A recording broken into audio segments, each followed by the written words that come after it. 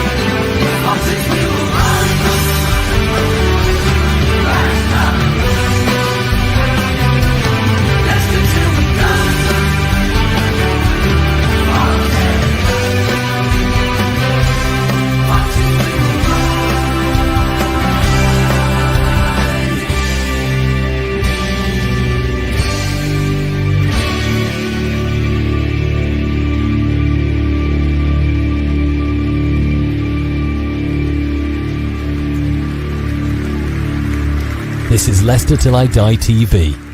Watch and subscribe on YouTube and listen on your podcast platform.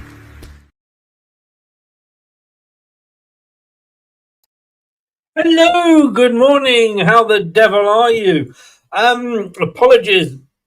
We are rushing like anything this morning. Am I too bright? I might be actually. But I hate these early kickoffs. I'm working till 10. I've been up since 6. And now I'm having to do this. I don't know which is worse, actually. Probably this. This is probably worse than working.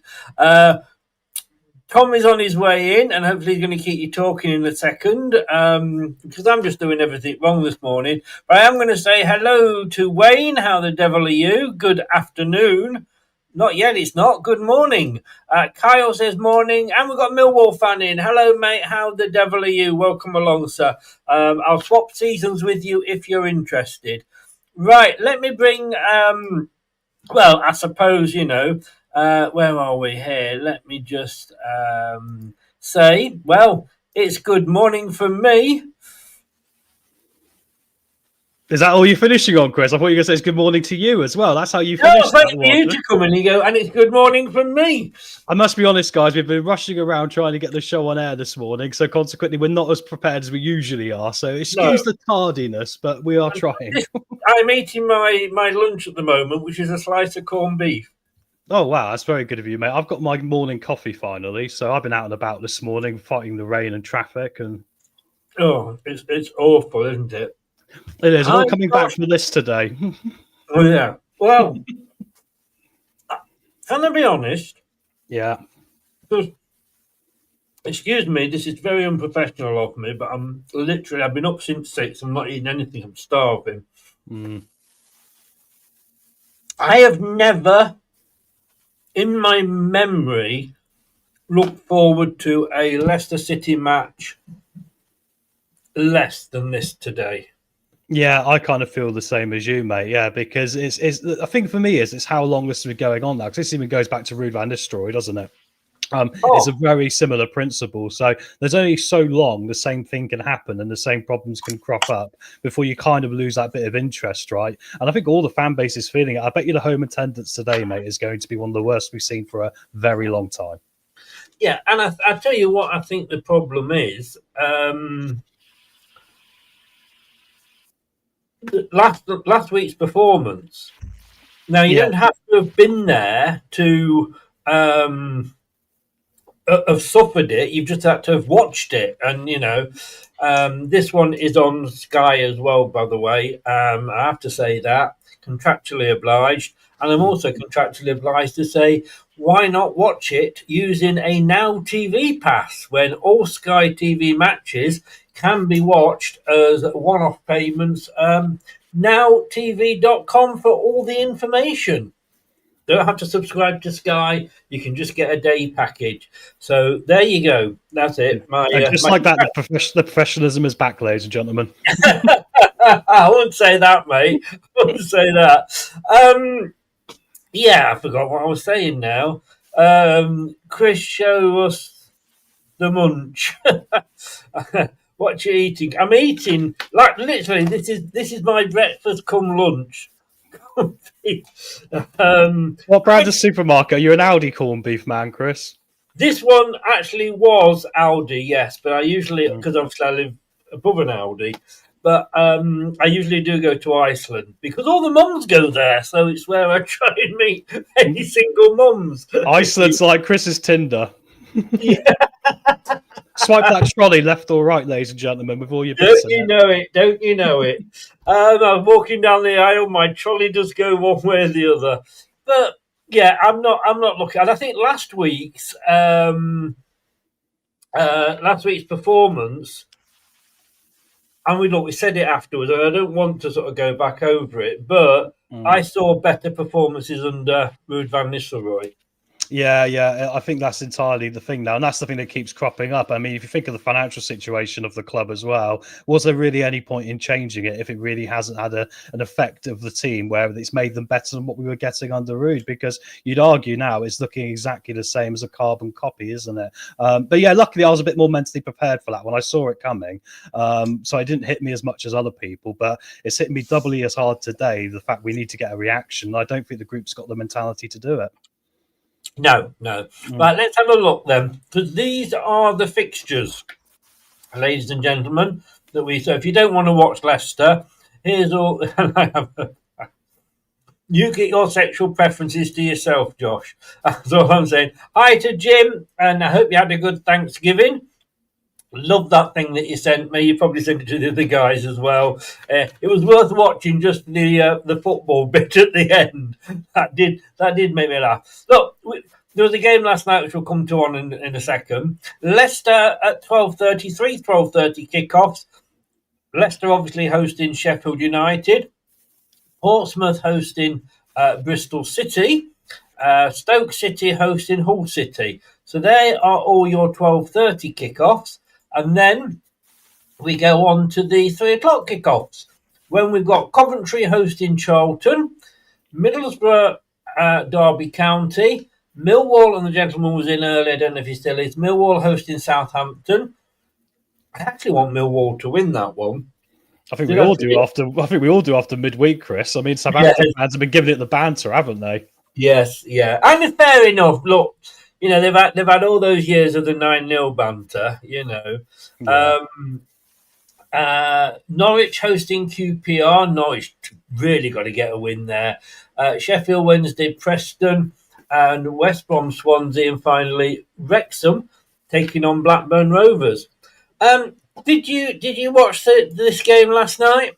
I didn't watch it, no, but I was hearing all about it from Wayne, who was keeping me updated. And obviously, I was quite delighted for Oxford United because that was a game for them. They really needed to take the advantage from the 1-0 lead, and they did manage to get it over the line. So well done to Oxford. Yeah, well done, Oxford. Can't put you as my performance of the week tomorrow night, Monday night again, but well done. It might be.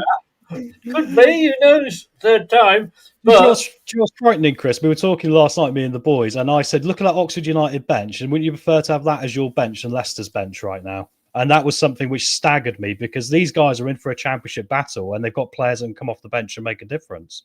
And if you want my crumbs, Dominic, and I apologize, this is so unprofessional of me, but I'm starving. I'm sorry. I don't care. I have to say, Oxford looked good. And you wouldn't look at that game, and I watched it, and it was funny because I did the prediction show. I did the press review show with Wayne last night. And at the end of it, he goes, "Yeah, you know, look how well Ipswich are doing. You know, they've stuck with the manager, they've turned it around." And then I turned the telly on, and they were 1-0 down to Oxford. So I've got to say, well done, Oxford. You would not have looked at that and said that Oxford were fighting relegation and Ipswich were looking to go into the playoffs. Paul, can't really argue with that, mate. Look, we've got the team going across the bottom. Shall we have a look at it in a bit more detail? Yeah, let's get into it, mate. Come on, a few changes. First of all, is this a relegation 6-pointer? Not for Sheffield United, no. I think they're going up the list. They are down there, let's be honest. Yeah, but they're off back-to-back wins, back-to-back clean sheets, and back-to-back games where they've scored 3 goals, Chris. I mean, I think they finally found the formula. It's taken Wilder a little while to get the boat stabilised, but he's done a couple of tactical decisions along the way, changed his formation a couple of times, brought in a few free transfers, as we've seen, which I'll talk about when we get to their team later. But they seem to be now to be on the up, and that is the concern, isn't it? It's like Southampton. A lot of the time, it's not who you're playing, it's when you're playing them in this league. And we're playing Sheffield United in a similar way to when we're playing Southampton, when they happen to be on a good run and really building. So I don't think it is, no, because I think Sheffield United aren't going to get relegated. I think, and I spoke to Dylan, the Sheffield United fan, because I did the preview the other night because Brad's away.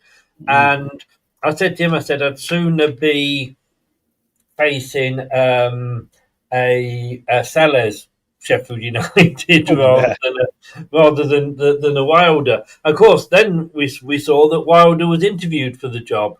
Yeah, exactly. And then you're looking at that and going, well, at least he might have brought in some free transfers, perhaps, just to try and help this team out because he's done that there. And I think, I think it would have been a nice manager for us to have in hindsight. But hindsight's a wonderful thing, Chris, isn't it? We can't seem to get any appointments right at the moment. One of Wilder's favourite formations, though, believe it or not, is 4-2-3-1. He does play that quite a bit. He does. He did start that with Sheffield United, but at least he worked out very quickly, unlike Marty, that it's not going to work for the group he's got. And now he's shifted from that into, I think it's a 4-2-2-2 he now plays pretty much. So different. Nate says there, and hi, Nate. Happy Thanksgiving. Hope you had a good one, mate. Kind of crazy. We're sitting in 15th and we are only 6 points behind second. And that's the thing with this division. Just look at my attempts at doing something in the prediction league. I'm useless because, well, look at last night's result. I use that as a prime example. The thing with Wilder, because I said to him, what happened with Wilder? Because, we stuck with Pearson after we lost to Watford, and it worked wonders for us. And they just said he said new owners wanted a new style and a new start. And he said, but the thing he liked about Sheffield United and the owners, and this is very interesting, they came out and said, you know what, we got it wrong. Yeah. We've made a mistake. Trust us, we're going to put it right. Now, that didn't take them 2 years, 3 years. It took them less than a month.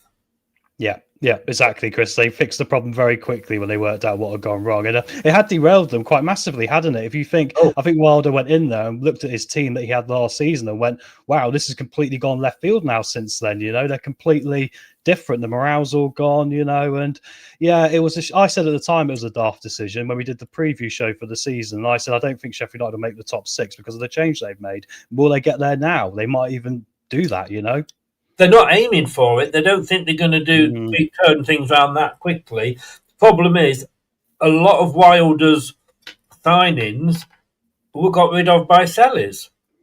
Yeah, exactly.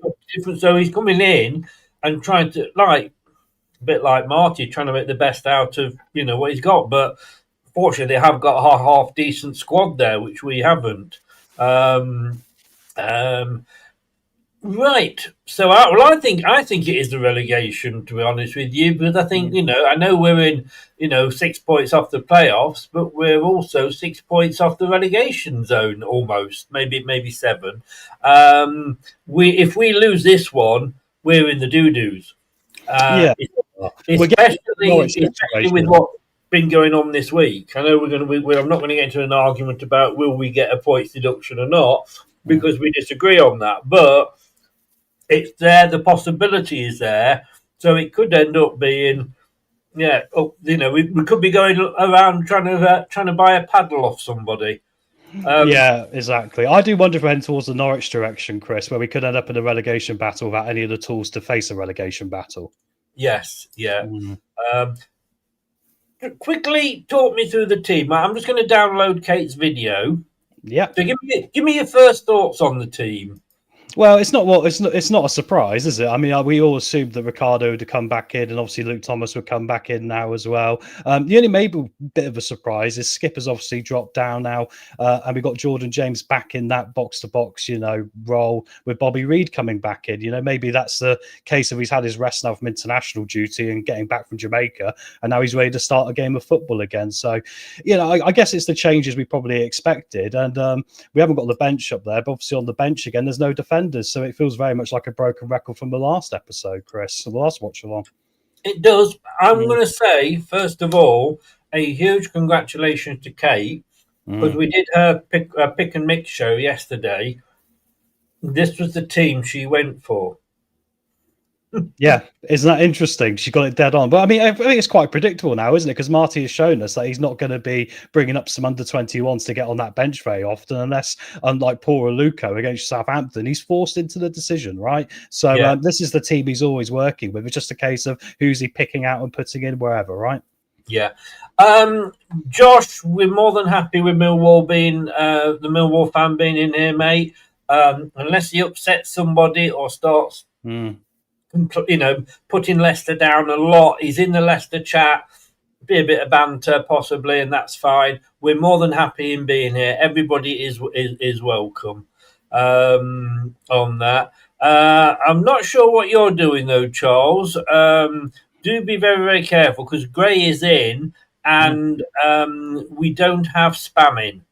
So I don't know what all these prices are, mate. Maybe I've missed something, but hopefully I do trust, Wayne's in as well as another mod, so I do trust them both to sort anything out. So don't spam, be horrible or anything like that. We're all here, we're all football fans. Let's have a look what Kate had to say about the team. Hello, how we doing? I'm just sat having a coffee before I go out into the rainy, cold Leicester. Really excited about the team. Obviously, Marty was watching Chris and I's show yesterday in the pick and mix lunchtime 11. So it's the exact team that we picked yesterday, which is exciting. And hopefully for the reasons that we've said, JJ is so much better in the 6 with Winks, and Bobby is really good in the 10. He's the best we've got in the 10. He's a bit hit and miss at times, but he's got the potential to provide those passes and knit things together and hopefully provide some creativity that we need.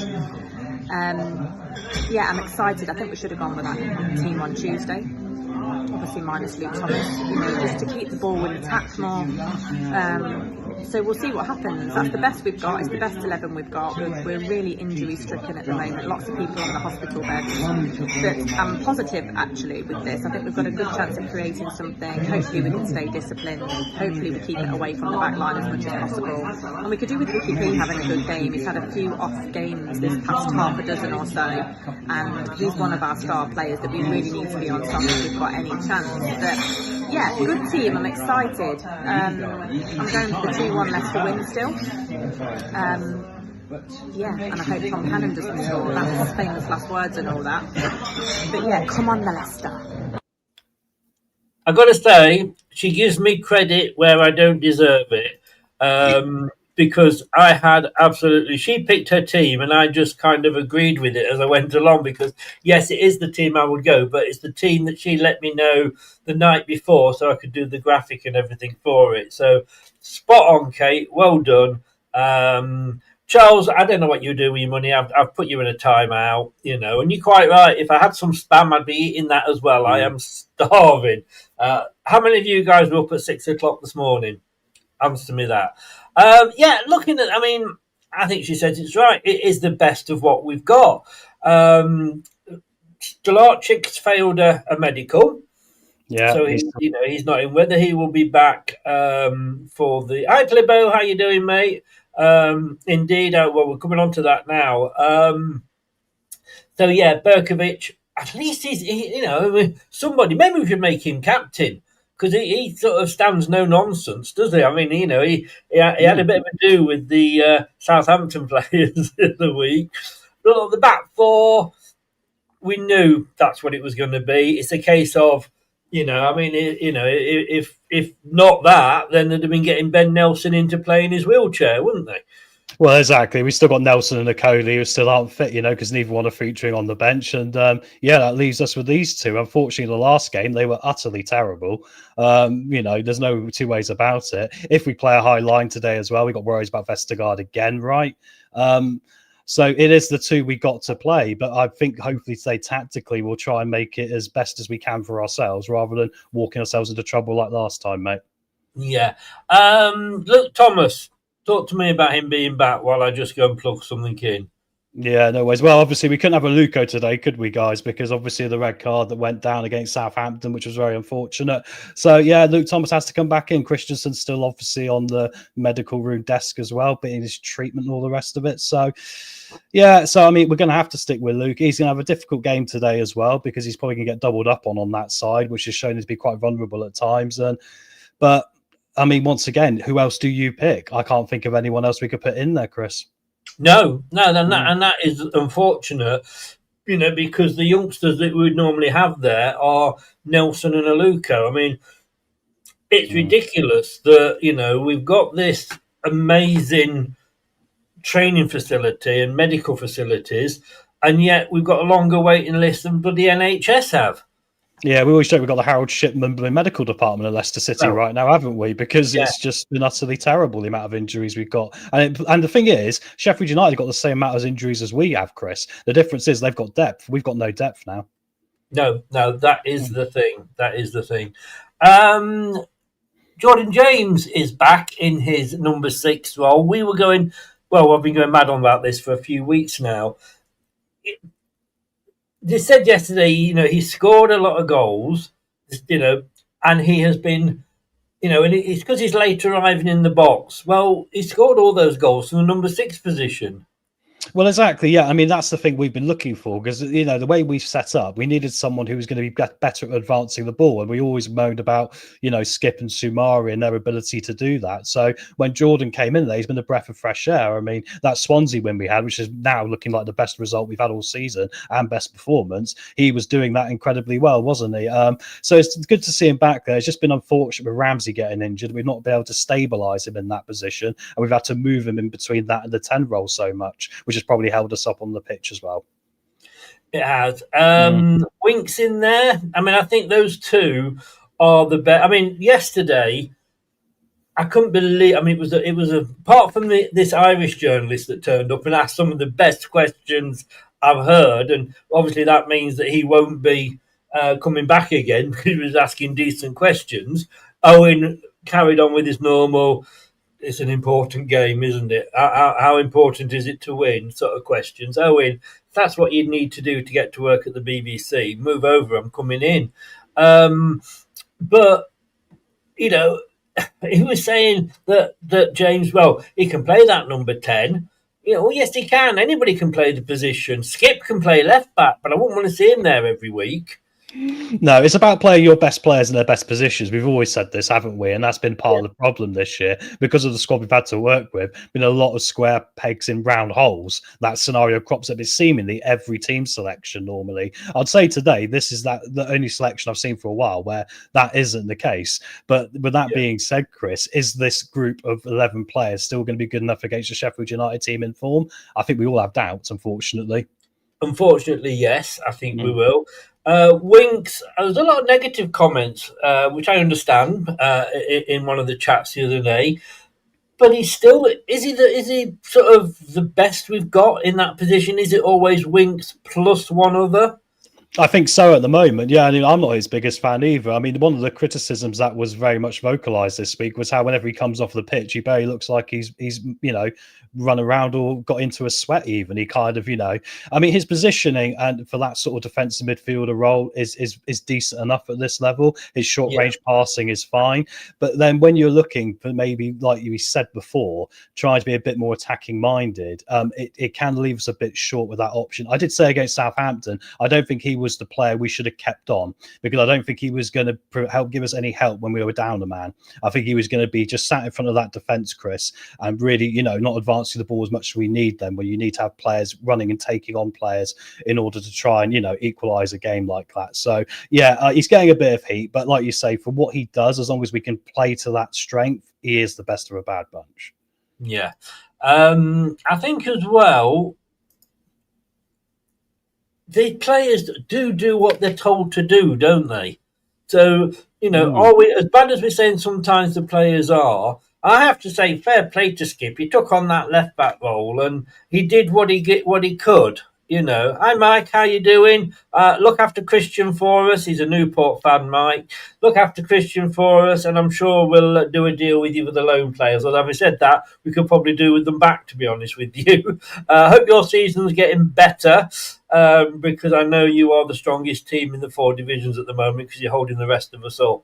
But I hope it gets better for you, mate, and hope you can get out of trouble. So these players, as bad as they are sometimes, they are being asked maybe to play in a certain way that they wouldn't normally do. Yeah, I think that's possibly it, isn't it? I mean, it's been very sterile, hasn't it? I mean, you think we had that little glimpse of the 3-5-2 formation, which really was the first time we looked like we might be able to do something attacking-wise. Now we're back to this again. It's that's difficult, Chris, isn't it? Really, it is. Mike Fuchs is getting sacked. Hopefully, we ain't getting anywhere with him. Total inexperience. It's been one game, but yeah, maybe. It's a fair point. It's a fair point. His only managerial experience has been as a number 2 at Charlotte and the youth team, I think, at Charlotte. So fair point there. Probably not the sort of guy you want in the position you're in. You want somebody probably with the experience. And somebody else has just come back in with this $10 thing. I'm going to say now, Wayne or Gray, if you see any of these, just ban them. I've been giving them timeouts, but just ban them. Braybrook, yeah, he is a gem. I think so anyway, and I don't think he's been given the chance at Leicester. He's the sort of guy that you'll come in and make an offer to keep him, and we'll sell him, and we could do with him here. Well, it's loans up in January. It's only 6 months, so we'll see what happens in January. Will he be staying or will he be coming back? We'll have to see. Well, I think they're going to ask him to stay, and obviously with the Christian Fuchs link, we might let him. But anyway, look, let's get back to the team here. Nice to see you, though, Mike. Bobby Dakova-Reid. Everybody knows my feelings about him when we signed him. Wasn't my first choice. Apparently he's a winger as well, and apparently so is Ayew, but neither of them are fast enough or young enough to do that role anymore. But when you stick either of them in that number 10 role, I think they're all right. And Bobby Reid, yeah, he had a one bad game, but who hasn't this season? But I think he's, at the moment, not when Ramsey's fit, obviously, and again, Ramsey will probably be going back to Burnley at some point. But I think Bobby Dakova-Reid is the best one we could get in there. Well, it's interesting, isn't it? Because he's a bit of an enigma, Bobby, because I think he's better in the attacking mid position than being on the right-hand side. But there's been times where you can argue that he's either been very, very important for us getting something, either a late goal or a late pass and assist, or there's other times he kind of vanishes and sort of becomes like a magician, doesn't he? So it'll be intriguing to say which Bobby turns up today. Hopefully the one that's going to make a bit of a difference, Chris. And thanks, Mike, as Chris has done. Mike, really do appreciate that. Thank you very much for the support. And Mike Greeny donated. Yeah, well, if he is also a YouTube provide, whatever they call them, but so he knows the effort and the cost that goes into this, not just sitting down, turning on and thinking, oh, that looks nice. There's a lot. I would say 500 quid a year easily with everything included. Talking of turning up, we need both Fatawu and Mavididi to turn up today, don't we? Oh, my word, we do. I mean, I think Steffi's actually been the better of the two now for a few games, hasn't he, really? But yeah, I mean, Abdul's been absolutely useless, hasn't he? Let's be frank. It's almost like he's recessed backwards inside of himself. Who's this Frank you keep talking about? Oh, yeah, he's an enigma. I think we're going to be signing him in January, Chris, and he's going to save our season. What do you mean, along with Jake Edwards? Along with Jake Edwards, who you keep saying, who's currently the manager of Wolves, I believe, but he could be a Leicester reserve player. Yeah, these fraudulent slips of ours, Chris, now and again. But I think Abdul today, it's a big game for him, isn't it? Because he's got all this ability, and but he's really limited himself by doing the same thing. And I think he doesn't like the physicality of this league. He's moaned about it on Instagram a lot. Look at this little chunk of my leg that's been taken out. And reality is, if he can get used to this, it'll make him a better player, because this is a part of football, including at some of the top levels of the game when you're playing European football, for example. Say you're away, in Serbia against Red Star Belgrade. There's a part of it from every level of the game where you're going to have to get used to that. And I think he's really recessed this season. So Abdul's got to really put in a performance. You put their armchair, is Fatu thinking about aggravating his injury? There's always going to have to be a little bit of that with any player that comes back. Ricardo, has he been the same since he came back from his injury? No. As Justin, when we had him, was he the same when he? No. And and it is because it's not like you break your leg at work and 8 weeks later you're hobbling back in to sit down and go on the computer and do the job again. These guys, it can be career ending. Well, that's it, exactly. We had the same boy with Will Alves, who we'd like to have seen probably by now at his age, featuring for Leicester rather than Huddersfield, but major injuries. Yes. He did go missing. Gray, you're quite right in the last game, but was he any worse than any of the others? I don't necessarily think he was. And you've got to look at all those performances and how affected by the sending off were the performances. I think, and it's always going to be, yes, it's affected. Now, I'm not going to say that 10 men should be that bad, because 10 men can go on and win. But I think the sending off didn't help. What you also got to do, and I say, if there's ever an example of how to say that we're not going to do a damage limitation strategy here without saying you're going to do a limitate. Well, you know what I said before. I can't get my words out. It was the way that Marty did the substitutions, because there's no way he was even attempted, and I think the fans would have. What's what I'm looking for? I think the fans would have appreciated it if we'd given it a go. But you can see by those substitutions, he did not want to. He wanted to say, well, at least it was only 3-0, not 6 or 7.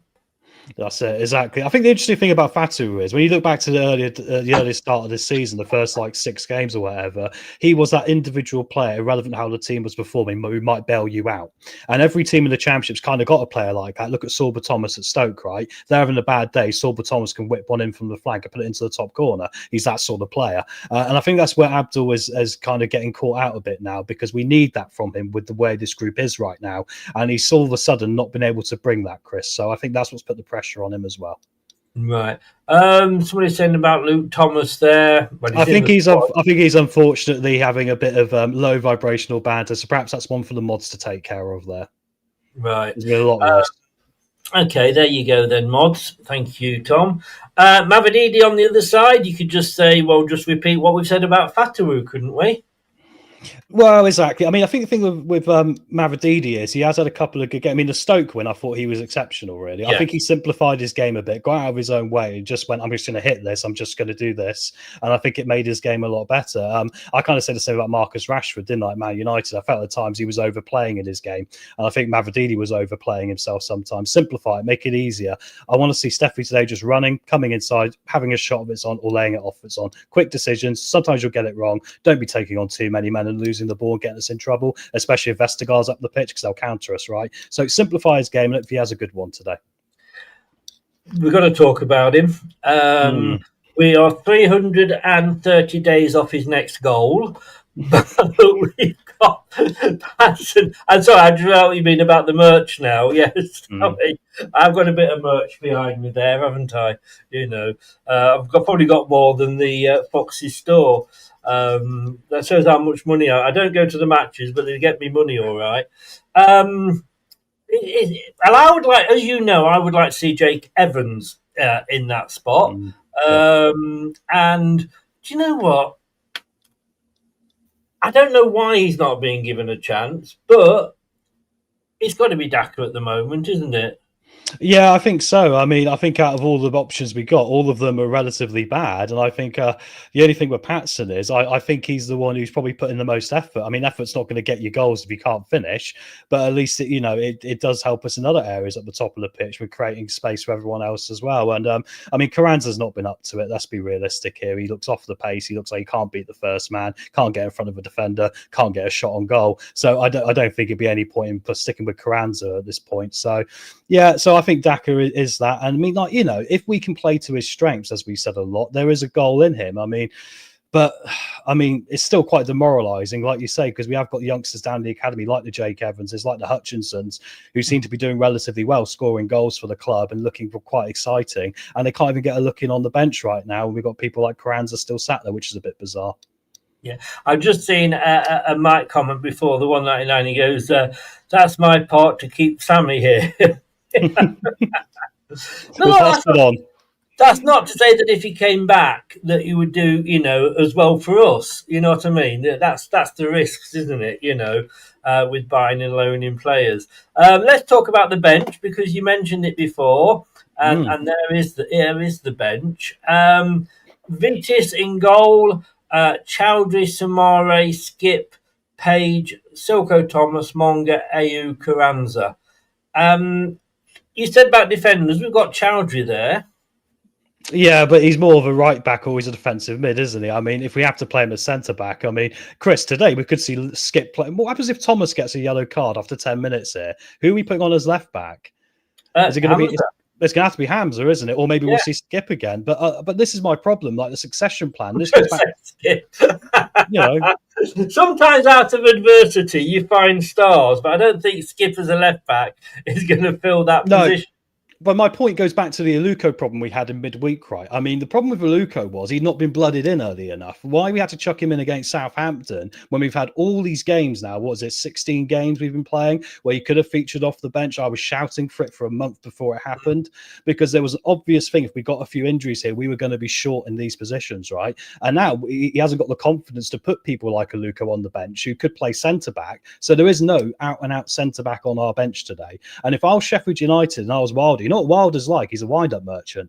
What would you do? You would say, go after these guys, wind them up, get them in the book, because they're going to have to then be really square peggy at the back, which then opens us up to things like what happened in midweek. So I'm a bit annoyed, Chris, at the lack of foresight from the football club on this, because you've got an academy there for a reason. You've also got your transfer business you could do for a reason. And there seems to be these problems where it's not actually getting sorted out at all. Yeah.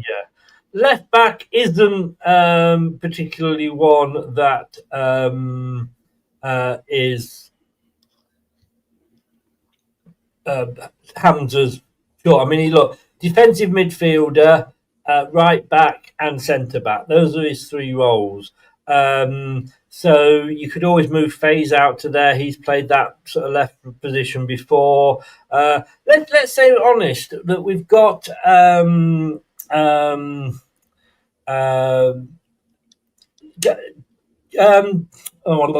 Gray, do you want to sort out these chatters in the chat because they're just taking? I'll just say this, Chris. There's obviously people who've got nothing else better to do today, and obviously coming in. They're not Leicester fans, these guys. I know they're not, but they obviously seem to think they know me. If they know me, that's fine. Very nice to see you, lads. Why don't you go do something much more fun rather than doing this for your time, eh? Yeah. Having said that, thank you very much because you're earning me money by doing that. So that one I'm just going to ban. So there's one that's banned. Thing is, when you ban them, they don't know. So there you go. Apparently they went to school me, but they've not got their real names. So I don't know who they are, Chris. So it just shows you people have got nothing else better to do, which is such a shame. I know. But the fact that they want to waste, their time in here, yeah, all well and good to them. Because like I say, they have to subscribe to sign up.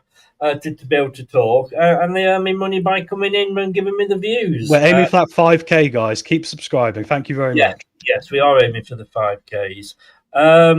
Maybe Ben should still be at school. Yeah, I think so, mate. I'm pretty sure he's one of those on the register, so he can't go near them. So that probably sums up. There is that as well. Thank you very much. I've just banned those two, by the way. We'll see if they crop back up with the different names. You know what these people are like. Yes, yeah. Well, say they can do that. It takes some time to do that, and then it's very 2 seconds for us to ban them.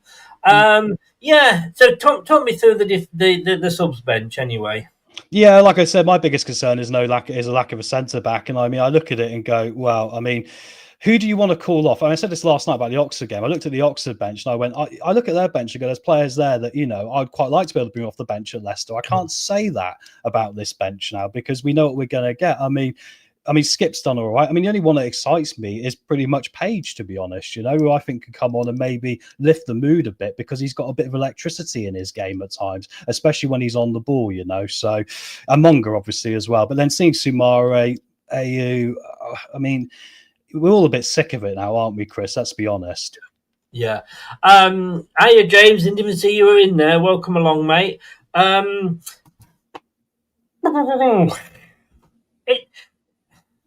don't know. If you don't pick those as your subs with the lineup we've got, who else is there? Because when you look at that subs bench, we have got some youngsters on there. Page, Thomas, Monga. Don't know why Samara is there. I've got to say, but you do. Because we know your love for Samara after last week. We're hoping he gets on. I'm. Who else is there? I mean, I don't know all the youngsters. I'd say I would have, Evans on there, but we've got Carranza, who's obviously, and AU are both technically strikers. I don't know. I mean, that's why I'm wondering, as much as we can moan and moan about Marty, and we will do because that's our job and that's his job to get it right with whatever tools he's got. And let's be honest with you, he's got a box full of tools there. You can, I've just got this feeling his hands are tied. Yeah, I mean, the thing is, Hamza, you talk about Hamza in particular here, right? No. His hands are tied. Sorry, I misheard what you said, Chris. But his hands are tied. You're completely correct, right? This week broke down the entire squad we got, and I think outside of goalkeeper, we have got a problem in every single position at this football club, and especially when we've got players who are going to be leaving in the future as well on free transfers at the end of this season. So the worrying thing is, it could get worse than this. This is why I'm so where is the foresight on getting the youngsters blooded now? Because it's not even now. It could be the biggest problem. It could be after January. It could be next season, no matter what league we're in. So this is the concern for me, the lack of foresight from the club. And it always comes back to that, which, like you say, means hands are tied with the team we are seeing. Yeah. And that's not necessarily Marty's fault, is it? No, it's not. With the PSR, like Susan Whelan said, it's going to take 3 or 4 seasons for it to wash through, and it's the same with these players we've got. It's going to take 2 or 3 seasons for them to go through the system and get rid of them. But I hope you're looking after KDH, James. Ipswich down to fifth. Well, not down. They've stayed in 5th. I mean, I said that. I don't think they've updated the table. The BBC. I think they were going to go second if they won last night, Ipswich. So I think it is updated, Chris. Yeah. Well, they've got them down as played 17. Well, they played last night, so they played one more than us. But look, if we were to get 3 points today, subject to what everybody else does, that literally would take us equal with Preston North End in 6th. Yeah, which should be good. I think the best comment I just saw pop up in the last 5 minutes or so, I can't quite see who it was. I'll see if I can here. John was saying, we have no idea what to expect, have we? Stoke get stuck in and it worked hard for the win. Southampton appalling. And that is really what we're down to now. I mean, the best we're going to get out of this group is them getting stuck in, and maybe we can nick this, because I don't think we've put in a performance this year where we've actually dominated a team, maybe Swansea a little bit. But apart from that, Chris, we haven't done it. I mean, so yeah, it's got to be a case of we need to dig in today against this lot. If we're open up, we are against Southampton, they're going to rip us to shreds. Yeah. Can we have KDH back, please? Yes, please. Oh, of course. No, diddly do, of course. Ipswich were a game down, weren't they? Because they'd only played 16 because of their abandoned game. So they've now played 17.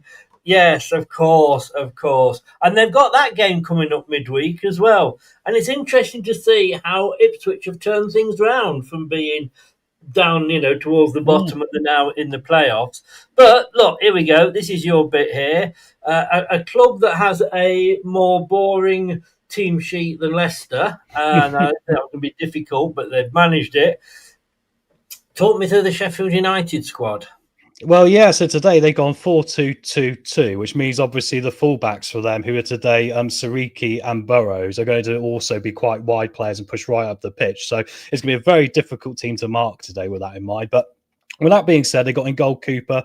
They've got a back four of Sariki, Tanganga, me and Burrows. They had injuries to Godfrey, who was on loan at Atlanta, wasn't he? Who they've got in as well. And they've also got no Tom Davies, who's a centre-back for them as well. So that's two big centre-backs they're missing, but they're still doing really well with those two. Midfield, two of Peck and Riederwald. Riederwald being a free transfer signing. And he was someone who obviously has come into the team and has really made it his own. He's very good at doing the Harry Winks role for them and holding the ball up and laying it off really well.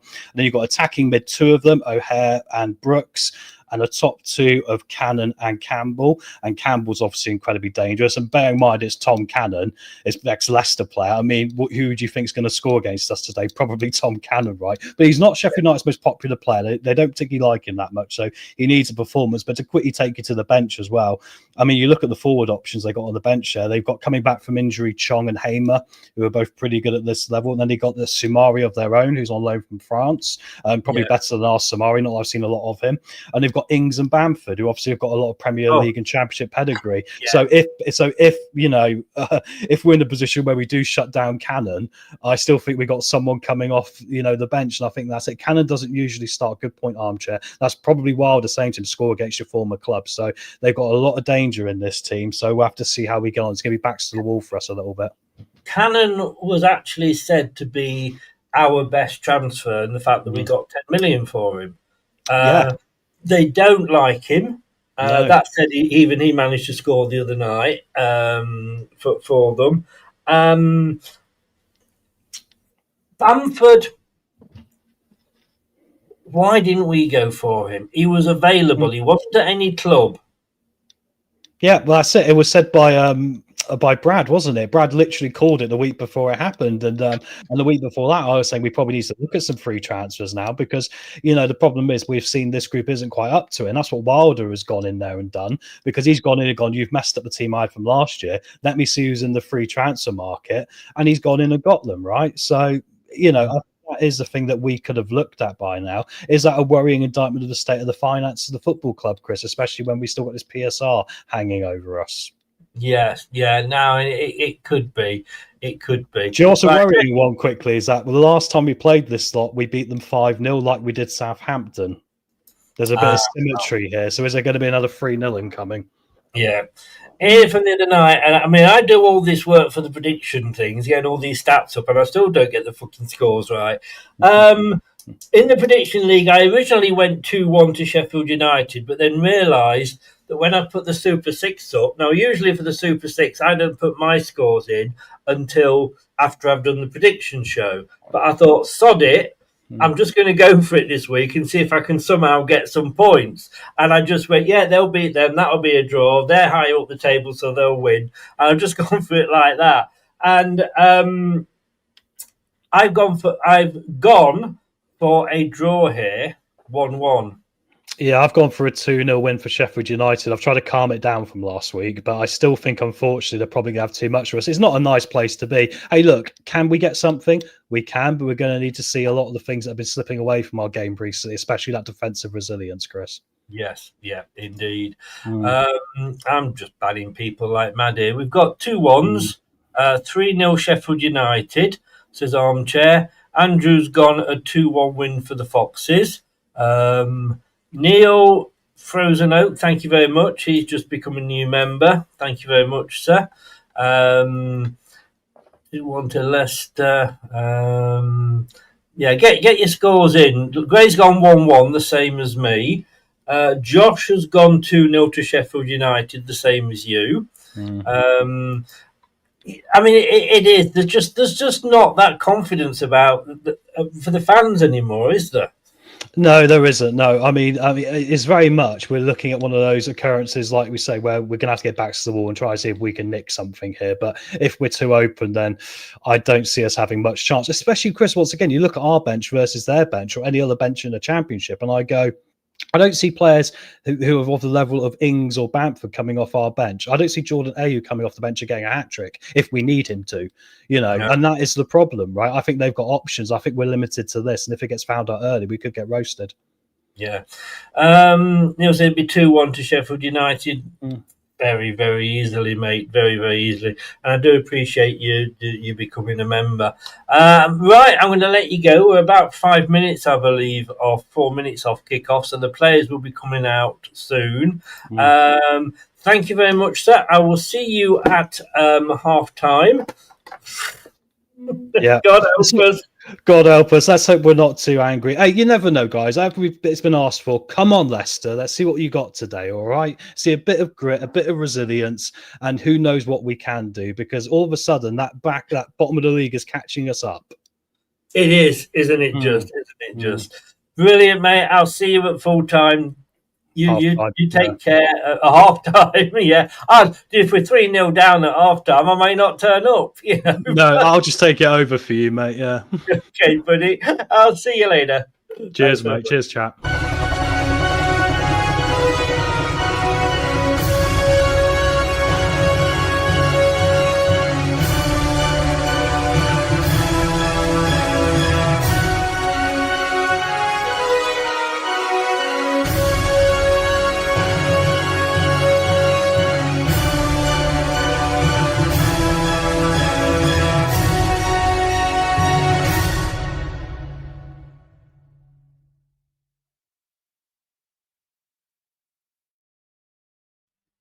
Okay, guys. How are we feeling? Are those arse cheeks rippling? Please smash the likes. It would be much appreciated. Dakova Reed is smiling. That's something, I guess. Now, I know I have got the blades in a moment when I put it up. When I attach my bra. There we go.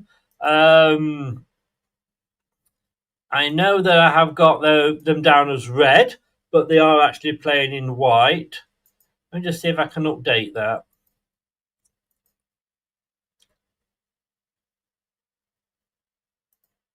First time in 5 years we've met. Where were they when we were down then?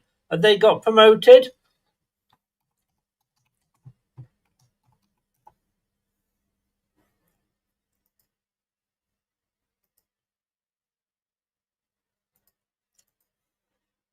So how is this going to go for us, guys?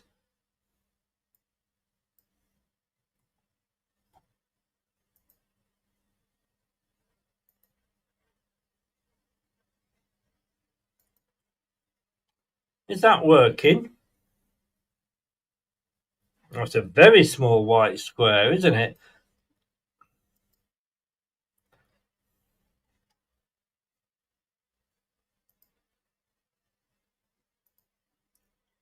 Right. You just know Tom Cannon's going to score, don't you? You just know it.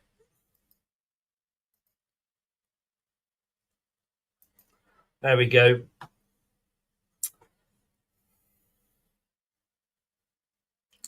How will it be?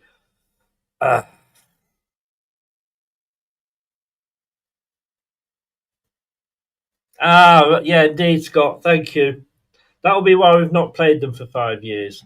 Oh, here we go. This will get the crowd going. When you're smiling. I mean, what the most boring songs. I know it's a Leicester classic, but when you're smiling, when you're smiling. Oh. I mean, music to commit suicide to. I think it's awful. I really, really do.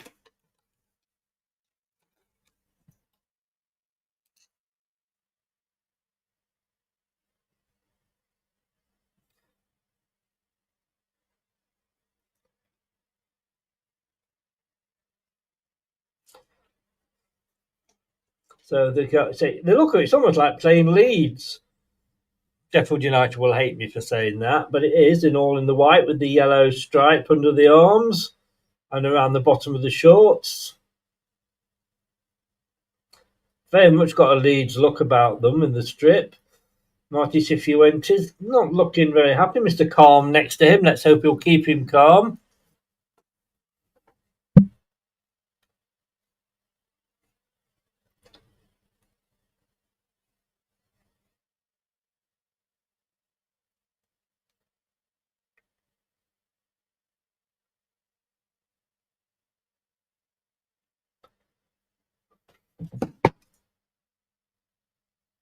Last 7 meetings have all been Leicester wins.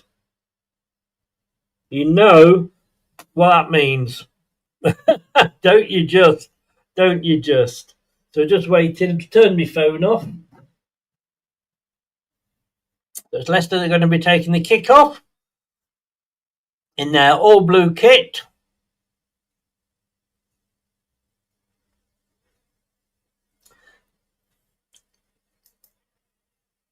There we go.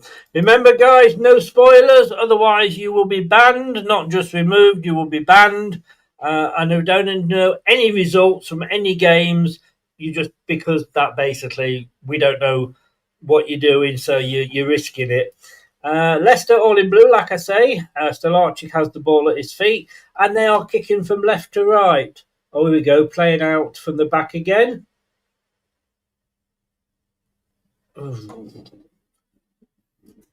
Oh, that was all. We've done all that, and now look what's happened. It's ended back up with Stolarczyk again. Oh, my God.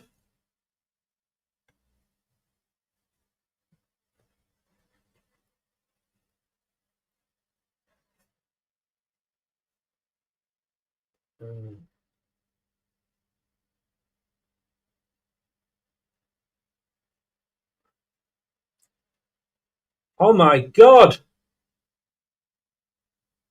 1-0. Tom Cannon.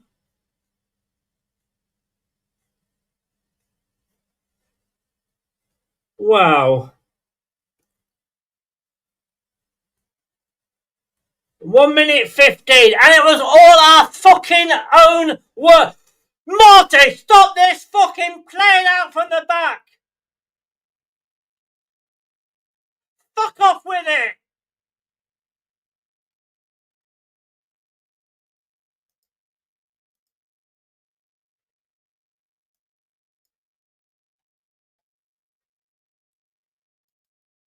And I'm going to say that's not down to that's down to fucking Marty Cifuentes, the wanker, saying play out from the back.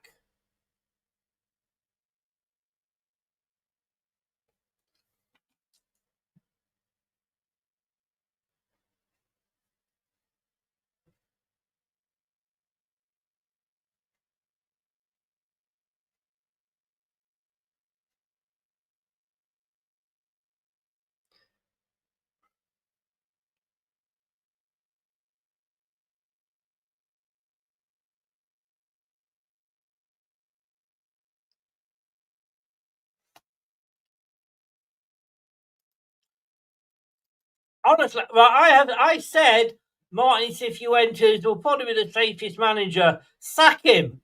Sack him now. Save the fucking...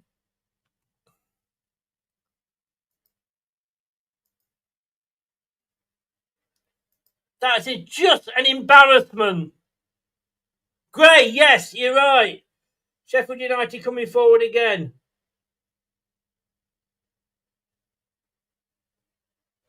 Oh, now they've got a corner.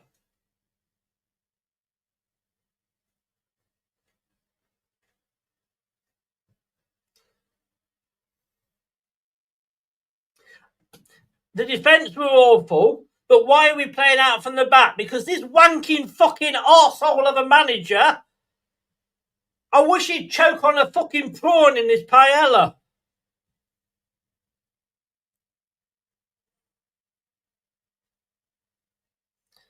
I think we're worse than last season.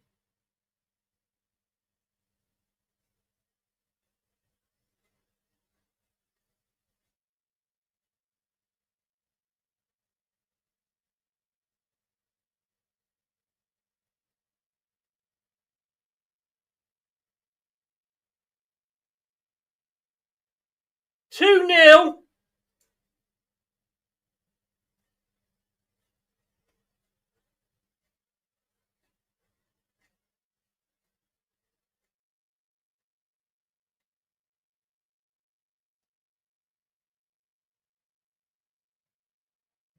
Unfucking believable.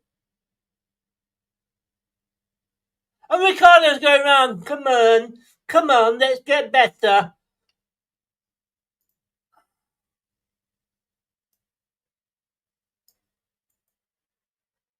I mean, we just didn't clear it from the corner.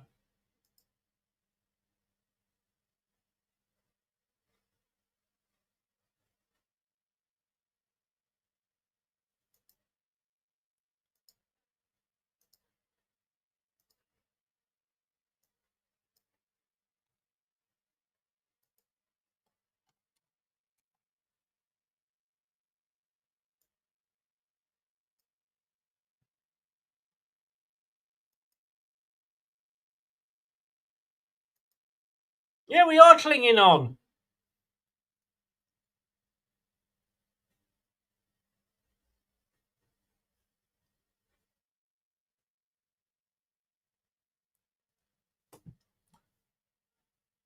Look, I mean,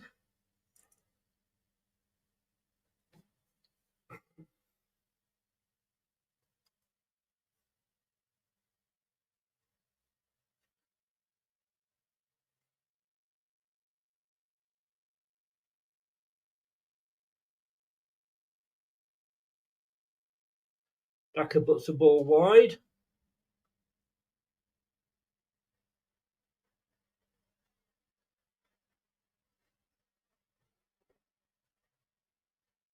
Like I say, so I'm going to miss the Derby game. I'm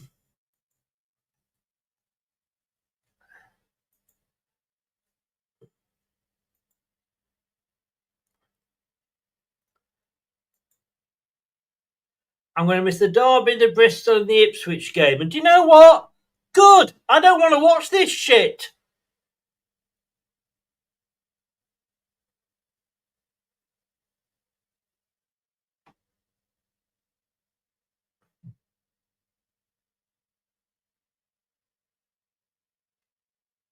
And to think that we turned down Chris Wilder for this arsehole.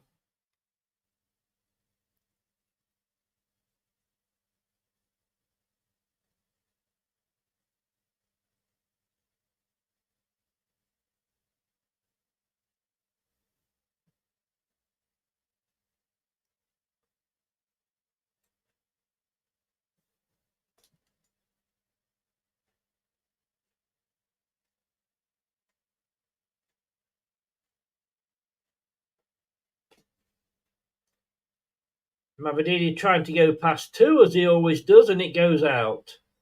No, it doesn't. It's kept in, but he lost the ball. Who knew? Mavididi losing the ball.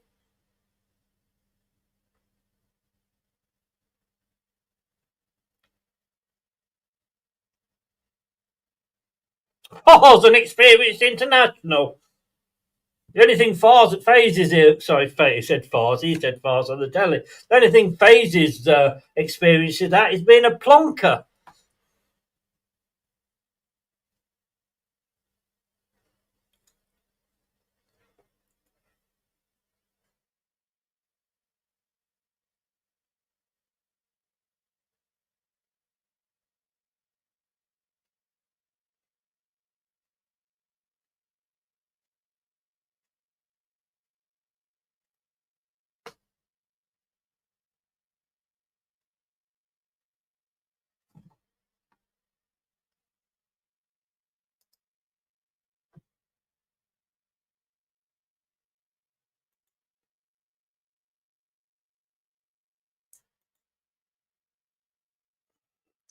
Here they come again.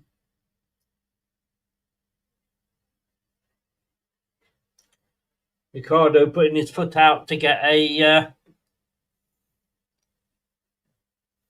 for a corner.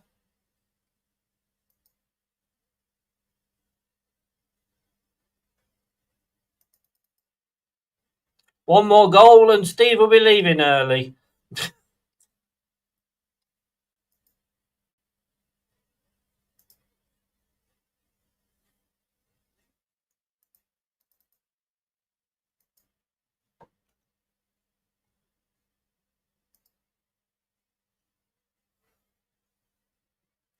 So right-footed corner in.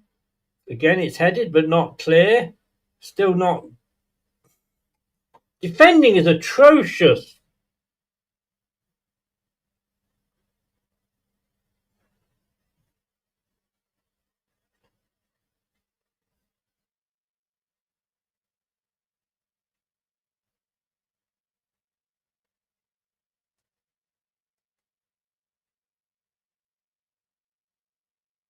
Sheffield, as you said then, Sheffield United are winning all the second balls.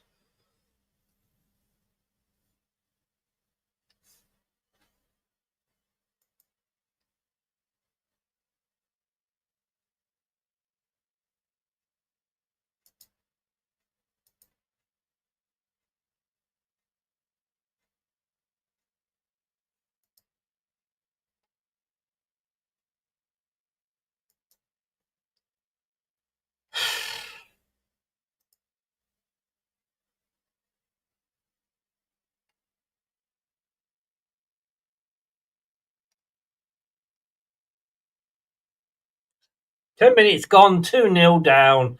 And what? What is the point? Just what is the point? Like I say, I'm actually looking forward to not having to well, I'm looking forward to missing 3 games. And it's down because there's a player down for Sheffield United. I think it was Cannon.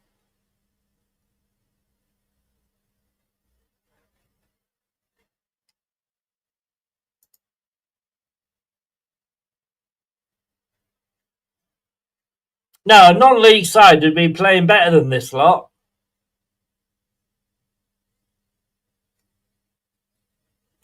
Non-existent. You're quite right there, mate. You're quite right.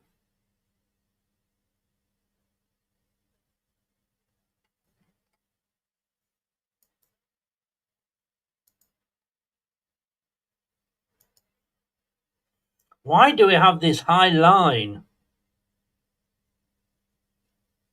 And Ricardo puts it out for another corner.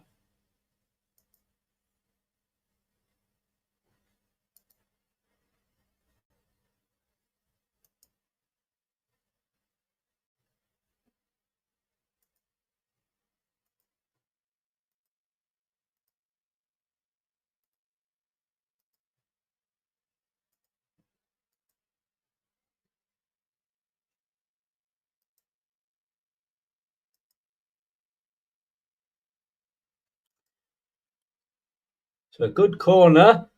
It's open at the back post. Thankfully, no player picking him up. Absolutely no player picking him up.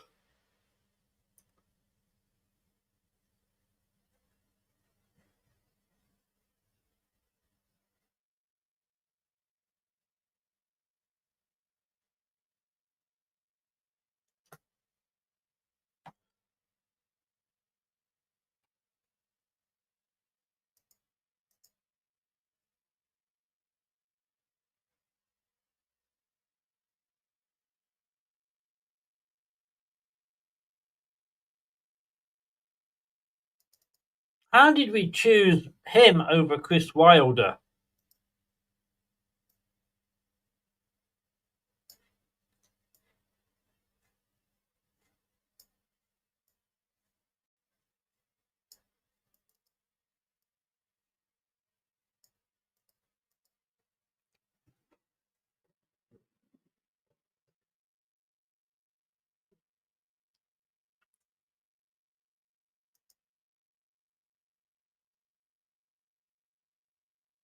Leicester have lost just one of their last 10 home league games, with no side in the Championship this season drawing more home games than the Foxes, which is 4.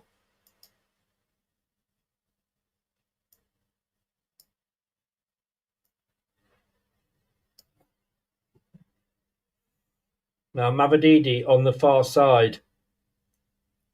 He gets the ball in. The Leicester player that left it there, but then it didn't get through to the Leicester player that he left it for.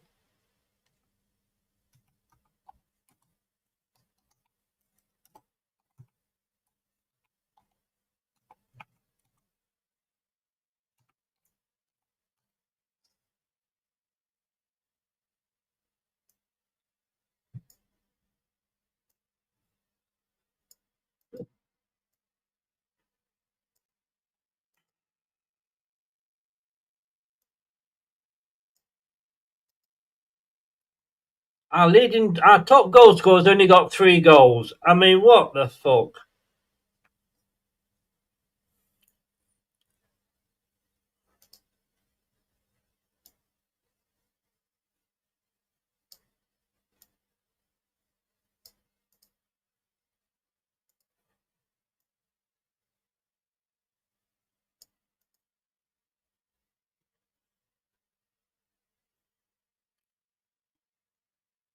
Can Leicester do anything here? We've got the ball in the far corner.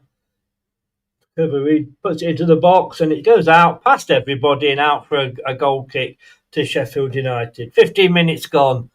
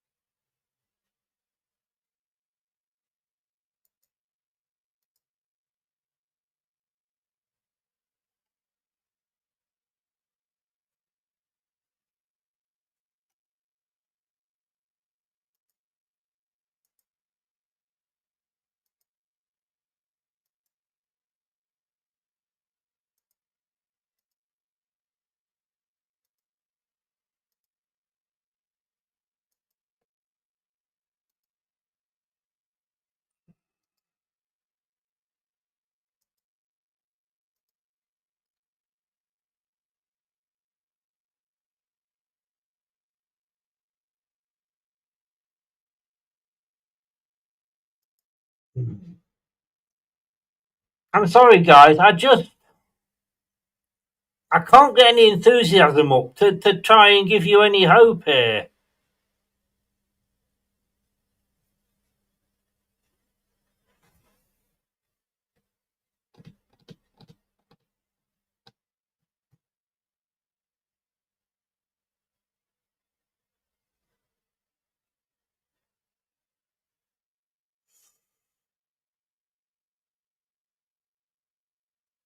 Daka nearly getting the ball off the goalkeeper there. 1 shot to 5 at 17 minutes.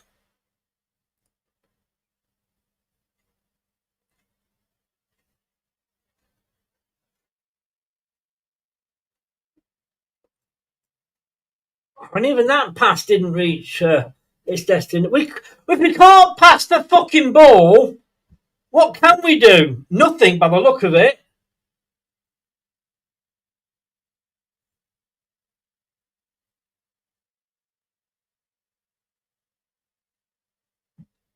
I've seen better shambles. Yeah.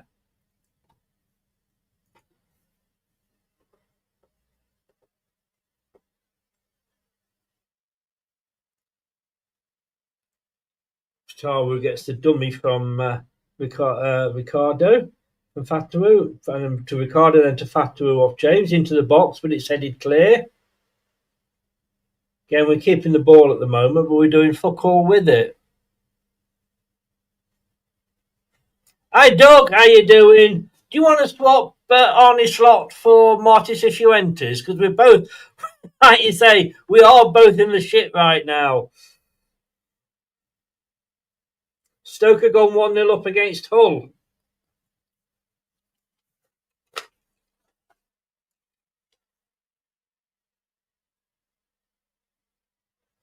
Tell you what, the only one person will be happy here is Tom because he predicted 2-0. Now again, easy off the cover read for Cooper in the Sheffield United goal.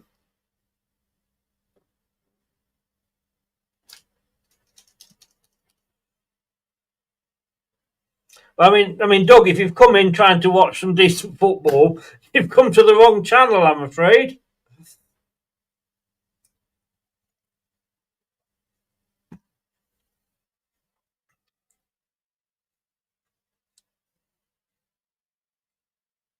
Oof.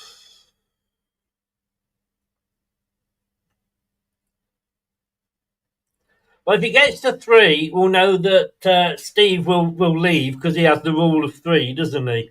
If he's not gone already, of course.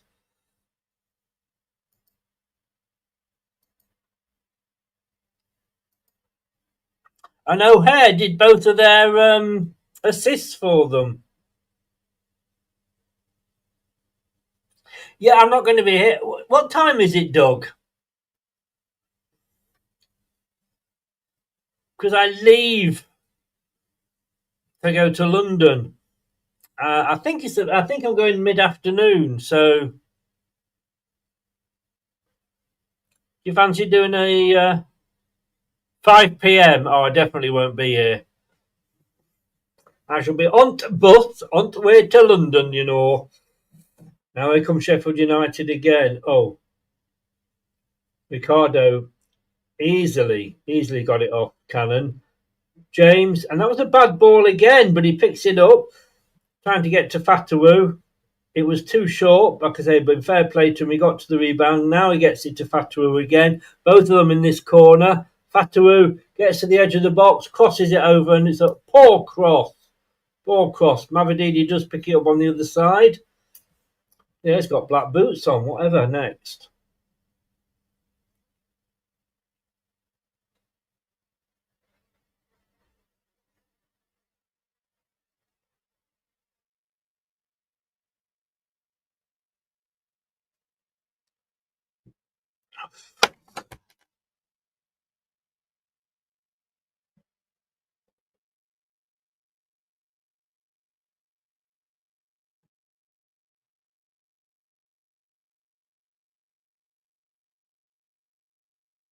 The look on those Leicester City fans' faces.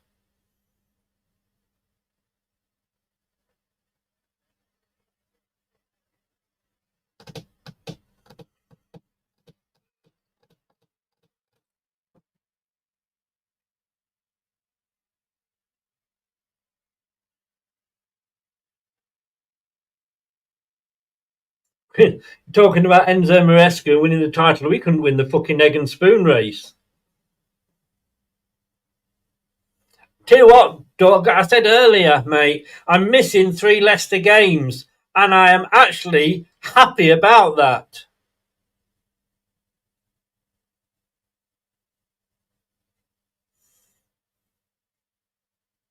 Got a weekend in London, and then I'm off to sunny Lanzarote.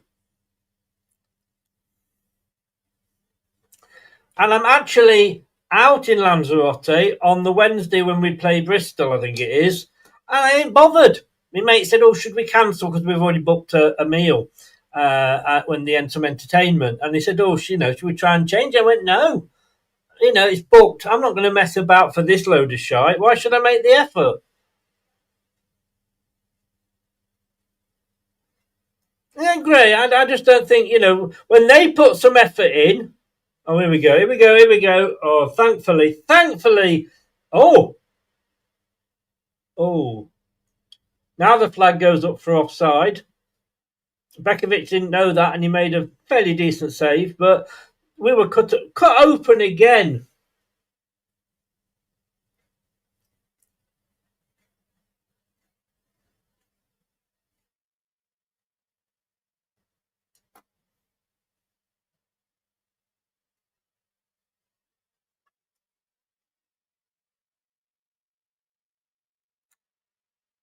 Well, I will enjoy it more than watching this load of shit.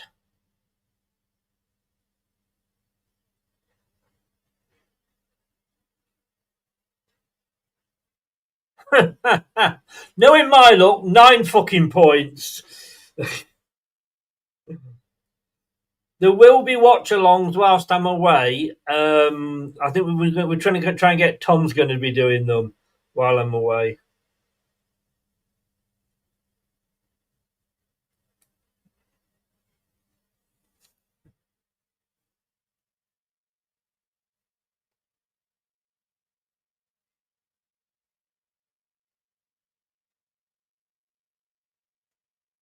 I think you will.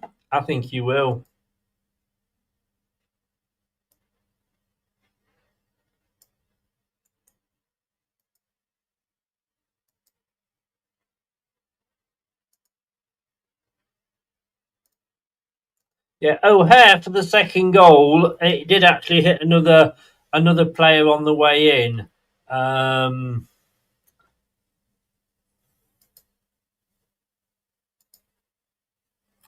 So he's been given the assist rather than the goal. Just in case you're wondering why I changed the name down there.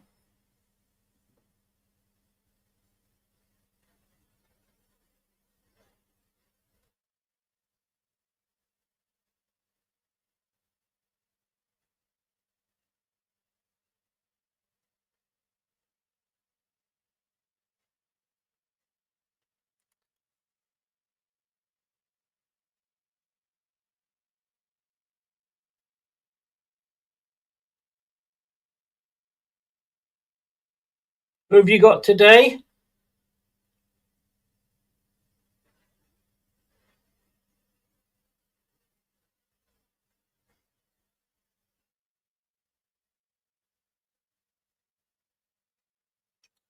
Tara gives the ball away.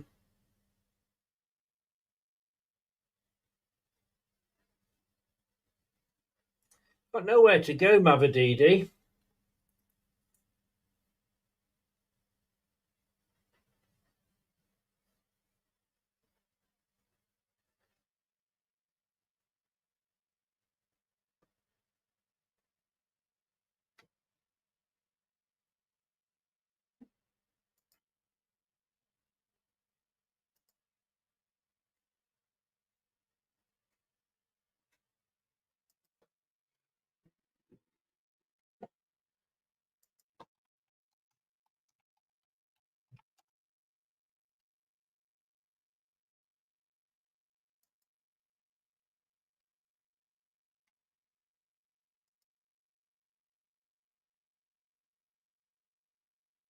Tanganga. Is it Tanganga?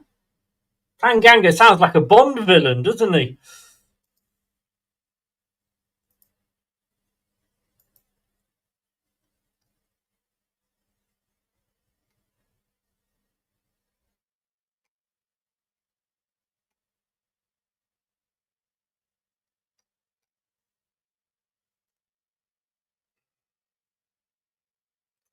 They're winning everything. In fact, Leeds tackled themselves then better than we could tackle them.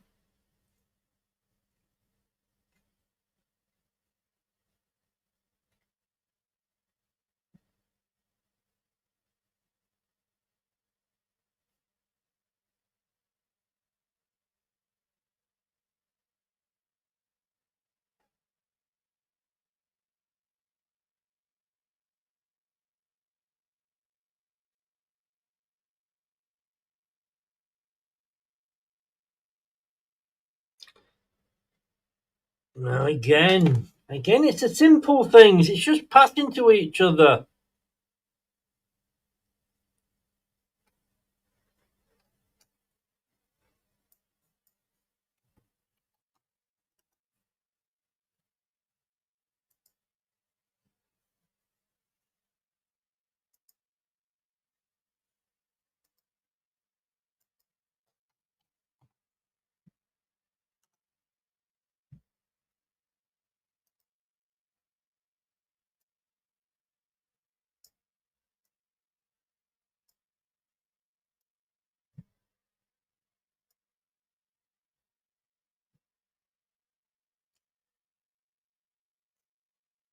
Ball into the box, but it's headed clear by Leeds Sheffield United player.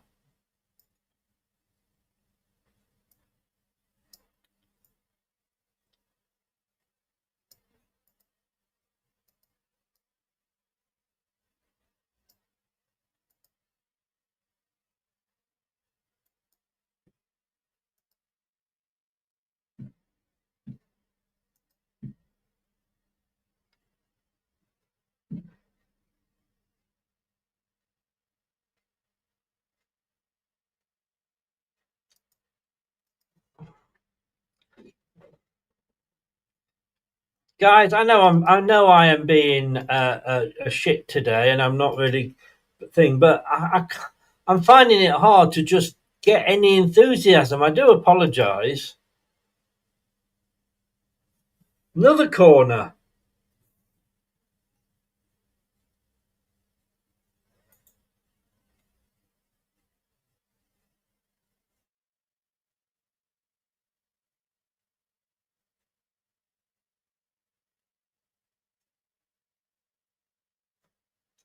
4 corners to 0 to Sheffield United.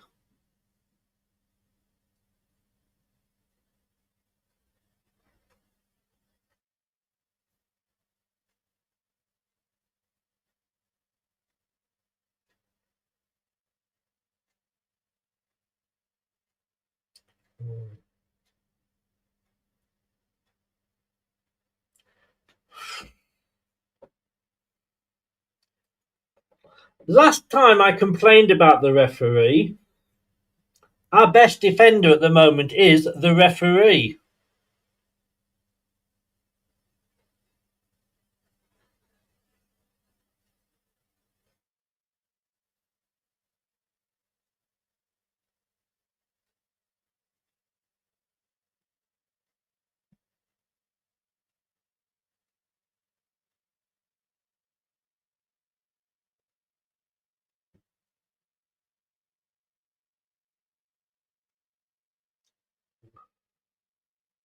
Every time they come forward, I'm worried. And it's another corner.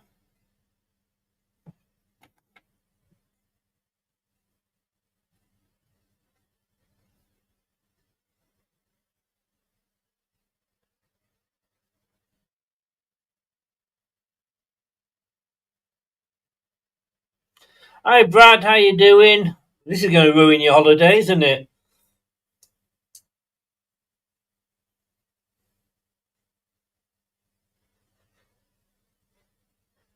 It's hindsight though, Doug, isn't it?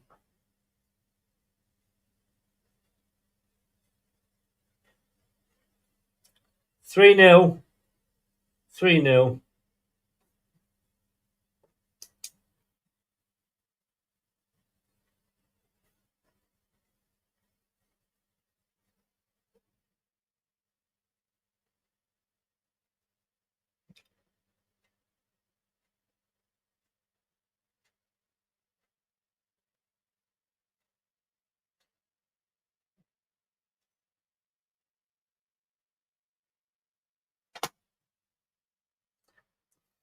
Ricardo went down. Let's.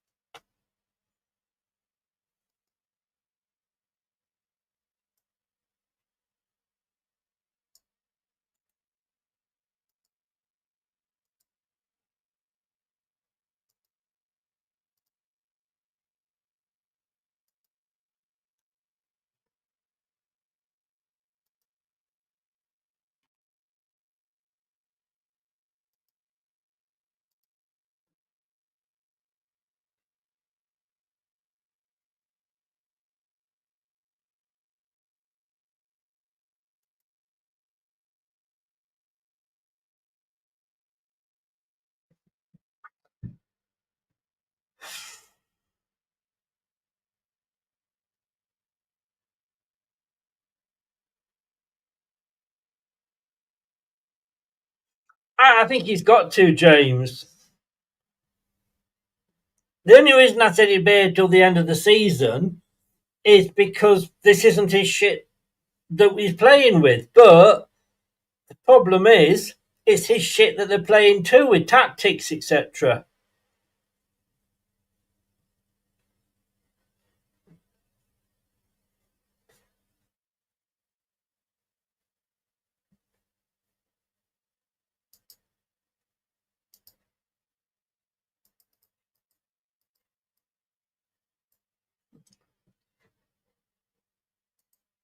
The crowd are booing.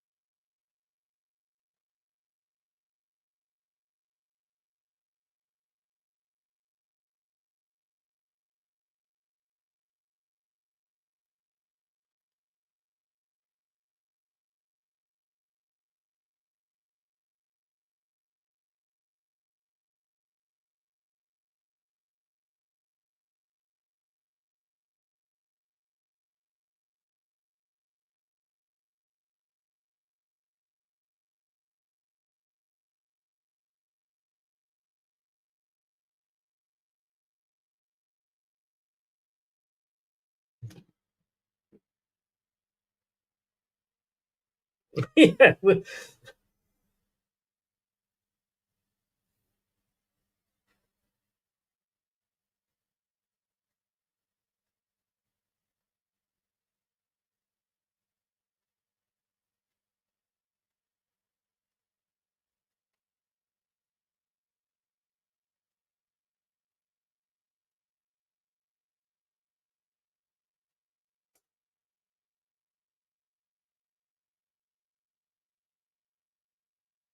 going to get nothing out of this game.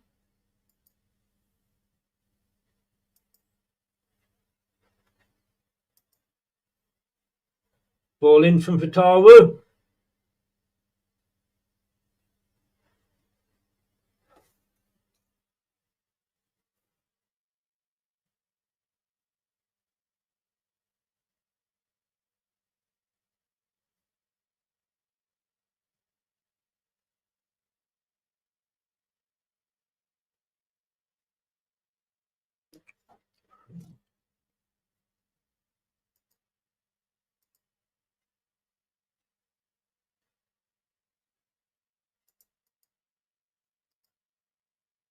And everybody was saying to me before the season, Chris, you can't be serious wanting Chris Wilder to come in. You can't be serious.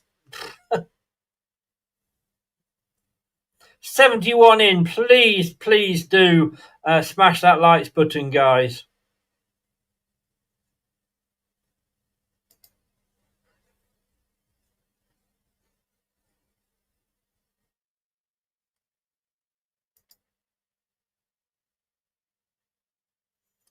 James, we get it, but again, nobody's really following up.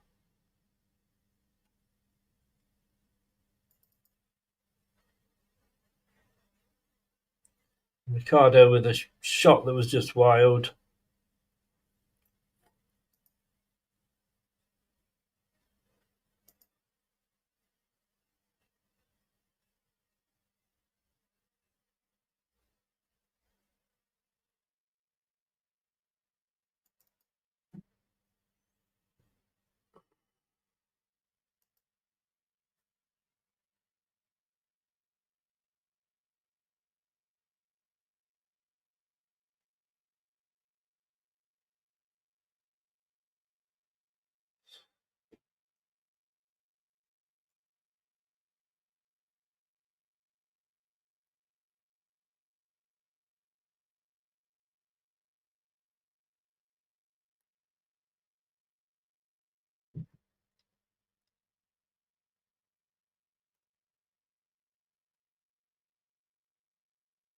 I mean, the commentator has just said Sheffield United are in easy street now.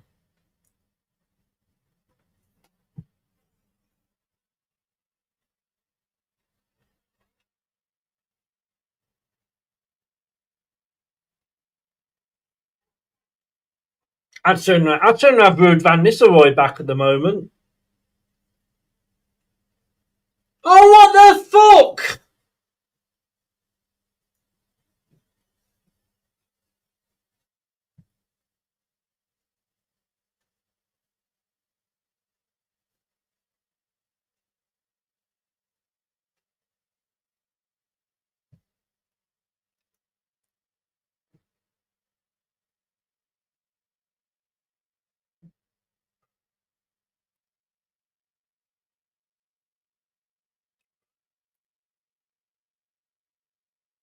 Yep. Sheffield United fans singing "You're getting sacked in the morning."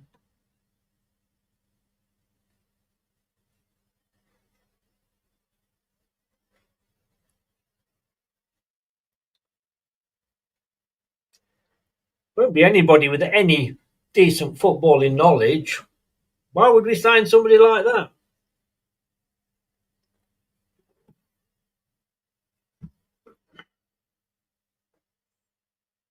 Ricardo. Winks. Now it's back to Faze. He plays the long ball up and over, but it's only as far as a Leeds player who just chests it back down to the opposition goalkeeper, who will pick it up as soon as Daka gets reasonably close.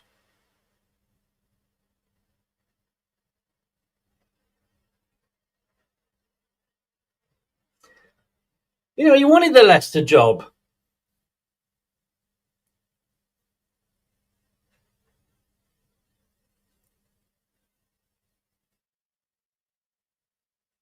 Which way is that throwing gone?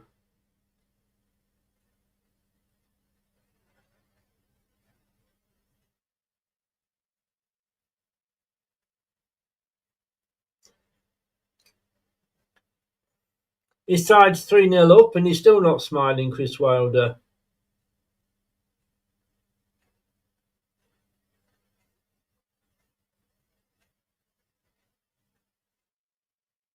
Phase across the park to Thomas, who's immediately closed down.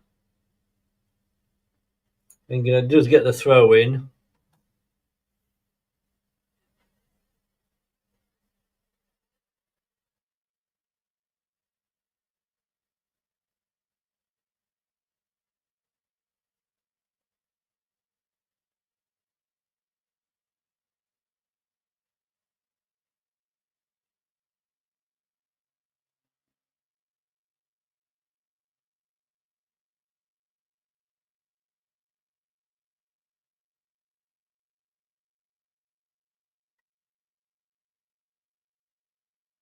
James won the ball well, got it to Thomas, who just played it forward. He comes off a Leeds player for a throw in.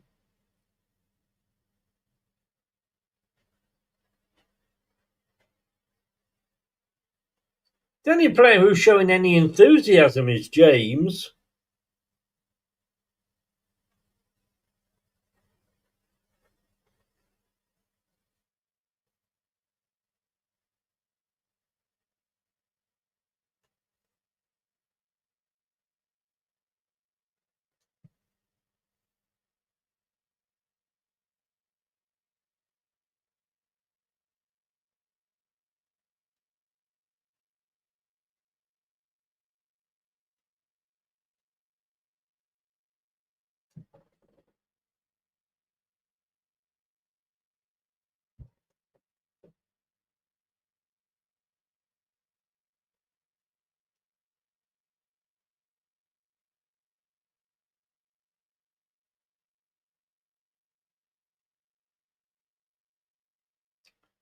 And if we could, and we're never going to, but if we could somehow get a goal,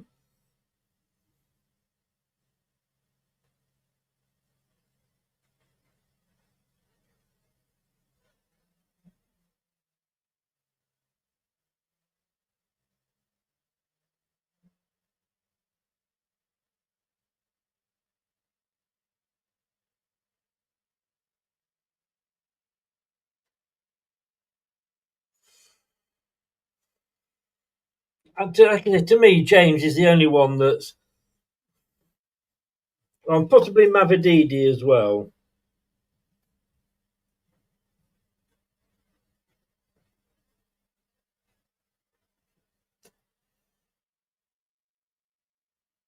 Leicester come forward now. And it's played behind, fucking hell! It's played behind the only... We've got an... Hang on, here comes Sheffield United. We've had an attack. We played into the box behind the player. It's a corner to Sheffield United. 8 corners. Or 7 corners, sorry.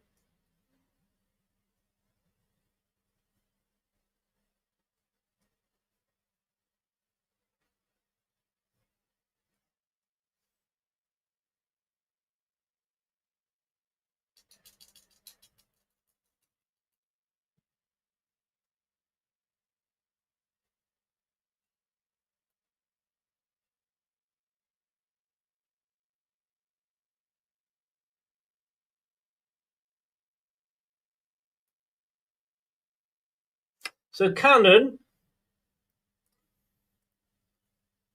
at Leicester City, he had 3 championship starts, 2 championship goals.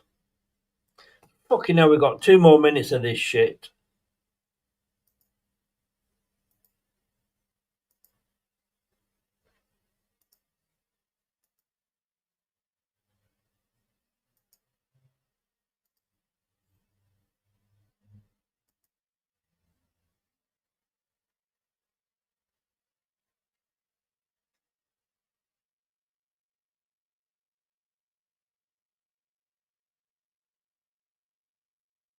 Perhaps he's got blood on his face.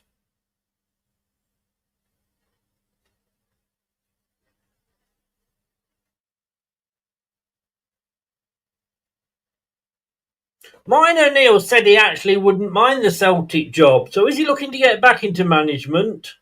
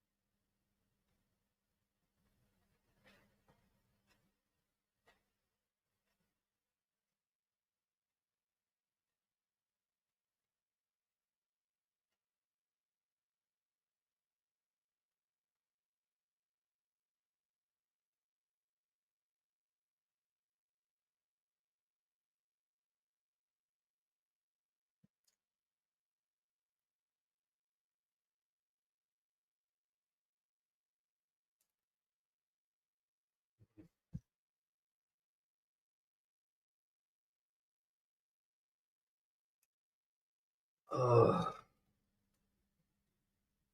Nearly 4 then.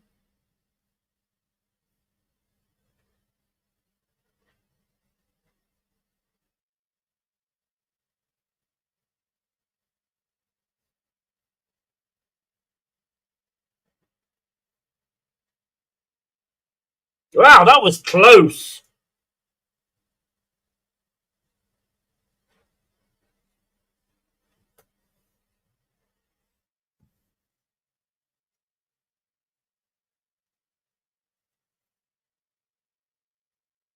Please blow the whistle, Mr. Ref, and put us out of our misery.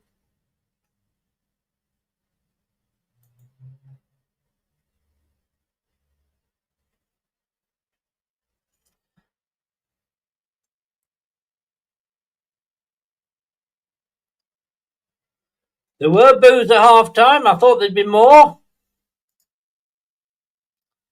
Jesus, God help us. So we will be back, unfortunately, to talk about that in a few minutes when I've just gone and had a piss.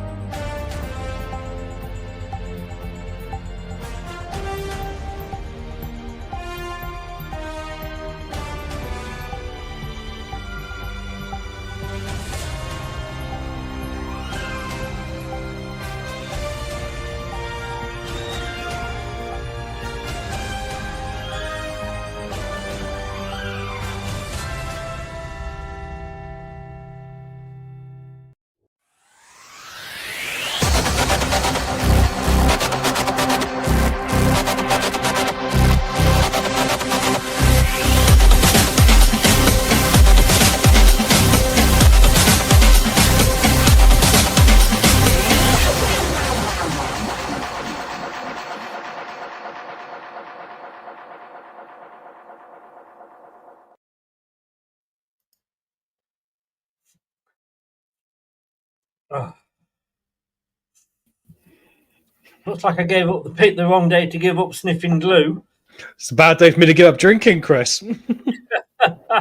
What the fuck have I just watched? You've watched the downfall of Leicester City Football Club, mate. I mean, it's been on the cards for a long time, but it doesn't make it any more angry, less anger-inducing, does it? That Marty looks like a man who's got off at the wrong bus stop, stood there on the sideline, not saying anything, just looking really stroppy, no direction for the players. Do you remember that Man United Everton game at the start of last week, where two Everton players get into a scrap in Keane and Gay? None of our players are going to scrap for each other because none of them give two shits. And that is exactly what you get when none of you give any shits at all. And look what happens. Sheffield United come out and do that, and it could have been a hell of a lot more. Am I being unfair there with that? No, he's got to go. I mean, he's proven it. I mean, what's he going to say to them at half-time, Chris? What are you going to say to that group? We need a bit more, lads. I'm going to shout it. They're obviously not listening to him. I mean, do you know what gets me as well? We go back to the tactics as well, right? Giving away for the first goal, what do? We're trying to pass out from the back. And every club knows we do this. Every club does their due diligence. Every club sees how transparent we are. And there's no respect for us. I think some of our players expect us to be getting respect because we're an ex-Premier League side. That's not how this bloody works. That's not how football works. That's not how life works. And these players, I tell you what, mate, they are an utter gaggle of shite, a lot of them. And they all need to really resign. Beyond the manager, the players do. You know what is most embarrassing? He's listening to the commentator, and because he's summing everything up perfectly, whoever this co-commentator is, he absolutely is hitting the nail on the head. Oh, we've had 64% possession. Bloody hell. Anger-inducing, isn't it? He's actually summing thing up. Crowd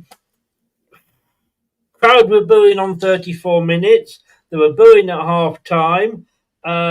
Should have been 4 at the end there. I mean, it is an embarrassment. But the thing is, that the guy that sat in the opposition dugout is the guy that wanted, and I'm going to say that, wanted to manage this club. Exactly, and you'd at least think he's got a bit more tactical nuance to him than our manager has, and he's got a little bit more of an ability to motivate a side, because what motivation is going on here? Hey, look, it's very difficult when you've got a lot of players out of contract at the end of the season. How do you motivate that group when their agents are on the phone trying to get them out of this place? They don't want a beer anyway. But once again...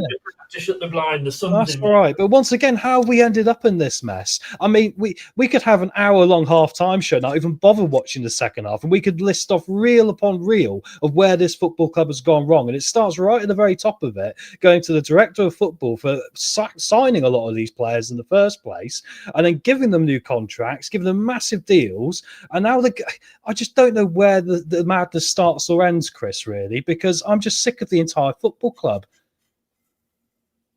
Sick of it. It's ridiculous. These poor fans who've gone down there today. I said to Wayne, if after 10 minutes I'd have left after 2, they'd go, well, there's no way we're going to do anything here. I might as well go to the pub and at least have a good afternoon because this is bloody awful. I wonder if Steve has left with his 3-goal rule. I mean... half the fucking stadium's left.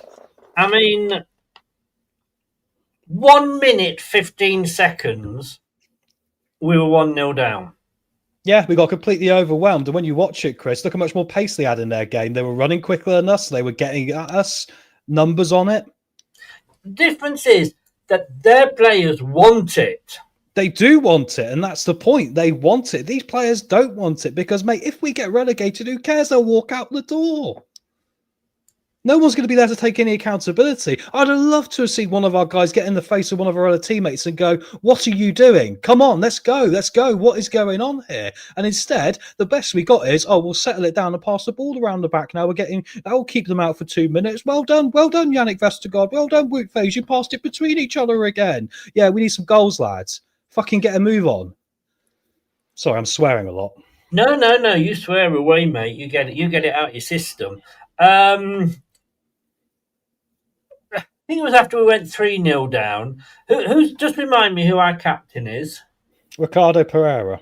Is he? Yeah, right. Apparently. I'm going to do an impersonation now. Excuse the man boobs. This is Ricardo. This is Ricardo after the third goal. You can't really see me, can you? There I am. Walking along like this, and he goes, I know. Yeah. It's remarkable. in motivating the team. Absolutely. He could motivate fucking Andrew to have an affair with underage ladies, allegedly. I'm going to say allegedly. You know what? There is just nothing there. It is rotten. I've got to say, I can't blame Bekovic. No. Only two players have really impressed me. Mavadidi, I think he's in. Runs Fatwood around. is not going down that side at all. And James, in fairness, at least looks to be trying to get in. Although towards the end again, he passed the ball to a player who had moved, and the ball went straight out. It was like me playing FIFA. Oh, mate, every time I see Jordan James on the ball, he is running around across the entire midfield space. And there's people like Winks just stood there, just like, I'll just wait here. There's no positive effect in anyone. There's no team here. There's a group of overpaid individuals who are a bunch of fucking losers. A lot of them. I mean, you go home and enjoy your money and your really rich lifestyle. This is why I couldn't be a football manager, because I was their manager. They wouldn't be going in their posh cars home tonight. They'd be getting in Skodas and driving past the fans looking like poor poverty footballers they actually are, because I tell you, it's just unbelievable to me how you can't motivate yourself as an individual when you're earning X amount of millions of pounds a year, and you can't look at your employer and go, well, at least I better put a shift in. And I can see why players like James and Mavadidi are going to lose their heads in a minute and drop, because there's no one else there with them. James will want to stay at this club. Oh, God, I wouldn't. I'll be getting out of it as soon as I could if I was his age. I'll be on the phone, guy. I need to go somewhere else in January, somewhere else in the Championship. Right, this is what the co-commentator has said on 34 minutes. It's frantic defending from Leicester, no cohesion, no communication. At 35 minutes, they are 3-0 down. I just want to see some commitment and passion. Absolutely. I mean, the best we can hope for, Chris, is that we don't concede anymore. That we might as well. You know, when the tills go down and there's an electricity cut, a power cut in the supermarket, and you have to shut the doors for the day, the worst that can happen if you forfeit a game is you lose 3-0. We might as well go home. Sack the manager now. Go home, give him all the time off, get someone else in for Monday, and then we have the come to Jesus meetings in the room where if Face doesn't want to play for this football club, if Harry Winks doesn't want to play for this football club, if Fataru, mate, I tell you what, he does my head in, because he's like a child. As soon as someone tells him off, he just completely, his head drops and he completely goes, well, I'm not going to play. Yeah. You're meant to be a top quality player. What are you doing? Man up. Sorry, I shouldn't say it, but it's true. After those two comments from the commentator, we then had, on 38 minutes, Sheffield United are an easy street now. Yeah. And at 46 minutes, he said, we all know what sound is going to greet these players at the half-time whistle. That's if the fans can muster up enough enthusiasm to do it. And that's it, and all of them have gone home, so that's why it was quieter than usual. I mean, the word's been apathetic, hasn't it? I mean, I tell you what, the club is lucky we're apathetic, because I'm absolutely raging. I mean, it's the minimum requirement, Chris. You turn up and put a bit of battle in. We might end up still losing this game, right? 2-1 or something. But instead, no, overwhelmed early doors, heads dropped straight away. None of the players want to be there. You know, they just don't want to be there. It's as simple as that. And every other team in the championship you're going to face, lads, they want to be there and they want to put a good account for themselves. That's the problem. This is big, big problems. Those first two goals were down to that guy. Yeah, 100% trying to pass out. Yeah, because of that. We're not getting to any second balls. No. We're not getting to many first, if I'm honest with you. Can't pass. On 17 minutes, we'd had one shot, they'd had 5. We can't pass wind. I haven't written anything good down there. Oh, sorry, I have. Do you know who would you say was our best defender? We had defenders playing in this game, Chris. I will tell you who our best. I know what you mean. I will tell you who our best defender is. Let me just find his name. Anthony Backhouse. Yeah, the referee. Yes, because if he didn't blow his whistle as often as he did, we could be in trouble. I know what pisses me off, and it was Ricardo once. I'm not sure about the second time. Went down in the box at the corner. Yeah. And didn't get up. And that's when the third goal went in. They expect protection for some reason. A lot of our players seem to have been mollycoddled, Chris. They literally expect. It's just terrible, isn't it? I mean, I was thinking, is there any point? Sorry, don't want to make things worse, but they've just shown Danny Ings is warming up on the pitch. Yeah, I mean, it's a cash day for these guys. They're goal bonuses. They're thinking we might as well go out there and earn 20 grand extra for one game. Why wouldn't you? Because they're motivated. Tell you what, I can see Samari coming on. I'll tell you what, we might as well. You know what's crazy, Chris? Like I said, we might as well not bother because what's the other option now? You're 3-0 down. Do you just accept the 3-0 like we did on Tuesday night? Or do you just go, right, let's chuck on Carranza and AU, play 3 up top somehow and do something crazy, but then get utterly murdered, end up losing this 6 or 7? I'm kind of at the point where whatever gets Marty out the door here might be the best thing for the football club in the short term today. We've had 3 shots, and to be honest with you, I can't remember any of them. 0.05 XG, 0.81 for Sheffield United. They have had 17 touches in our box. Yeah. We sound good. We've had 6 in theirs.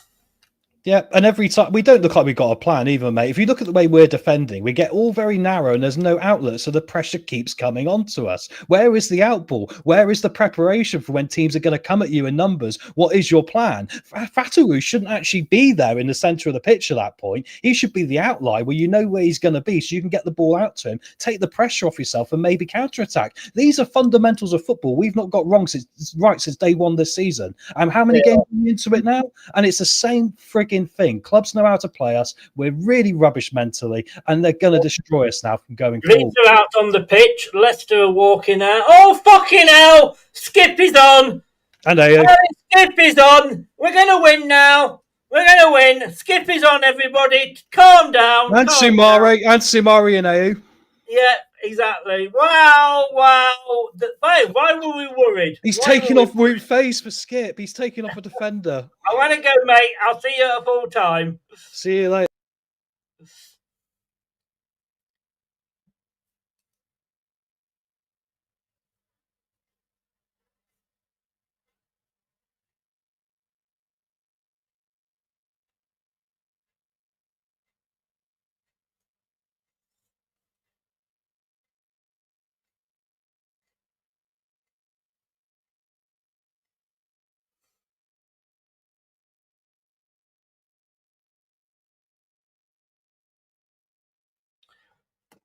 Dacker's off, everybody.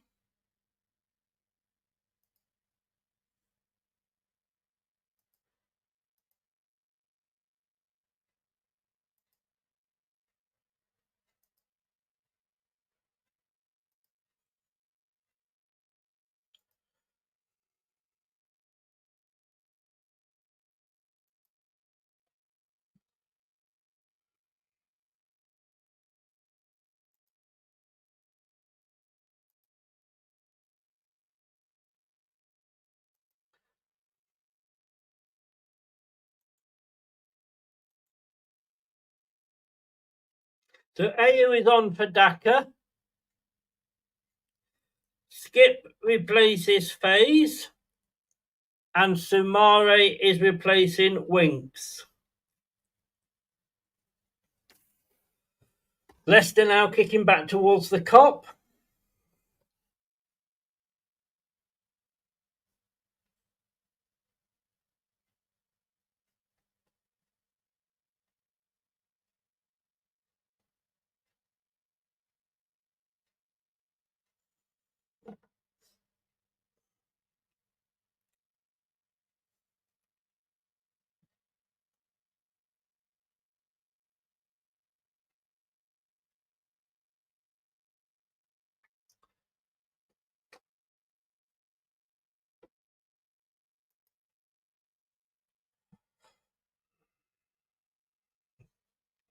Great. I just don't know what to say, mate. I really, really don't know what to say. Guys, look, you see the pain I'm going through. At least give me something to be happy about. Smash those likes. How many have we got at the moment, Gray?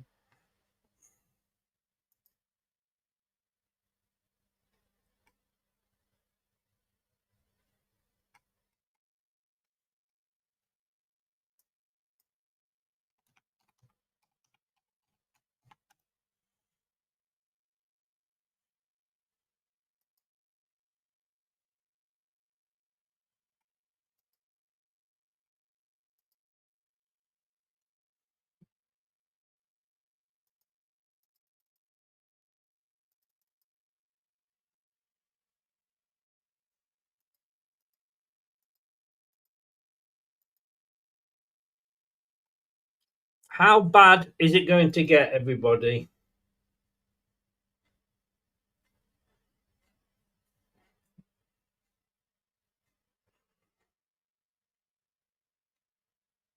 Oh, nearly.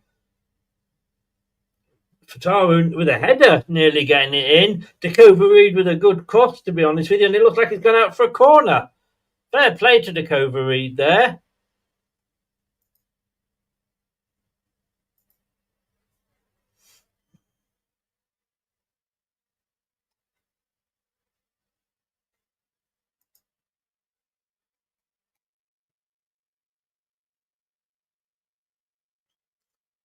Cross could not be got in by Fataru.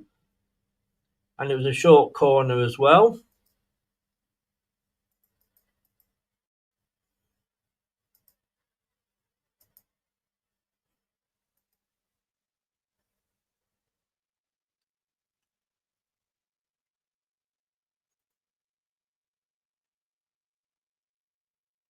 So our goal difference is now -3.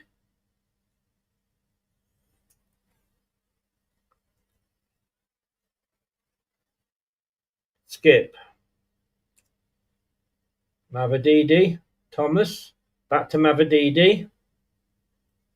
Mavididi trying to do too much.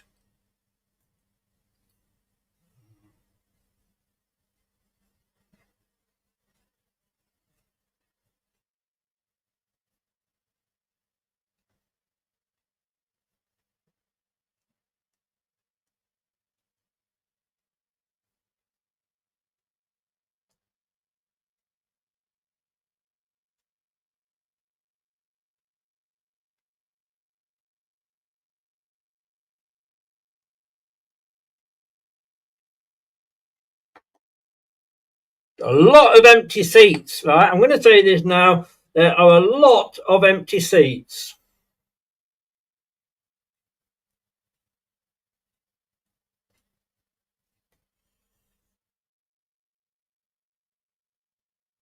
Where is Top? I thought we were going to see this new thing about Top. Where is he?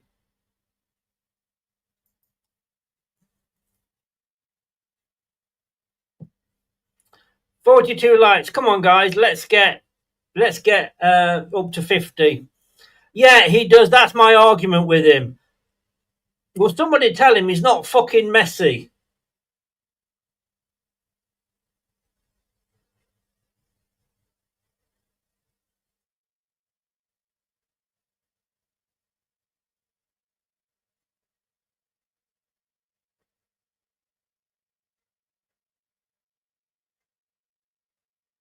Corner that comes in.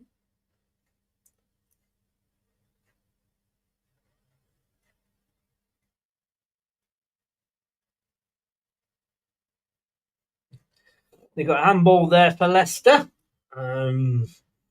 Stops the Sheffield United attack.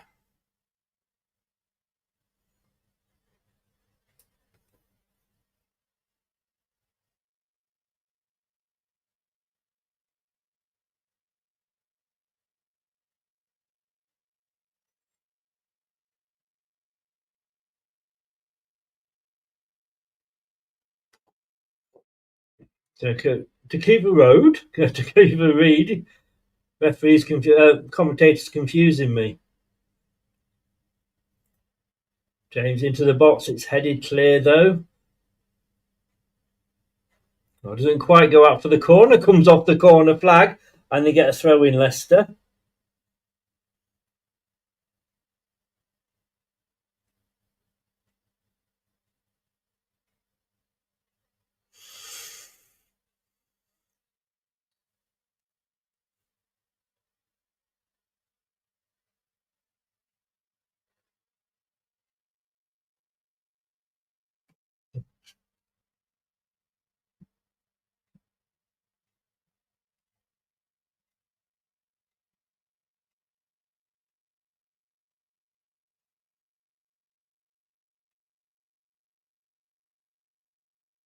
Sumare finds Mavididi.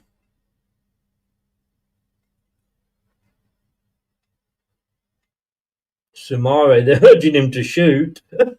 Ricardo out to Fataru on his left foot. He chips it in. Oh, it's a goal! Mavididi has got a goal.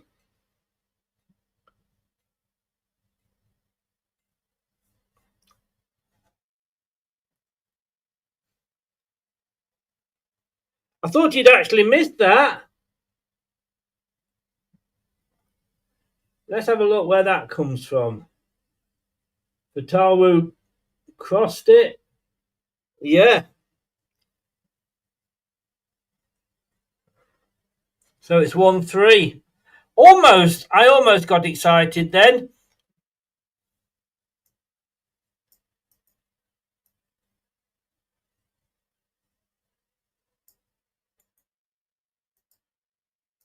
Well, it's all about pride, the commentator's saying. I didn't think we'd got any, but...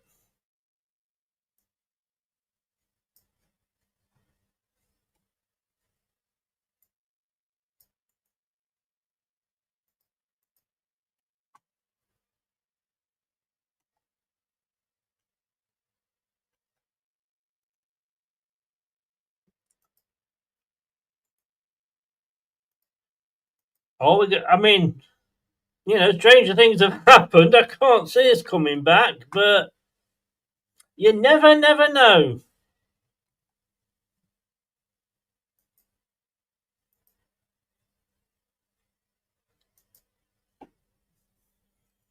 Well, I'm on for a point if we can get a draw.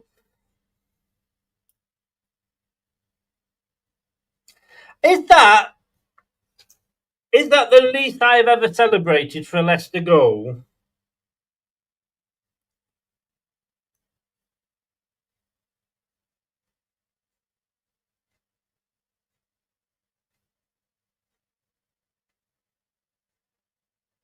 No penalty for Leicester there.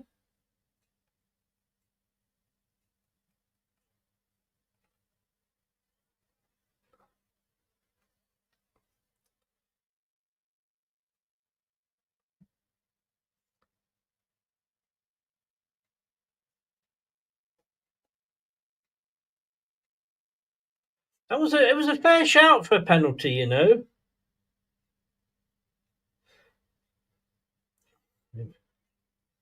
Avididi tries to get it from the left back position up to Ayew, but he doesn't.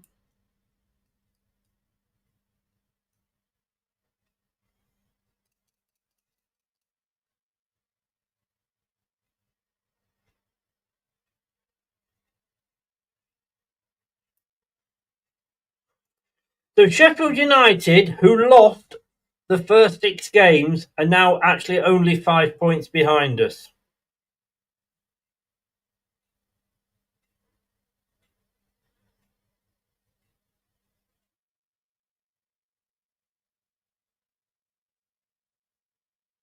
I know that's you. Well, you could tell me, couldn't you, Gray? You could tell I wasn't arsed.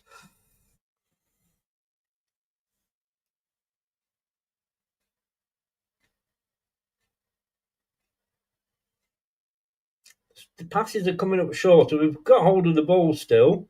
Thomas, Tamare.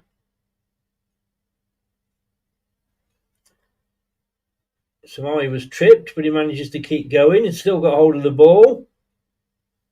Gets it out to James. James plays it through. Oh.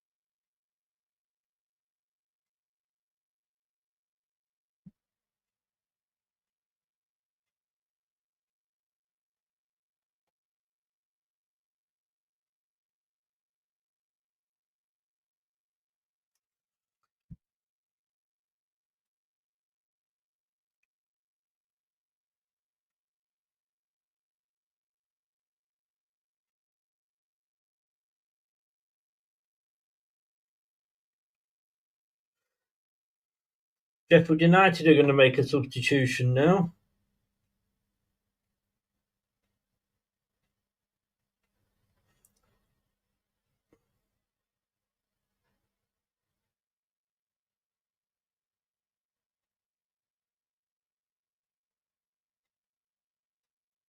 Samare again doing well. James now. Off for Taru. It's on the corner of the box. Oh, it's a poor ball into the box. From a good position that we had. Oh! Goes all the way through, but Ayu couldn't quite get the speed to get on the end of it.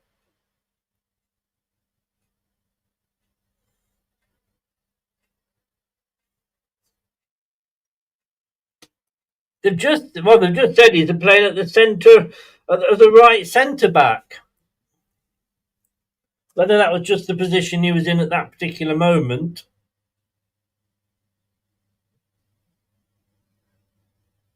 Now Leicester, at the moment, looking not too bad. Tarwell tries to get the ball in. It comes back out to him though. Now he chips it in. Damare. James. Ataru crosses it into the box again. This is how we scored last time.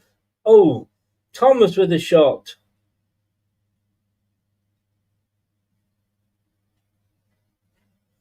At the moment, I've got to say, Leicester looking good. Asking for a free kick, asking for a penalty, not getting one.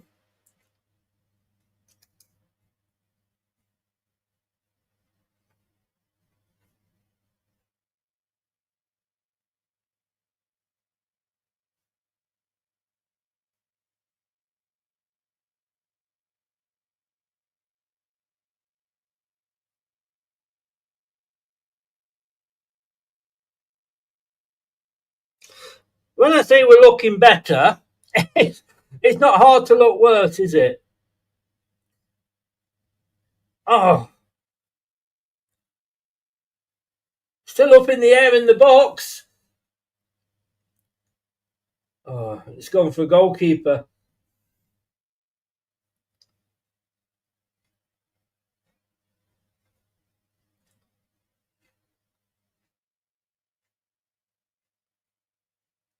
That was chaos in the Sheffield United box then. It's a corner. Let's get our first corner. Second goal now with half an hour to go would be very nice. Oh.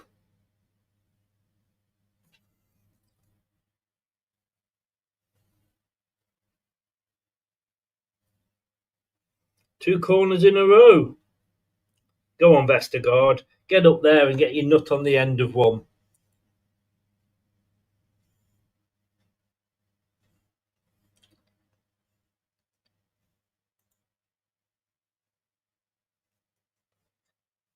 It's a chip into the box, but it's not quite far enough, and it's headed clear by Sheffield United, but Leicester come back again. But now it's a break on for Sheffield United.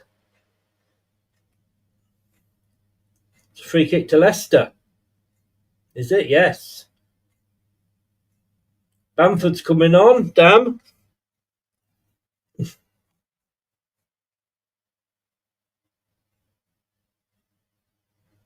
Now, Mavadidi. Can Leicester score before they make these substitutions?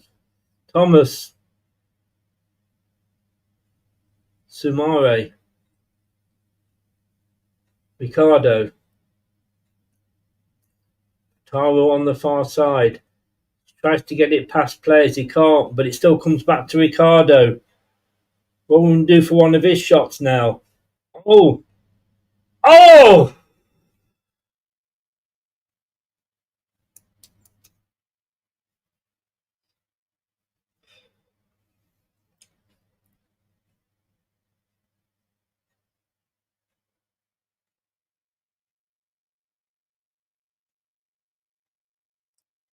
Then it's a third corner.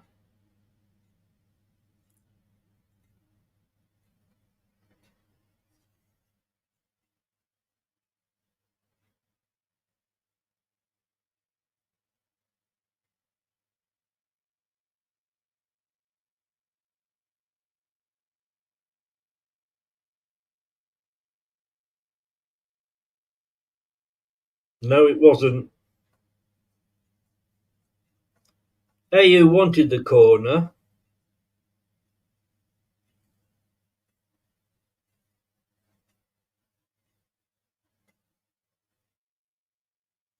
Throw into Leicester on the far side.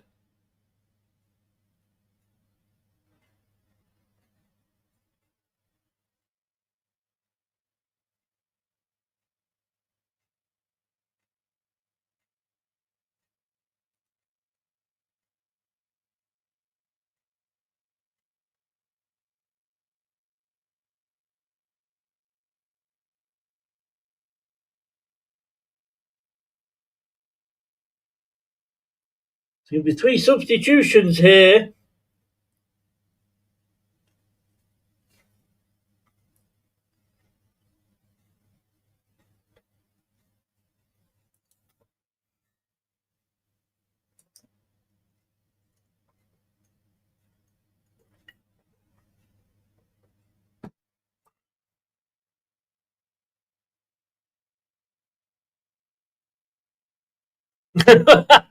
I did say it, Gray. I did say it. It doesn't say a lot when we're looking better than a pile of shit. Is that almost like saying shit looks better than diarrhea, doesn't it, really?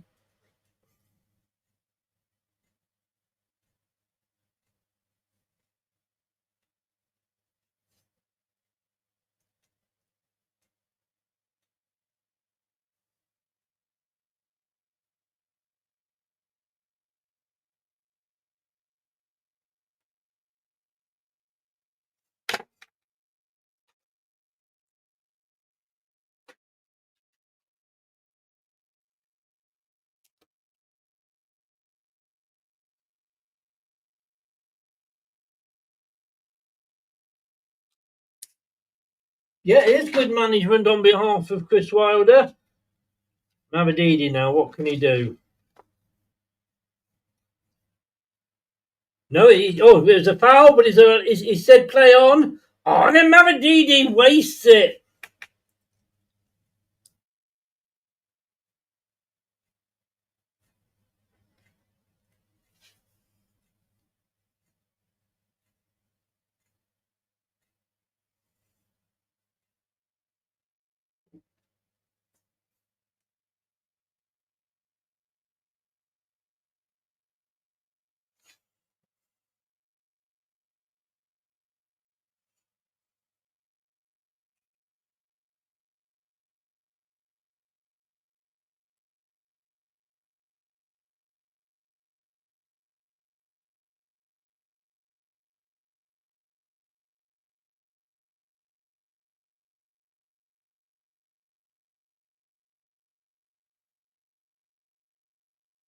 There's a throw into Leicester on the far side, just at the edge of Sheffield United's technical area.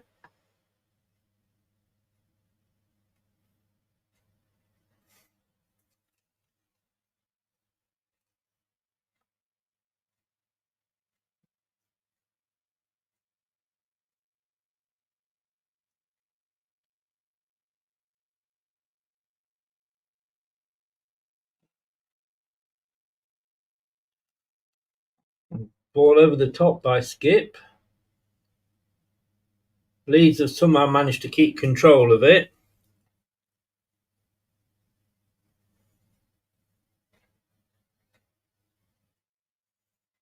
Leicester calmly playing it out from the back.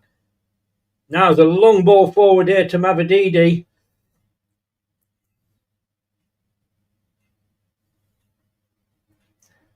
Oh!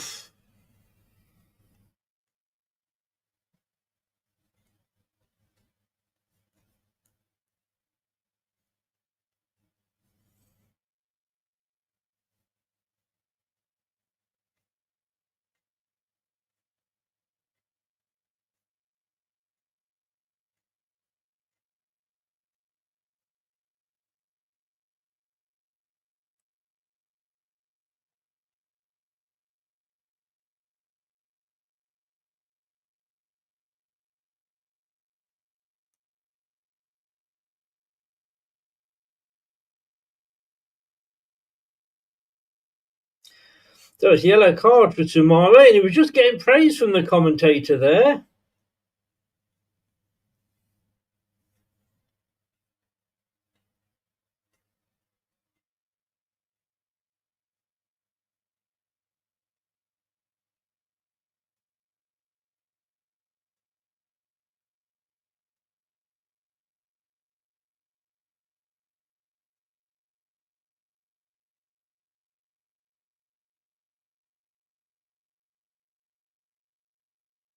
So free kick. We got done by a couple of free kicks midweek.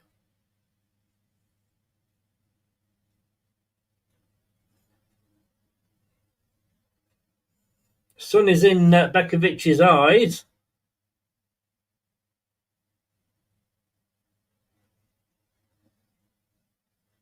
Skip tries to find Fatawu, but Leicester now break away on the other side. Thomas. Oh, doesn't get it past the first option. It's first Leeds player. It's not going out. Oh. That's amazing that ball didn't go out, but it's a Leeds throw in.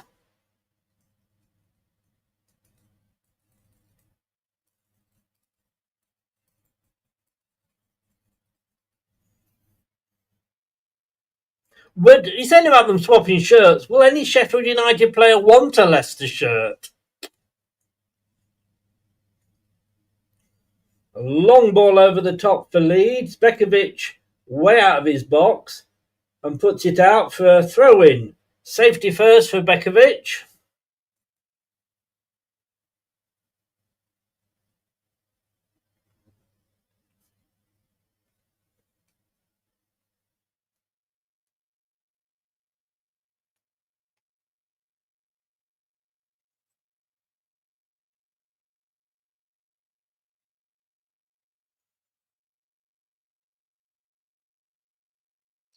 Oh, now then. Are you?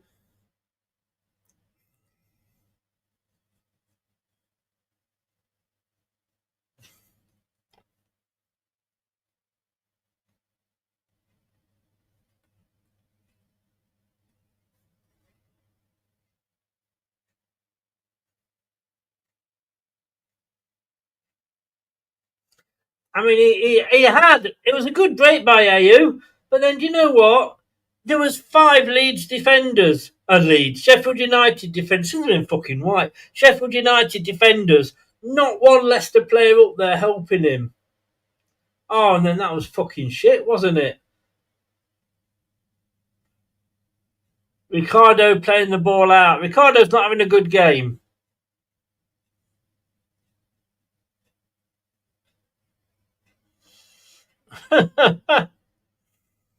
Sorry, Jeff. How you doing, mate? It's got to be an all fucking white. Like I say, I've been up since 6. All I've eaten today is 2 slices of corned beef.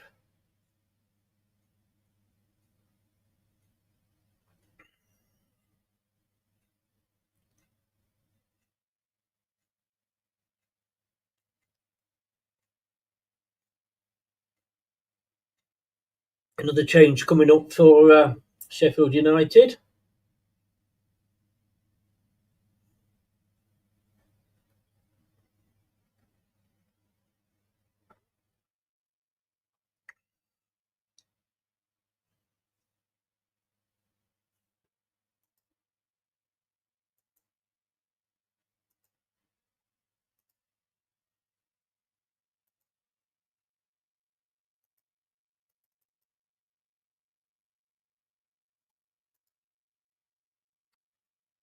Just to bring you up to date with the other games, Bristol City are away at Portsmouth and are winning 1-0, and Hull have equalised against Stoke where it's 1-1.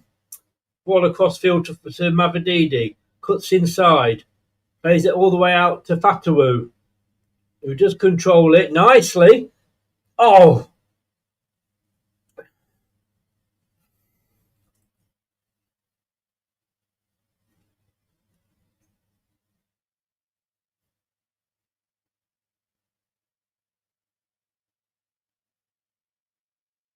I'm not sure whether it was a cross or shot by Fatawu.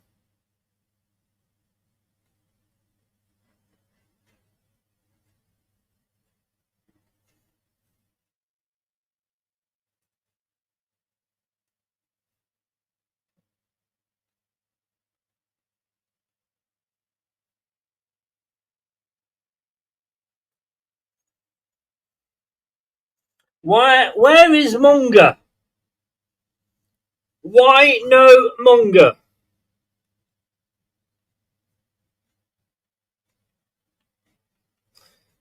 So they're trying to sort of, what they're saying, sort of ease him in and he's having problems. So why put him on the fucking bench?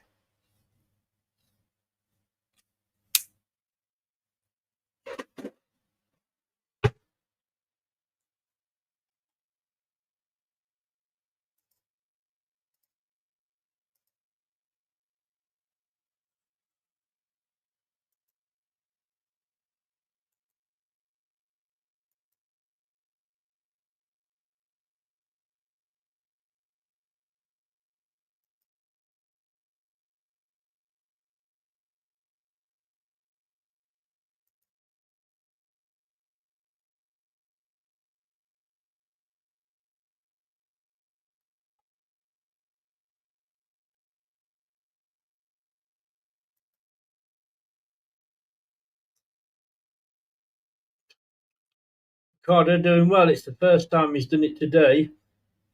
Are you chasing it? But it's, unfortunately, I hate to say it, but that's when you need Daka.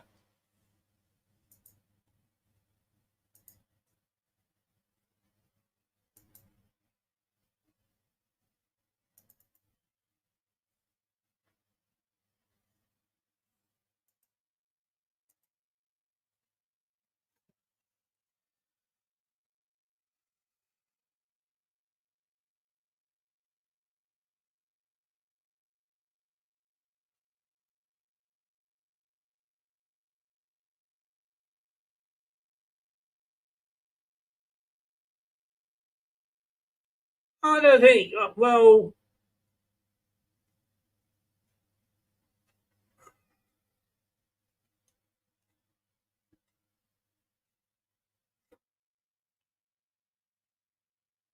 I don't think that was deliberate foul by Fatou. He kind of was falling over him.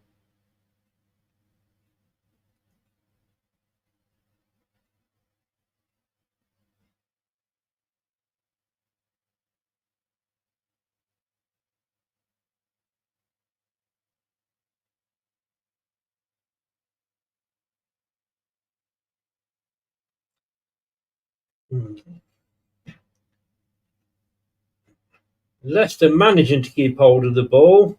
Simon, and then James gives it away. Bamford. Ricardo doing fairly well. Getting it back.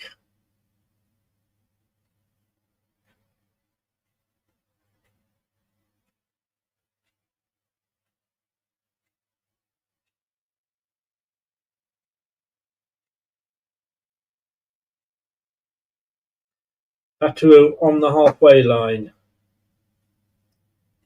We're passing it around. Vestergaard.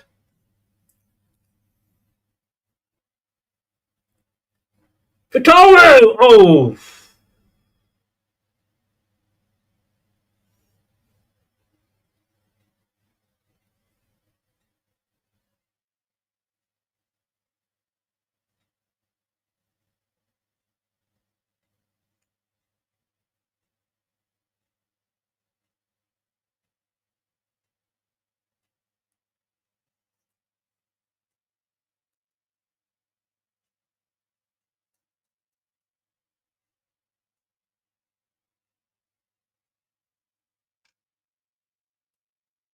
Delaying tactics here for Cooper.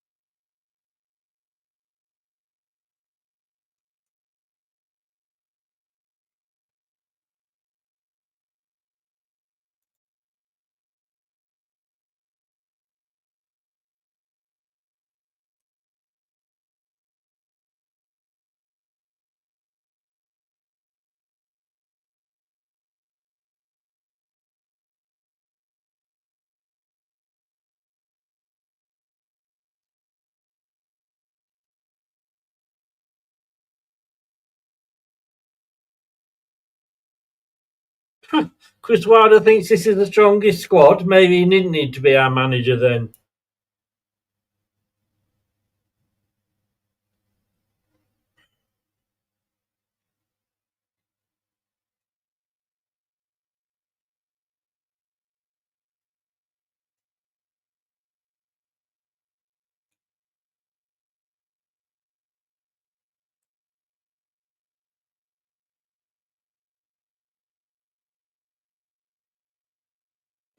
Leicester passing it about a lot. We want to show a bit more urgency.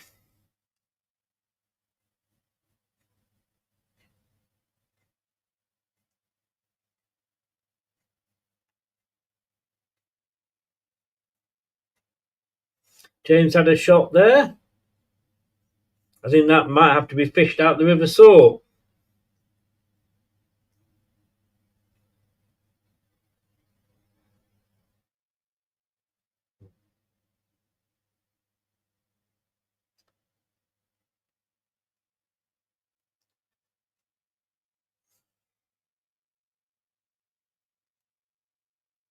So Monga comes on.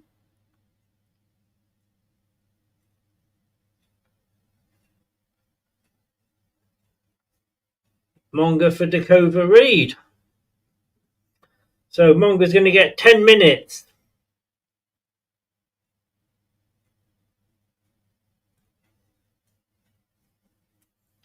I think he should have been done earlier, to be honest with you.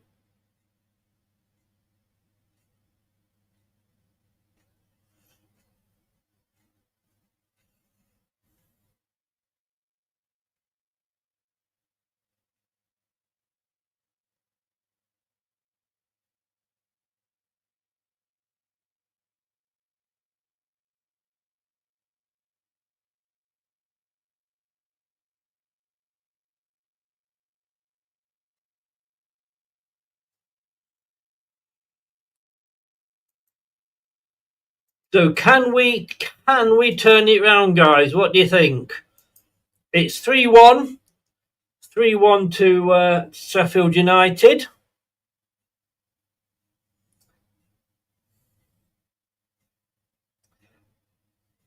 Oh, shot from Sheffield United there. Oh. So into Leicester. We're just trying to boot it anywhere.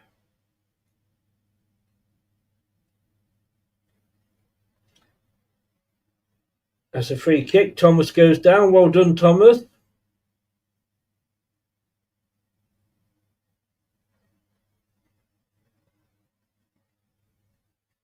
Samare. Ricardo. Vestergaard. Thomas. Monga now. Let's see what he can do. Plays it off to Mavadidi. Gets it back off him. Oh, and again, he tries to go past one of the players, but it doesn't work out. And it's a free kick, is it? No. Skip! Oh, it's over James! Now it's open! Now we've got a game! 2-3.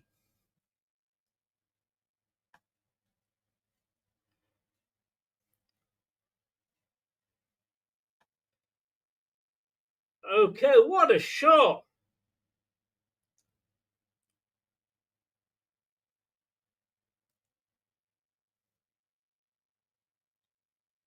What a goal! Are we going to be seeing an impossible comeback?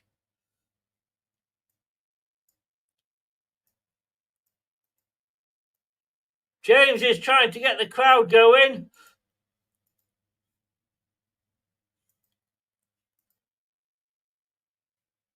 Wow. Well, I didn't see this coming.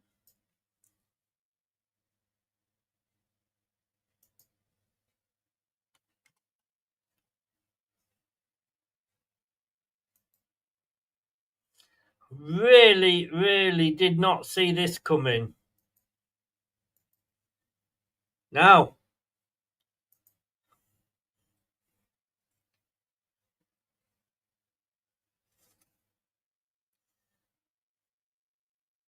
Mongo was involved there, I've got to say.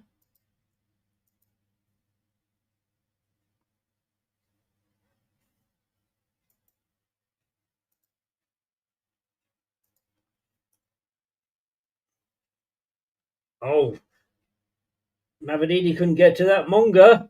No, it comes off a Sheffield United defender. I'll tell you what, I think Steve has gone home with his rule of 3. He might be regretting it.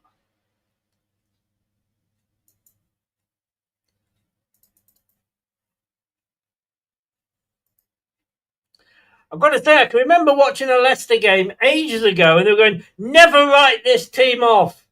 It's a corner which James is going to take. And I can't believe I'd ever be saying it about this team.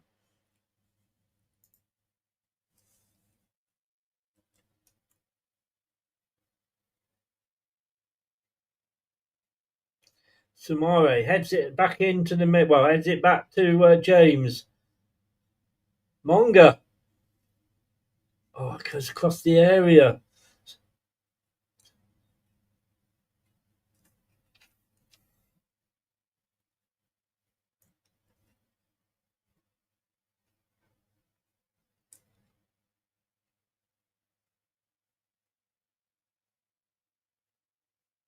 What Leicester have shown in this second half is what we needed to see.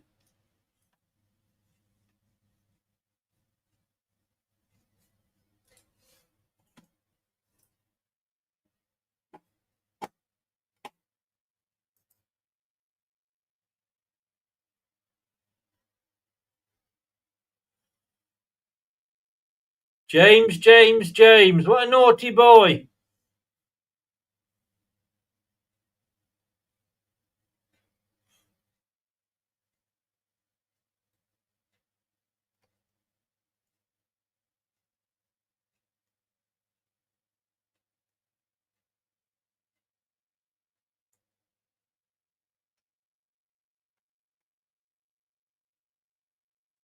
No, Jordan Ayew is the king of late goals. It's a free kick to Leicester. No, it's not. It's a free kick to... I'm not sure what it is. Suddenly Marty Cifuentes is animated. Guys, look, I've got to say, you wait for me to say it.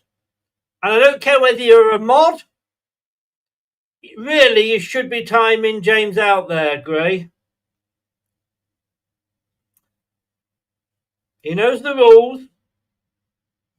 So will you time him out, please? Anybody, even if it's one of our own presenters, I timed out Wayne the other day. So would you please, everybody knows the rules.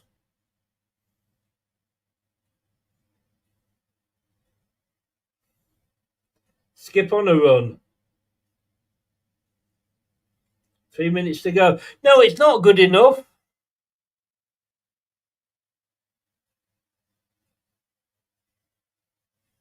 He is mad. Have you done James Gray? Oh. Then Ricardo, I think it was again, gave the ball away.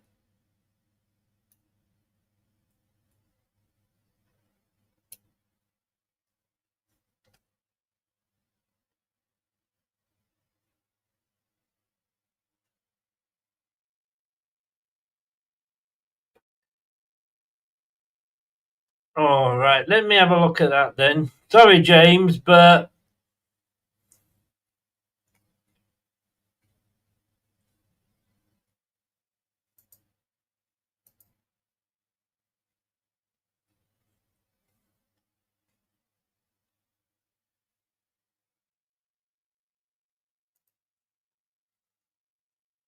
the rules are for everybody. I can't set mods off.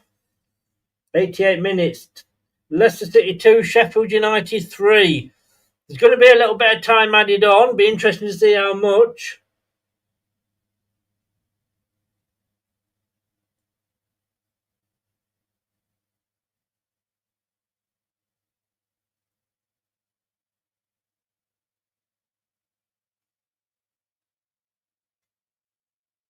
Ayew tries to close down the keeper, but bless him, he's not really fast enough.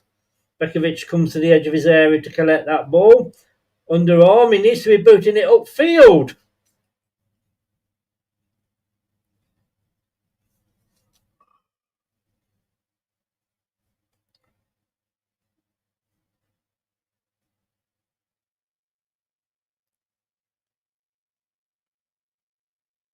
Just boot it upfield, for fuck's sake.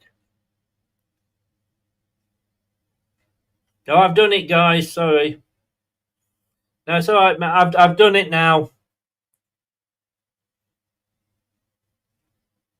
It's a free kick to Leicester.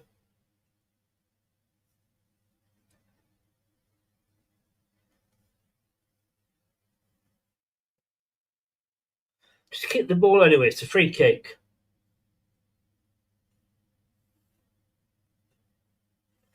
I'll take a draw now. It'll feel like a win. 4 minutes. Come on, Leicester.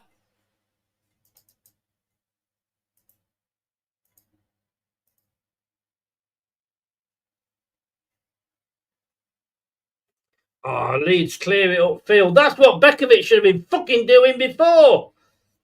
Just boot it upfield. Don't pass it between you at the back, you arseholes. Just kick it upfield.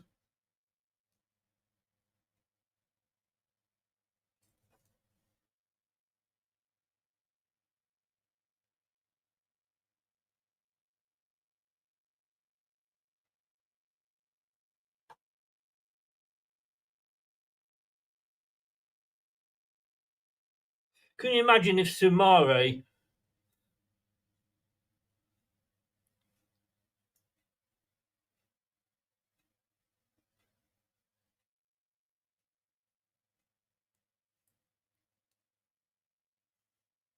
Yeah, no, I saw that you couldn't do it, guys. That's why I went on and did it.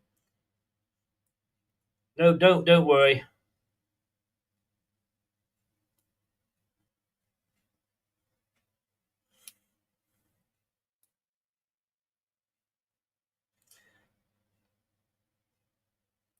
Oh.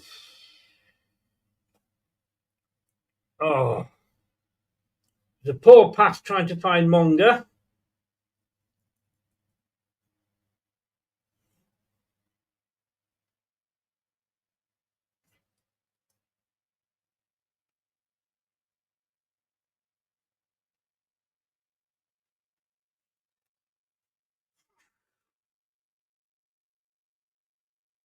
Free kick to Leicester.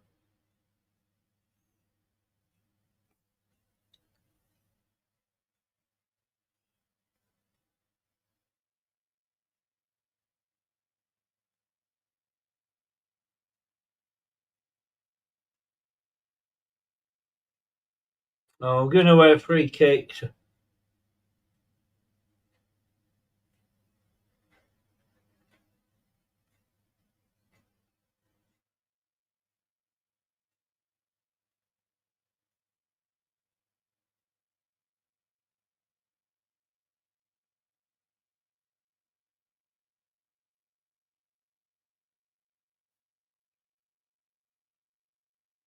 This is going to be time wasting, surely. The goalkeeper takes the free kick to Leeds just inside his own half, but in fairness, it was just running up. Oh, Ayew. Sumare. made a difference for Leicester and he puts the ball out, Sumare.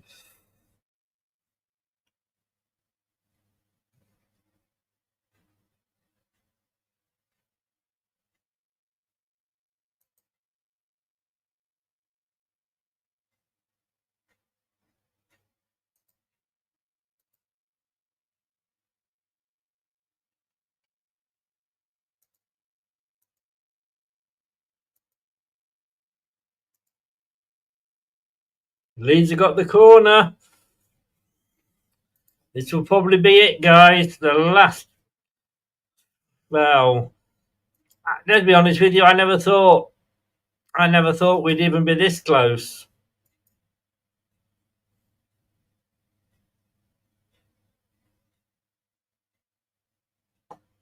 No, there's literally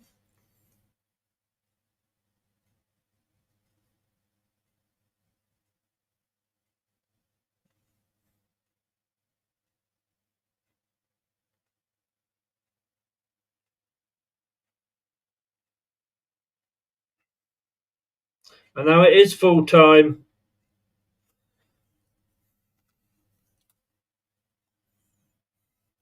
I'm sorry that there should have been extra time on that there for Sheffield United time wasting.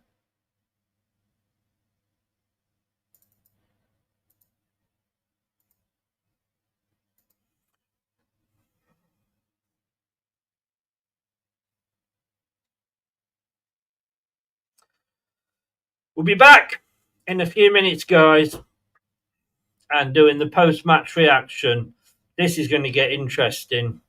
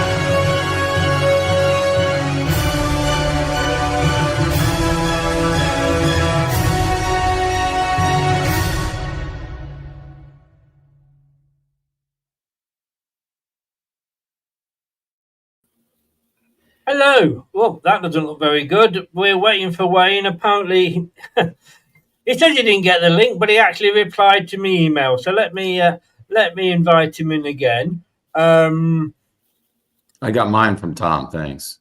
Yeah, I put it in our group chat, so he should have got it. Yeah. Did I not send it last night? No, I don't think you did. No, because I didn't get it, but I can just come in normally now, can't I? You can. Ooh. I know. Another wizard behind the curtain. Well, you say that. He's got to do the next 3 watch-alongs, mate. Christ, I better be better than this one. Well, I've got to say, the second half was better, but that is only in a diarrhea is better than shit way. Or the other way round.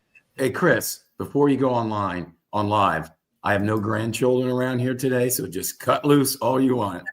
Oh, I fucking will. Look, let me just try and do this right. Wayne's been in, out, and shaking it all about like nobody's business this weekend. One minute he was coming in, next minute he wasn't. But here we go. Right, let's try and get this on. So, very, very quickly, the beard's coming on well, by the way, Jim. Hope you had a very nice Thanksgiving, Jim. Did. Thank you very much. Thank you for your kind words. No, you're more than welcome. Oh, hang on. He's decided to make an appearance. I remember once saying to him, don't come in,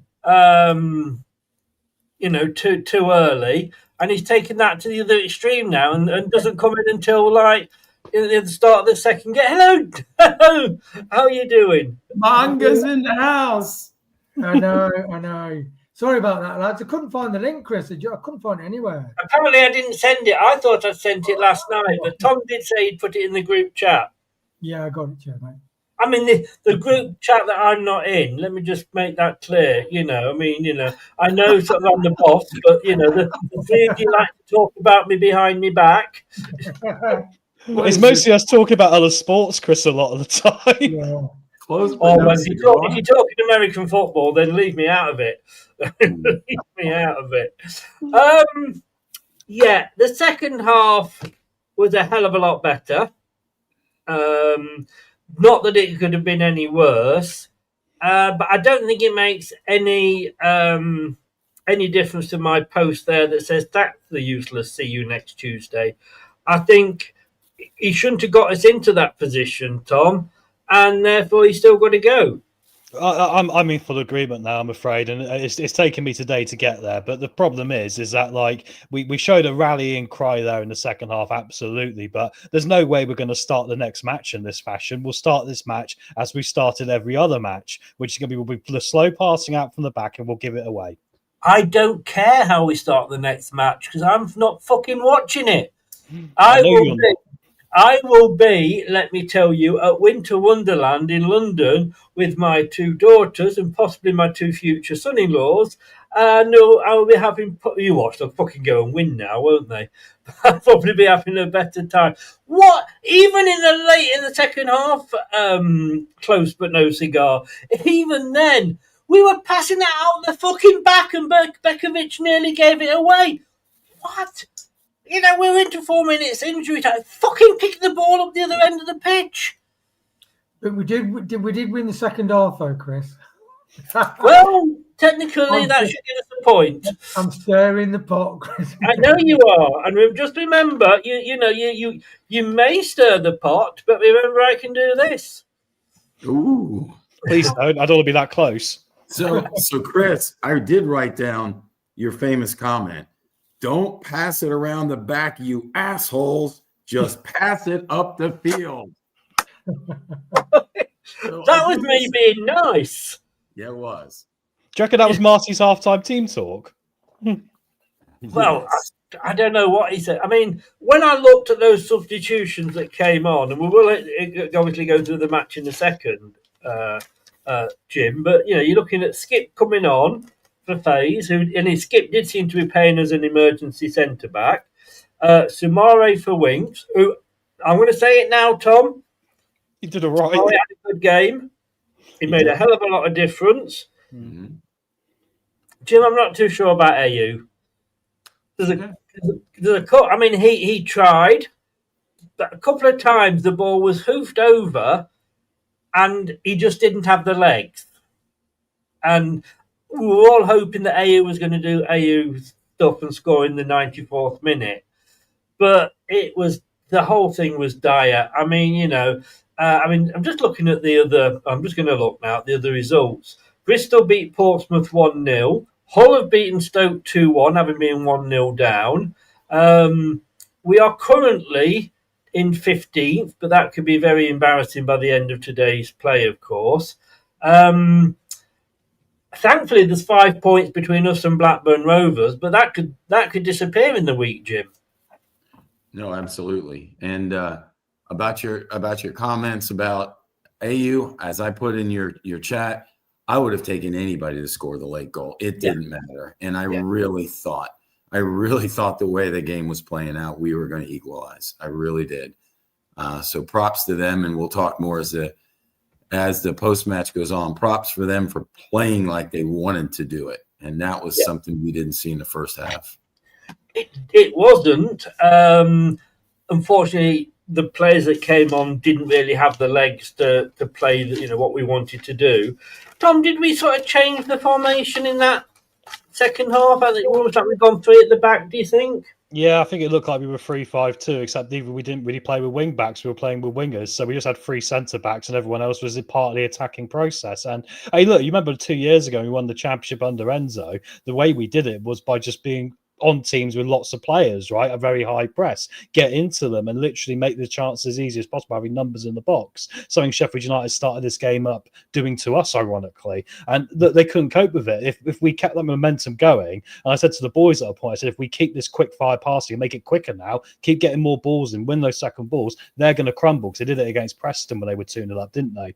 But we couldn't quite find that extra bit of it. But it's still maddening to me how that is a better formation for us, and he hasn't started it. Against Hull's second half, what happened? We were in a similar mess. Change to this formation, we look a lot more dangerous. We've got to stop this formation we're starting with right now and try a different strategy like this. It might not be the perfect one for the personnel we got, but it's a lot better for us to be spending our time in their box rather than in ours. Definitely, because look what happens. We end up losing 3-0. So, yeah. So, no, that is a better way of doing it, definitely. But he's still, for me, mate, he's gone. Wayne, we were up against a team that was playing 4-4-2. Yeah, I honestly, I know formations are important, but the attitude I think is far more important than formation, and their attitude was bang on from the off. Why couldn't we have played with that attitude in the second half? It's like in the first half we start off not really believing in ourselves, not really having confidence, not really having a hunger. And it's almost like, so what's the job of a manager? It's to get them stoked up in the changing room. So when they go out, when you play part football, them lads are screaming at you in the porter cabin changing rooms. I'm sorry. That's what you do before you go out on a Saturday afternoon or Sunday morning. Come on, let's give them. I know what you're saying, but along with attitude, you've still got to have some sort of plan. And the plan of a 4-2-3-1 isn't working. We saw it wasn't working last season. It isn't working now. And a team that is playing 4-4-2 goes up 2-0 again, ahead of us in the first 4 minutes, Wayne. Yeah, I like that. And one thing as well, the difference is whether you got 1 or 2 up front. Even when Tom Cannon was on his own, although they played a 2, they hit the ball up to Tom Cannon and the ball stuck to him. And he used the ball. Sometimes he would then he took Winks on, didn't he, and got a shot off that Winks just got his foot to. But we haven't got a player up front who can make the ball stick and help us in the transition. Whereas other teams, and it's not just 1 or 2 teams, most teams in the Championship have got that. And that's where we lack. They were also quick on the transition, speed it, like 1 or 2 balls, and they're in. We had a break, and they had a break. And we had 4 defenders and they had 2 attackers. But then the next bank coming through to support, 3 of their midfield were ahead of. 3 of their midfield were ahead of 3 of our midfield. So they effectively had 5v4 in our final third on a quick transition. Yeah. Interestingly, the manager that was in the opposition dugout could very well have been the manager in the home dugout. He was interviewed. He wanted it.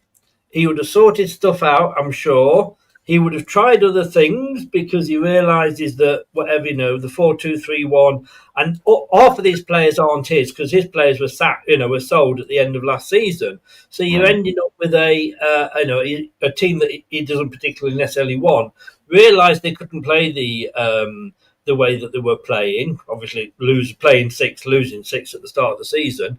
Comes in, changes the formation, plays 4-4-2, and look at how they're doing. 4th win on the trot. No, you're right. And a couple things. I don't remember our individual positions on him last year when we were looking for, or early this year when we were looking for a new manager. But all I know is he wanted it. He was disappointed. He was really disappointed he didn't get it. And to your point, what you just said epitomizes what we're going through with Marty. He made the changes necessary. He came in and made the changes. Marty's not making the changes. I mean, unless you're going to consider that formation he had to do to try to salvage something. He hasn't made the changes. He's stuck to formations that's not fitting the team and the squad that he's got. So, yeah, it would be interesting. I hate to say in retrospect what would it have been like, because it's past history, but what would it have been like had Wilder got the job? But he in answer to your first bit, as soon as he was linked with us, 90% of because I said I would like Sean Dyche, or I wouldn't like him, but I wouldn't be disappointed if Sean Dyche or Chris Wilder got the job, Jim, because they've got authority. They come in, they won't stand any nonsense, wanting to bring the dog into training or can't travel because, he's too far away from where he lives. They would have sorted that out. Sean Dyche is suddenly doing well with Nottingham Forest. We've seen today what Chris Wilder is doing with Sheffield United, but all the Leicester fans, probably say 95% of the Leicester fans were going, oh, we don't want them. He doesn't play nice football. Right. Oh, he just plays it, hoofs it up. No, he's not a good manager. He's old school. Who wants him? We'd fuck him having Jim now, wouldn't we? Absolutely. Do you know what? Do you know why they didn't go for him? I bet you this is why. Because what he's done since he's gone into Sheffield United is he's gone out and he's been the one identifying the players he wants to bring in. Our football club doesn't do that, Chris. I'm pretty sure Wilder would have said, I need this. This is what I would do. And given a very good account of himself. And John Rudkin probably would have gone, well, that's going to step on my toes a little bit because I'm the guy that does this job. So consequently, I don't think they'd have hired him for that reason. But Rudkin still only goes after players that the manager says he wants. Well, that's true, but it's part of a group effort, isn't it? It's more like they think we're Man City, so you've got to have this massive board meeting about every signing you make, and then inadvertently we make the wrong one. I'm much more like the old-fashioned days of just get someone like Nigel Pearson or Steve Walsh making a decision here. Do you know what I mean? Oh, Nigel, exactly. Can I just say, is Nigel Pearson on all fours in front of you at the moment, Tom? I'd tell you what, it'd be a much better afternoon than watching Leicester, wouldn't it? But thing is, right, now I know what you're saying, but it's a fallacy to say, and this is what I'm saying about when people are coming in here and going like, oh, do you know what? We should have a coach rather than a manager. And then, they doesn't have to worry about the coach stroke manager will say the players he wants. When you see a club where the manager doesn't get the players he wants, you end up like Chelsea with Graham Potter. 50 players. Half of them, the manager didn't even know. He didn't want. Milan Mandrić tried it with, I forget who it was now. Was it Jimmy Floyd Hasselbank or somebody? And Martin Allen walked into the keeper and went, who are you? Said, Sergio Helling. Remember Sergio Helling's coming in? He was like, who's this bloke? I mean, so the manager will have the final say, but it's not his, he's got to identify, right, I want a right back. These are a couple I'm interested in, and they should go away, see if those couple that he wants are available, and if not, come back with some other choices, but come back with some other choices anyway. This guy, all right, look, I think we've papered over the cracks with this game, because I'm looking at this now thinking, do you know what? it wasn't, we 2-3. We only lost by the odd goal in 5. But you forget that first half performance. And he won't look at that, Tom. He won't look at that and go, do you know what? The first half was awful. The second half was better. What did I do? Oh, I changed formation. I will put you a fiver on now that we will start against whoever we've got next week. Is it Derby? We've got next week. He will start with 4-2-3-1 again. And I'm not disagreeing with you, so I'm not taking that bet because I'm on your side on this. But the point is that this is why we get annoyed at the football club, Chris, because we know people like John Rudkin. We keep bringing his out. I'm not just picking on him again because I know he's taken a lot of abuse. He doesn't follow through on his job, so then it makes the manager's job more difficult, right? But Wayne, what did you have to say, mate? Because you had something to say to what I said. Yeah, it's just with regards to the it's interesting, the Rudkin out brigade that made a lot of the younger fans, because they wanted the 3-4-2-1, they wanted the Barcelona side. So, so we've gone down that route with Ruud van Nistelrooy. I'm going to play all the young kids. I'm going to play front-footing football, world-class Premier striker. That didn't work out too well because he just didn't have the balls to do what he said. Marty's the same kind of guy. How's that working out? Does he inspire confidence in the team? Does he incorporate the youngsters in the team? Does he play people in the best position in the team? No. So that's two people. It's interesting. You Dyches and your, what's the name of the guy at Everton? Oh, Moyes. They're like, like the younger fans or the 4-2-3-1. We want Barcelona. They wouldn't dream of looking at that. Right. That's why I want Quincy Cooper out. But ironically, they are getting the best out of teams, not just crap, dredging through the mire, getting 1-0 results, but playing good football teams. So it's an interesting discussion at the minute. The old Pep 4-2-3-1, 4-4-2, about where Leicester goes from now on, because it's a big headache. Because it is a big headache, and what is the solution? I would love Pep Guardiola to go out tonight in the Manchester rain and get struck by lightning. Because as far as I'm concerned, he has ruined football in this country. Because he's been able to go out and he's said, this is how I want to play it. He's won all these trophies. He won, however many League Cups in a row. He's won loads of Premier League titles. And everybody looked at it and went, my God, that's good, isn't it? Look how that works. Yes, because he's got fucking millions to spend. Would Pep Guardiola be able to do that at Rochdale? No, he's not that good a manager. He's a good manager because he has good players.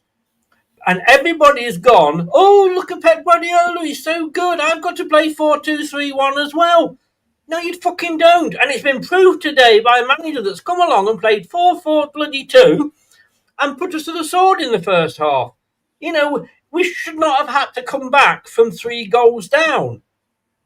If we'd played out like that at the start, maybe we should have Skip in the back row, Jim.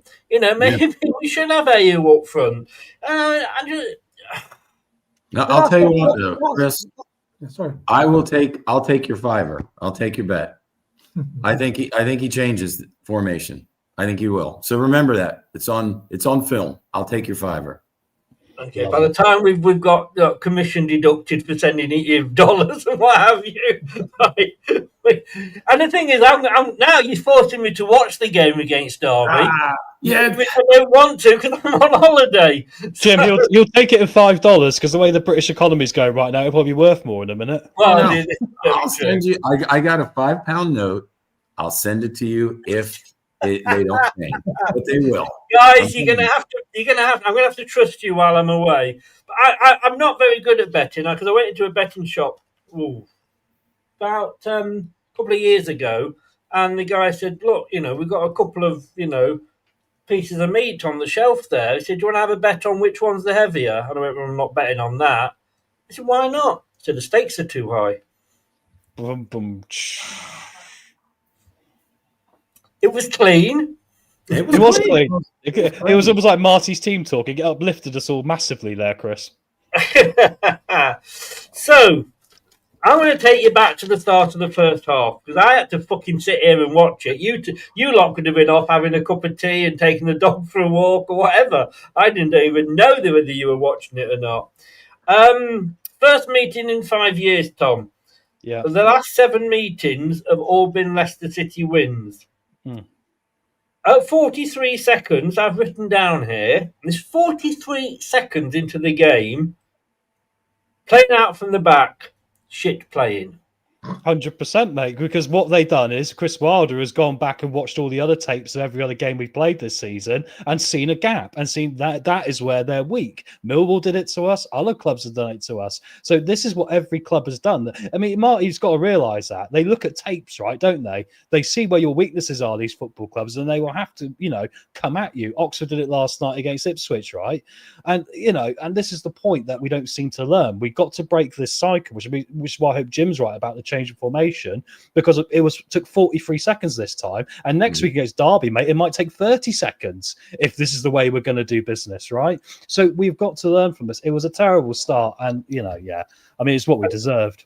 And Brad, he says to Chris, he was saying we got beat by Mike Bassett. I'd take fucking Mike Bassett instead of this wanker here. I really would. I've tried to defend him, and I said to get with Kate yesterday on the Pick and Mix show, I said, for me, Marty's got the safest job in the Championship. And she went, yeah, well, finally, somebody's, thinking that we should hold on to him. And I said, well, no, it's just we can't afford to sack him. Because we've already sacked Ruud van Nistelrooy this season, and we couldn't sack him last season because we'd already sacked Steve Cooper. 1 minute 15. And I've got to say, Paul, I tell you what, Jim. If I do win the bet, you can send that £5 to Paul because he's absolutely agreed with me. Pep's ruined football for me. Paul, 100. No, he has Wayne. No, it goes through phases. Listen, he played it, and even Kevin De Bruyne said, because we said about possession, he said possession is nothing unless you progress the ball aggressively and get shots in. And it's not Pep's fault. It's a fault of people like Marty who are delusional in thinking they can pay the Pep style with a bag of shit. Against teams these days that are not sitting back, the teams are high pressing in the Championship. Let's be honest with you, Pep could have played 1-8-1 and still have won those games with the players he had. He could have just said, just go out and play where you want to play. Yeah, he isn't this great tactical genius. He's just got loads of money to play about with. I agree with you, Paul. I think he's a shit. And like I say, if there is a God up there, please get your lightning out tonight in Manchester. Wayne, we are 1 minute 15 into the game. Leading on from that pissing about at the back with the ball, we have poor defending. We can't clear it. It was what I would call pinball defending, is that we seem to be pressing every knob going. And let's be honest with you, there's a few knobs out in our defence at the moment. You're pressing every knob you can, and every time they tried to hit the ball away, it was hitting us a Sheffield United player. And who got the ball in the net at the end? Tom Cannon. Lovely. When it was unfolding, you're thinking they're starting to get pressed back, trying to play it, and you're thinking almost in the line of the 18-yard box, we're trying to play the ball out. And what frustrates me about this style of play, not only the positionally where they're doing it is dangerous, because if you make one mistake, you could literally have a shot on goal and score. But secondly, often in these passages of play, they'll do that for half a minute and then they'll punch the ball out at 100 miles an hour and expect a midfielder who's got a man-to-man marking him to hold on to the ball. I'm sorry, it just doesn't work. It doesn't work. I hate this style of football. It's great when the game's open and it's an open game maybe in the second half, but not in the first couple of minutes. It is literally, here, Chris, suicide football. It is. I'd hardly stopped. Well, I'd hardly finished filling in the score for the banners and everything. It was a corner. after 3 minutes, first corner of the game. And I think they ended up in double figures for corners in that first half. They're certainly up to about 9. Failed to clear from the corner. And guess what? 2-0 down. Yeah, what I learned from Tom is the fattest man on the pitch for Sheffield United scored that goal, and he just let it hit off his belly and it went in. But I mean, what I texted the boys and I said after the first goal, I said, "This has got to be the worst start to the game." And then they scored another one. I said, "I'm wrong. This is now the worst start to the game." And it really was, from the pinball that you mentioned in front of our own goal, which was just ridiculous, to allowing them to just put another one in that quick. We literally were defeated. We thought we're defeated right after those 2 goals. But God, not a way to start. Had we kept it to 2, we might have got a point. Tom, I'm going to take you back. I couldn't ask this of Jim because it's going back in history, but when do you remember there was a sort of London club that came up? They were a bit crazy. Wimbledon. Wimbledon, indeed. Unfortunately, now no longer exist. Well, they do exist, Jim, but not in the same form because they were bought and tried to do the American thing of franchising it out to another city, and it just went up. But basically, Wimbledon came up from the 4th division. They literally went straight up from the what do they call it? Conference to the 4th, 4th to the 3rd, 3rd to the 2nd, 2nd to the 1st, because they were playing a style of football that said, "Fuck everybody else. We're going to play to our strengths. You worry about handling us." They were in the top division for a good, 5-6 years. They beat Liverpool in the FA Cup. Not by playing fancy tippy-tappy football, but by basically booting it up and fighting. Yeah. And there's times, and I'm not saying that if we, go up to the Premier League, we shouldn't be playing this again because,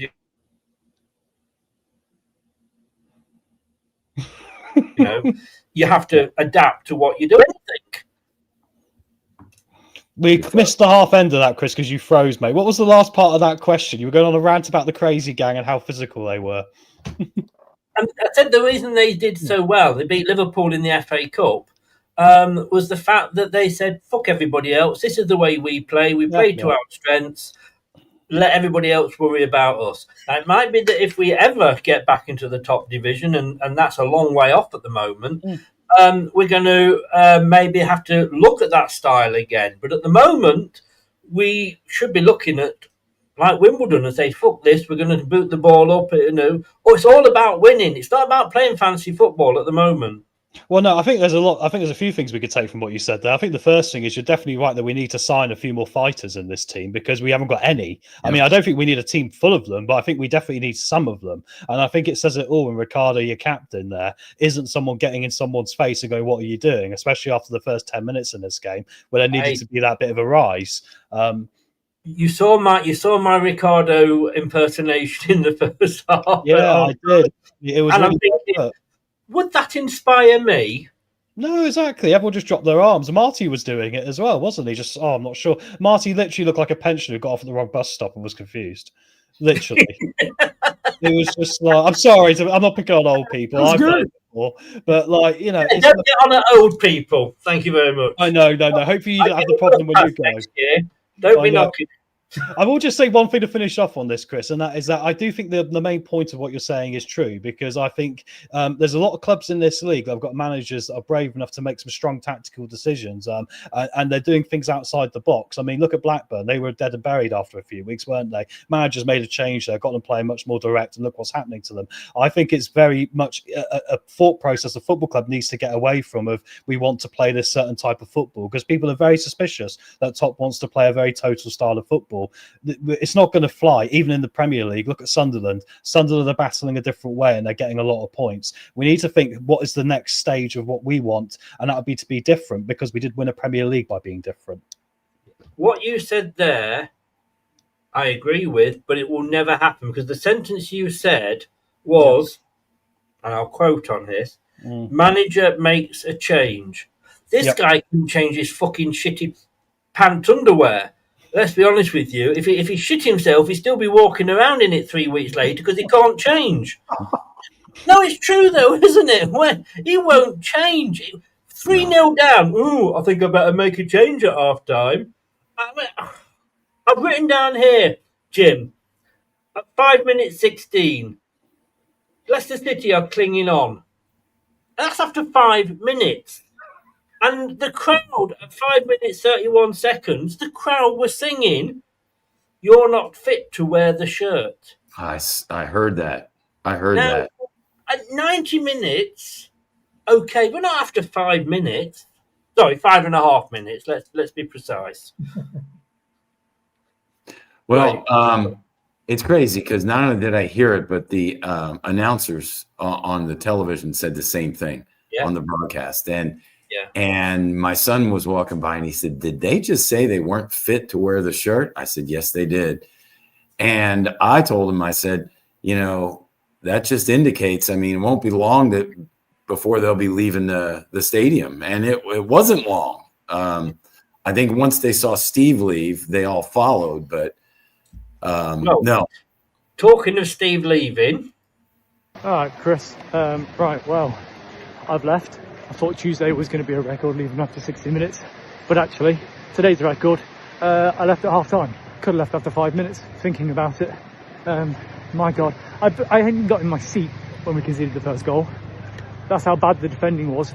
And then 2-0 down after 5 minutes. Yeah, it's getting pretty toxic. If there's 12,000 in there by full time, I'd be very surprised. Just not good enough. Marty will get the blame. He's the manager. But take nothing away from the fact that these players are a bunch of gutless cunts that don't deserve to be at the club. Some of the worst players I've ever seen play for Leicester. And honestly, if you come to the King Power and you put in 100%, you'll win week in, week out. Because these players don't give a shit. They're not putting in the effort. And I can't wait for them all to go. I fucking hate every single one of them. Okay, barring JJ. But even Abdul's getting on my nerves now. I never thought I'd say that. I'm done. Honestly, what a fucking waste of a day. Bless him. Wow. He doesn't even live in Leicester. Wow. He didn't mix his words, did he? Wow. No. I think Wayne, this is a technical term, so I might have to explain this one to the viewers. Gutless cunts. Now, just if you want to know, I have to say, I don't know. I have to disagree with Steve on that one because basically, I think cunts are quite useful. They serve a purpose. They add to your enjoyment. None of those players serve a purpose or add to any enjoyment. Let's be honest with you, Wayne. Do they? I thought they're trying to ban them, Chris, at the minute. What, cunts? Sorry, did you say hunts? No, I didn't. It's a word over in the corner there that I've actually starred out. But, I know.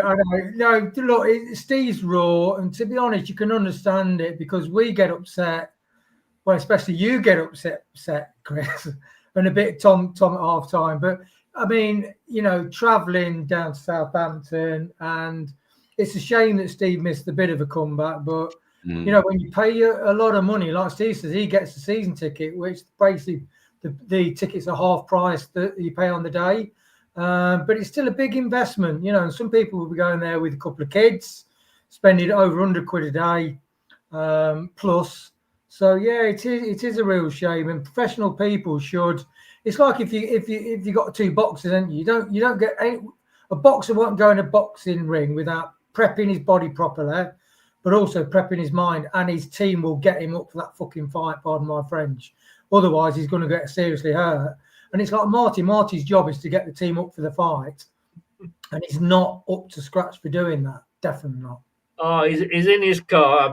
The only thing is, Steve, you're safe. I'm not going to be playing the I'll have what she's having, please video, because we absolutely got stuck. If anybody's in the chat that wants to come in, just put a message in the chat, and I can put the link there for anybody who wants to come in. And I've got to say hi to Luke from BTG. He used to be Leicester Down Under. He's all right down under, is our Luke. That's what his wife told me anyway. Jim. No, Tom. Sorry, it's Tom next. No, they came to you instead of going to Wayne earlier. I've got to be fair here, otherwise I get emails off Tom saying you didn't do it in order. You didn't come to me next. Yeah, I could have done that. At 9:23.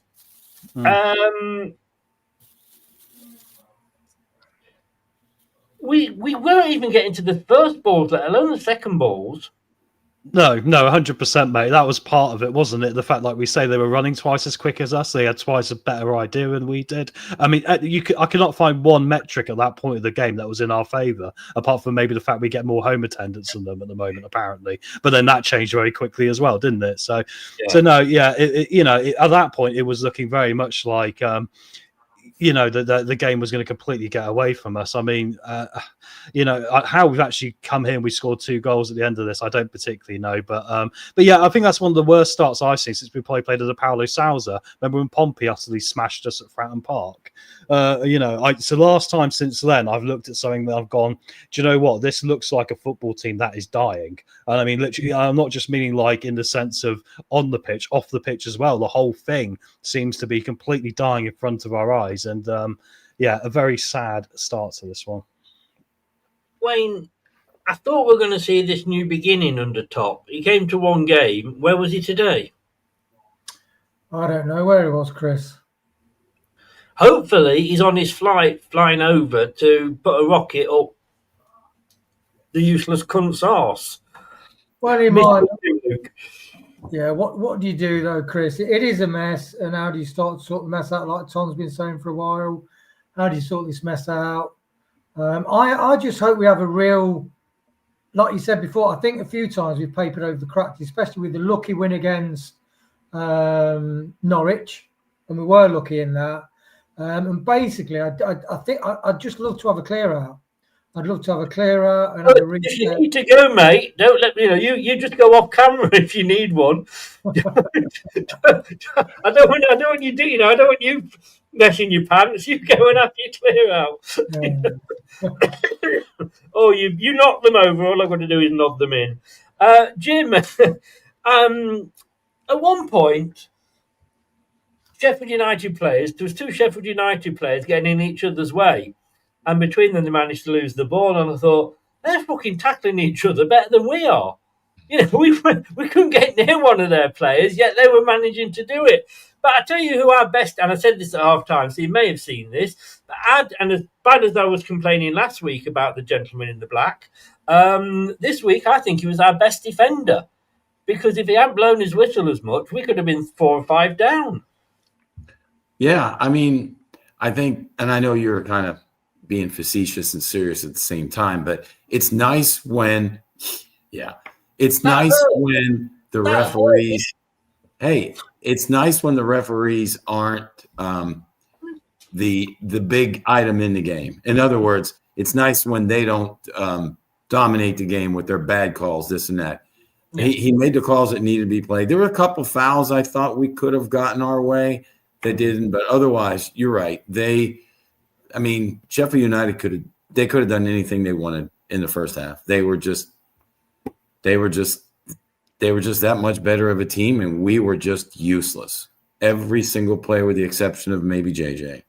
Yeah, I've just seen your message, Jim. I do apologise.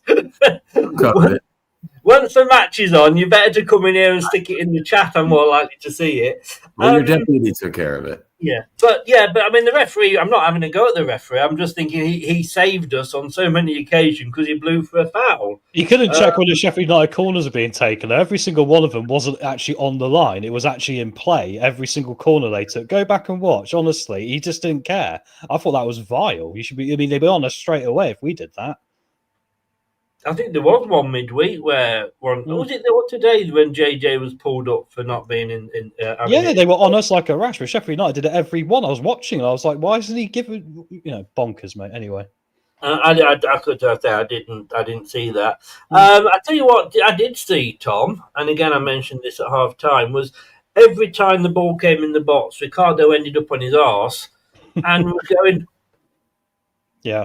asking, and that's what happened. Now, had he got up and maybe done his job defending, that third goal, which was a superb goal, it has to be said, wouldn't have gone in. Yeah, I think there's a lot of that in our club, isn't there? Because you can do that in the Premier League and the referees will notice it and they'll give you the foul 9 times out of 10, won't they? They sort of protect these sort of players a bit more. In the Championship, referees turn the opposite way when players start doing that and they start going, well, you're soft, get up. There was one in the second half with Fatu where he got hacked down and actually the referee didn't give it because it was Fatu. He has that reputation. I mean, I know we'll get to that in the second half, but that's another example of this, right? And we need to get out of that mindset, Chris. We need to be much more battle-hardened. And the only thing I can hope is that second half performance will lead to that. But I mean, we're still here how many games into it now, and we don't seem to be able to carry that over, ever. And Wayne, I've got here 35 minutes. Player down, looking for Leicester for a free kick. We'd stopped. The referee didn't blow his whistle. Sheffield United didn't stop. Yeah, exactly. Following from Tom, I think it's that sort of victim feeling sorry for yourself mentality. And I'm sorry, in professional sport, that is, the thing that separates the very top sports people to the lots of millions or hundreds of thousands of averages or just below the very top is your attitude. Will you stretch for that extra half a boot length to get the ball in the back of net? Will you run back to make that last ditch tackle? And our team hasn't got that. And when they start, like Fatu as well, what frustrates me about Fatu is it shows where his headspace is, and he's in that blaming other people, not adopting responsibility for his own possibilities. He's got lots of possibility, and Fatu is a very, very strong low centre of gravity player. He can ride off a lot of those challenges. He's just going down too easy because his head's not in the right space.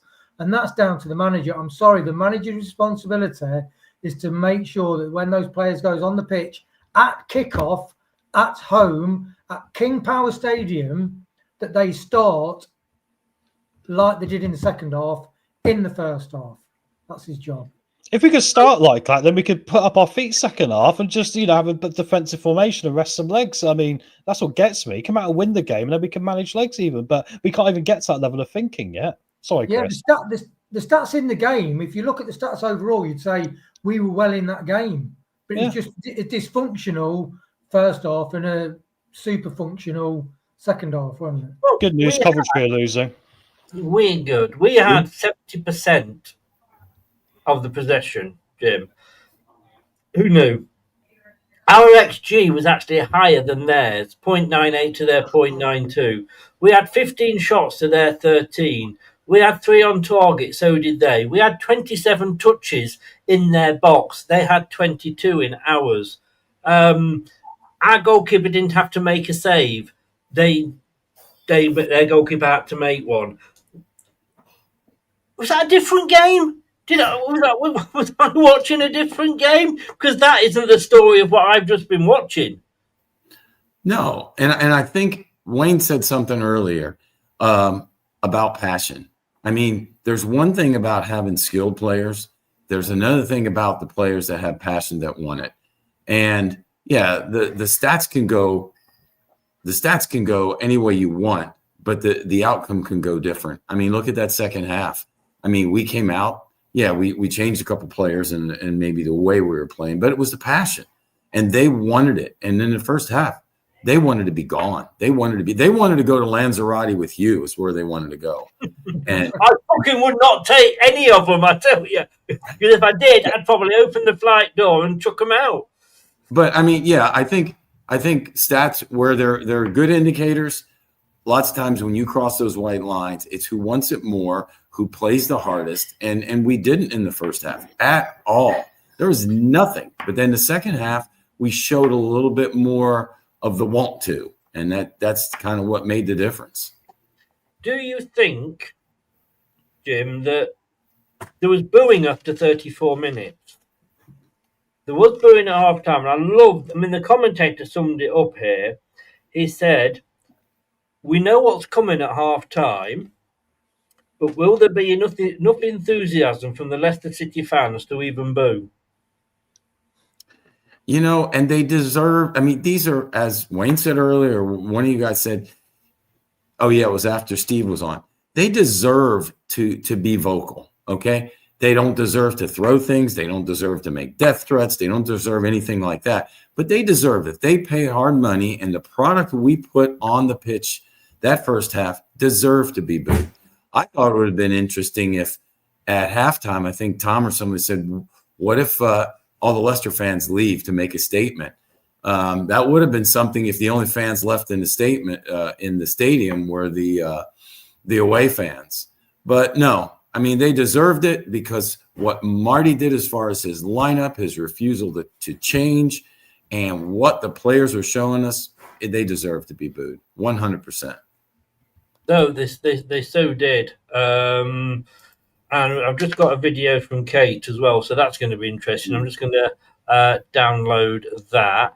It was nearly 4 right at the end. Again, completely unmarked, going through like a hot knife through butter. What the hell were we doing, Tom? Because that could have been 4-0. It was only, and when he looked at it from a different angle, it was only just wide of the post.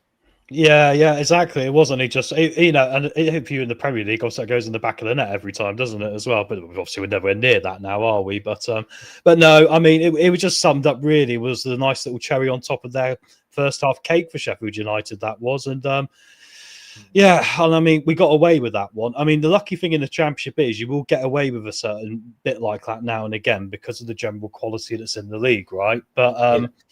But yeah, it was once again, mate. It was really summarising the whole first half into wrapping it into a nice little thing, really.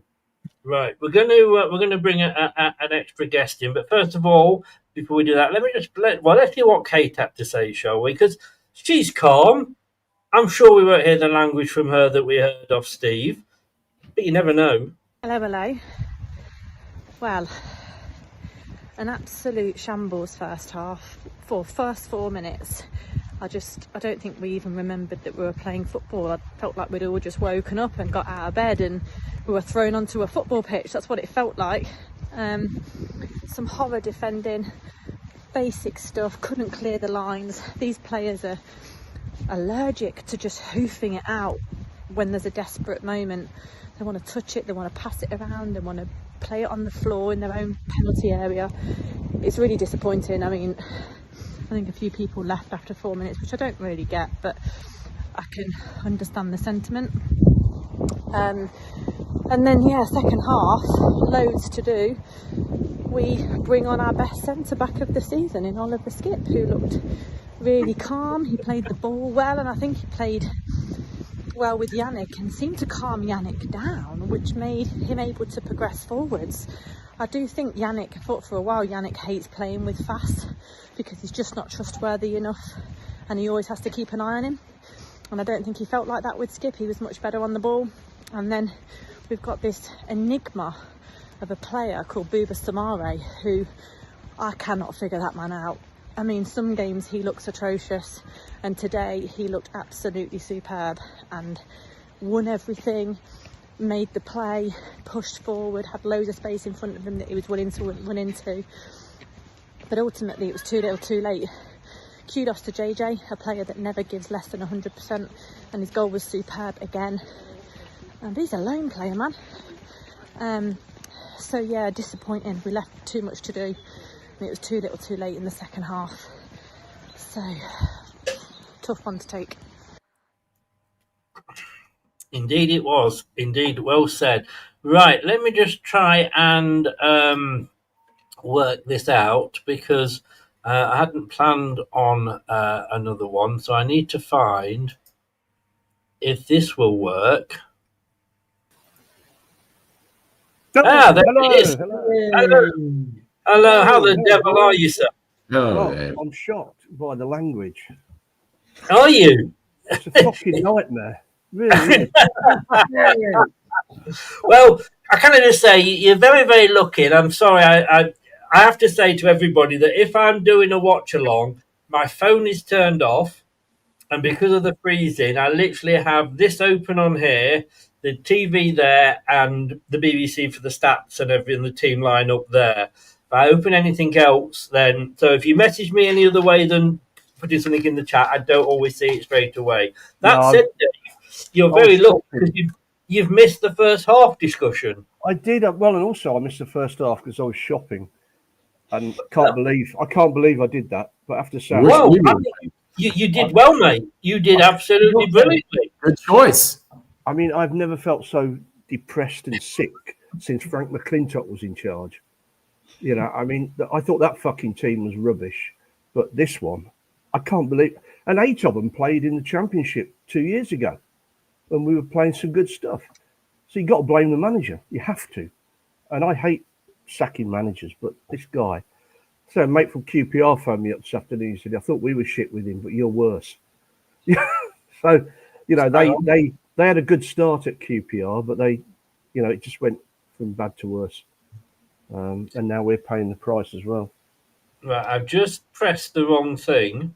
That's a much better photo. Oh, no, she's back. Which, there we are. I'm just trying to get something up here. Okay, Dave, as soon as you've come in, let's ask you. Half time, 3 subs made. I'm surprised he didn't do 11. I think he should have done if he could have done. But Skip on for Faze, Sumari on for Winks, Ayu on for Daka. Now, not knowing what we now know at the end of that second half, what were your thoughts when you saw that those players were coming on? Well, Faze has lost it, hasn't he? I think. Did he ever have it? Well, I mean, somebody said last week, I think, he should be playing at full back. And that would be a bonus. I reckon he should play in midfield because we've got no spark or no spike in midfield. We need somebody to get stuck in and fucking hit somebody. You know, I mean, all this shit messing about and diving. And I mean, Fatu was driving me nuts this last month or two. He's just, I don't know what he's believing in his own publicity, but he seems to have lost the will. And he falls, he's like Mahrez was the first season. Do you remember that? Just kept falling over all the time until Vardy had a word and said, look, pal, you're not going to get anything doing that. And this is what's happening now. We've got 2 wingers who should be so much better than anybody in this league, and they're fucking useless. It's got to be the manager. You know, got to be. Either confidence or what, you know. Well, just while I'm talking, if you disappear, it's just because I'm trying to fit something in. No, I'll probably disappear up my own arse a minute way off. I mean, you know, but they're killing our club, aren't they? Whoever the hell's doing it, they're killing it. And isn't that the worry, Dave? The fact that, like, if they were to sack him, wouldn't they bring in someone who's going to be like for like anyway? Yeah. And that's who wants to worry. We've got a potential, 7-9 point deduction next week or week after. Who's going to want to come and manage us? They've got to keep him on, unfortunately. At least unfortunately, you are right. I'm sorry, I froze again then, which is exactly the problem I was talking about. Tom, just while I'm moving things around, Leeds were out on the pitch and our lot were not even in the tunnel. Yeah, exactly. They're probably getting a grilling, weren't they? You know, but I mean, this is what gets me. Why does it take this season? It's happened on many times. The whole game is exactly the same. Why is it taking them to be utterly grilled to get something out of them? Because that's what gets me. It's kind of like, I mean, we've all had it. Like, you know, if you've worked in a managerial role, you've always had one member of staff you probably have to give a rocket to now and again or a stern word. But if you have to do it every time at every shift that they have, there's no point. You're better off just, you know, saying, well, thank you very much. You're better off going elsewhere. elsewhere, aren't you? And that is the problem we got at this football club. That is something which whoever is in charge needs to be able to get right from the minute one in the first half. So we're not after a minute having the ball in the back of our net and our heads down and going like this. So I mean, I'm glad he rocketed them because he must have done, but it's just remarkable to me how it's not seeming to carry over into other games or on the training pitch. And this is why we're just so frustrated and so, it's just, I'm honestly, mate, I'm really concerned for the football club now. I really am. I mean, we haven't had a decent captain, have we, for 4 years, really? We never should have got rid of Vardy. I said it at the time, and people literally slammed me for it. I said, for 25 grand a week, are you kidding me? We need a leader. I'd said Schmeichel. That was the a biggest mistake. Yeah. I mean, he was not only a captain, but he was the guy that took it off the pitch and told them what it was about. We haven't got anybody. But also, he's not been that brilliantly just recently, has he? No, he plays for a shit club, doesn't he, to be fair? Hello, everybody from Glasgow, by the way. Dave lives in Bognor, if you want to find him. Jim, 48 minutes.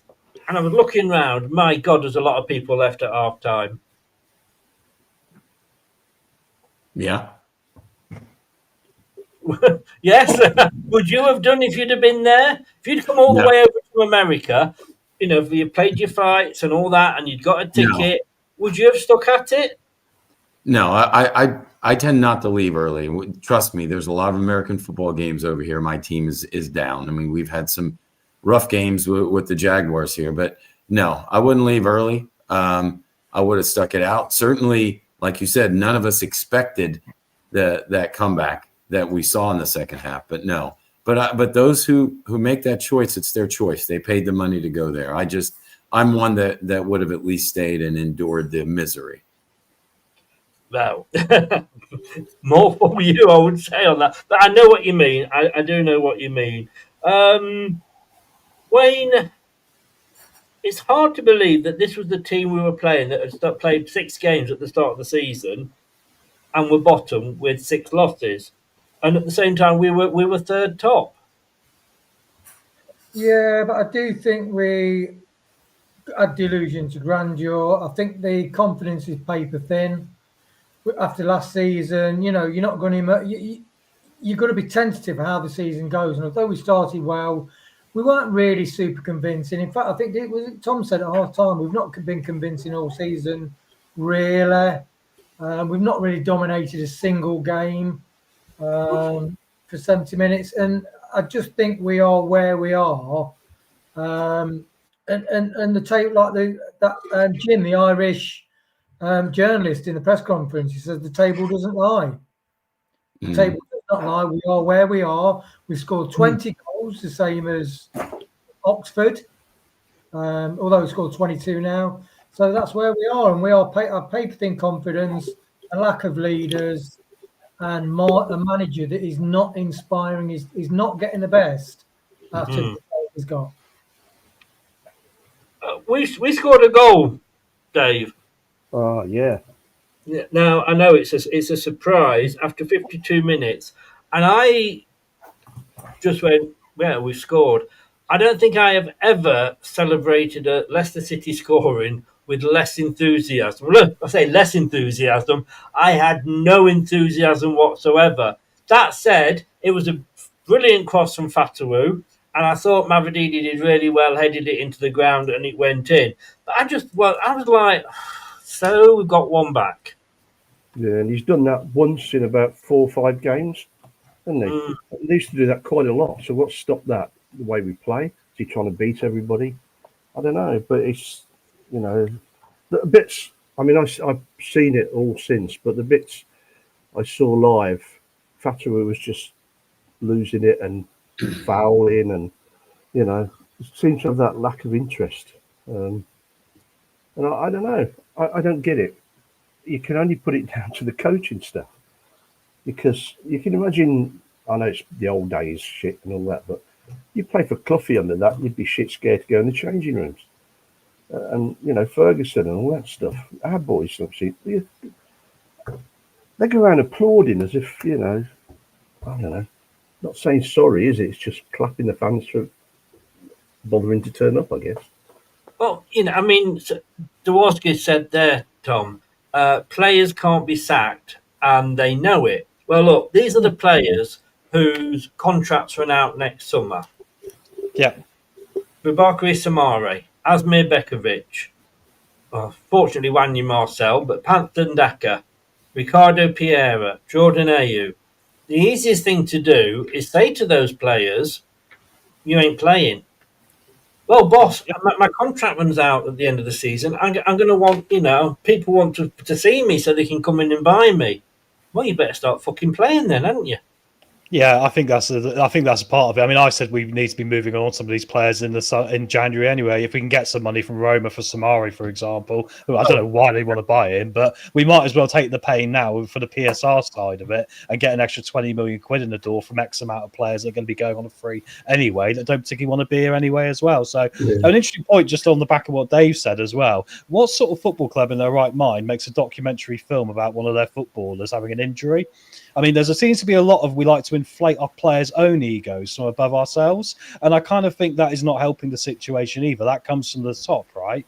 I kind of think then you end up believing your own hype a little bit. And we've mentioned a training ground. I've said it. You walk into this completely European world-class facility, where literally you could have a masseur fluff something up your bum every day if you want to, and you just think there isn't that grit in this team. Yeah, I know, but isn't that the point? But bring out the grit and the fight in the players until we have to rocket them. And the foundation of the football club needs to be seriously looked at in order for any of this to get better, in order for any of our progression to happen. But yeah, no, it's worrying for me, mate, because then if you look at the financial side of it as well, the worse the club gets and the worse we look, other players are going to look at this club right now and go, do I want to sign for that? So who are we replacing these players walking out the door with? Because we're not bedding the youngsters in now like we should be, because there should be a succession plan in place for these guys that are going to be gone in a minute. And this is why Luca had that mess on Tuesday night where he was chucked in as well. We just seem to almost be so full of our own shit, at the top all the way down, that we're just walking ourselves into hell. And it might be League One. If we did what Wayne suggested, Tom, and have a clear out, we wouldn't have the shit in us, would we?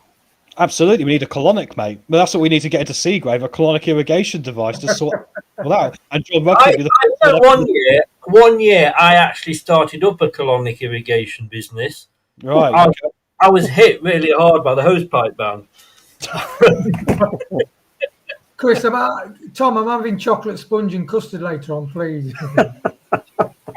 Hey, that's enough shit references for one day, lads. Back to Chris. Yeah, okay. Sticky toffee pudding. There's one in my fridge. I love a bit of sticky toffee pudding. Jim, the commentator said, and I'd written down pretty much at the same time, was it a penalty, first of all? First of all, you come to me after the shitty colonic talks. I get the next one after. I have to follow that? Well, it just flows that way. It flows that way. Easy one. Oh, especially if after you've had water up your arse, it really does help it flow. Go ahead, sorry. So, Jim, was that a penalty? I thought it could have been. Yeah, I thought it could have been. It was right on the line. I mean, it definitely could have been, but I don't know. If it wasn't a penalty, should it then have been a free kick? What the referee was saying, that there was nothing wrong with it at all.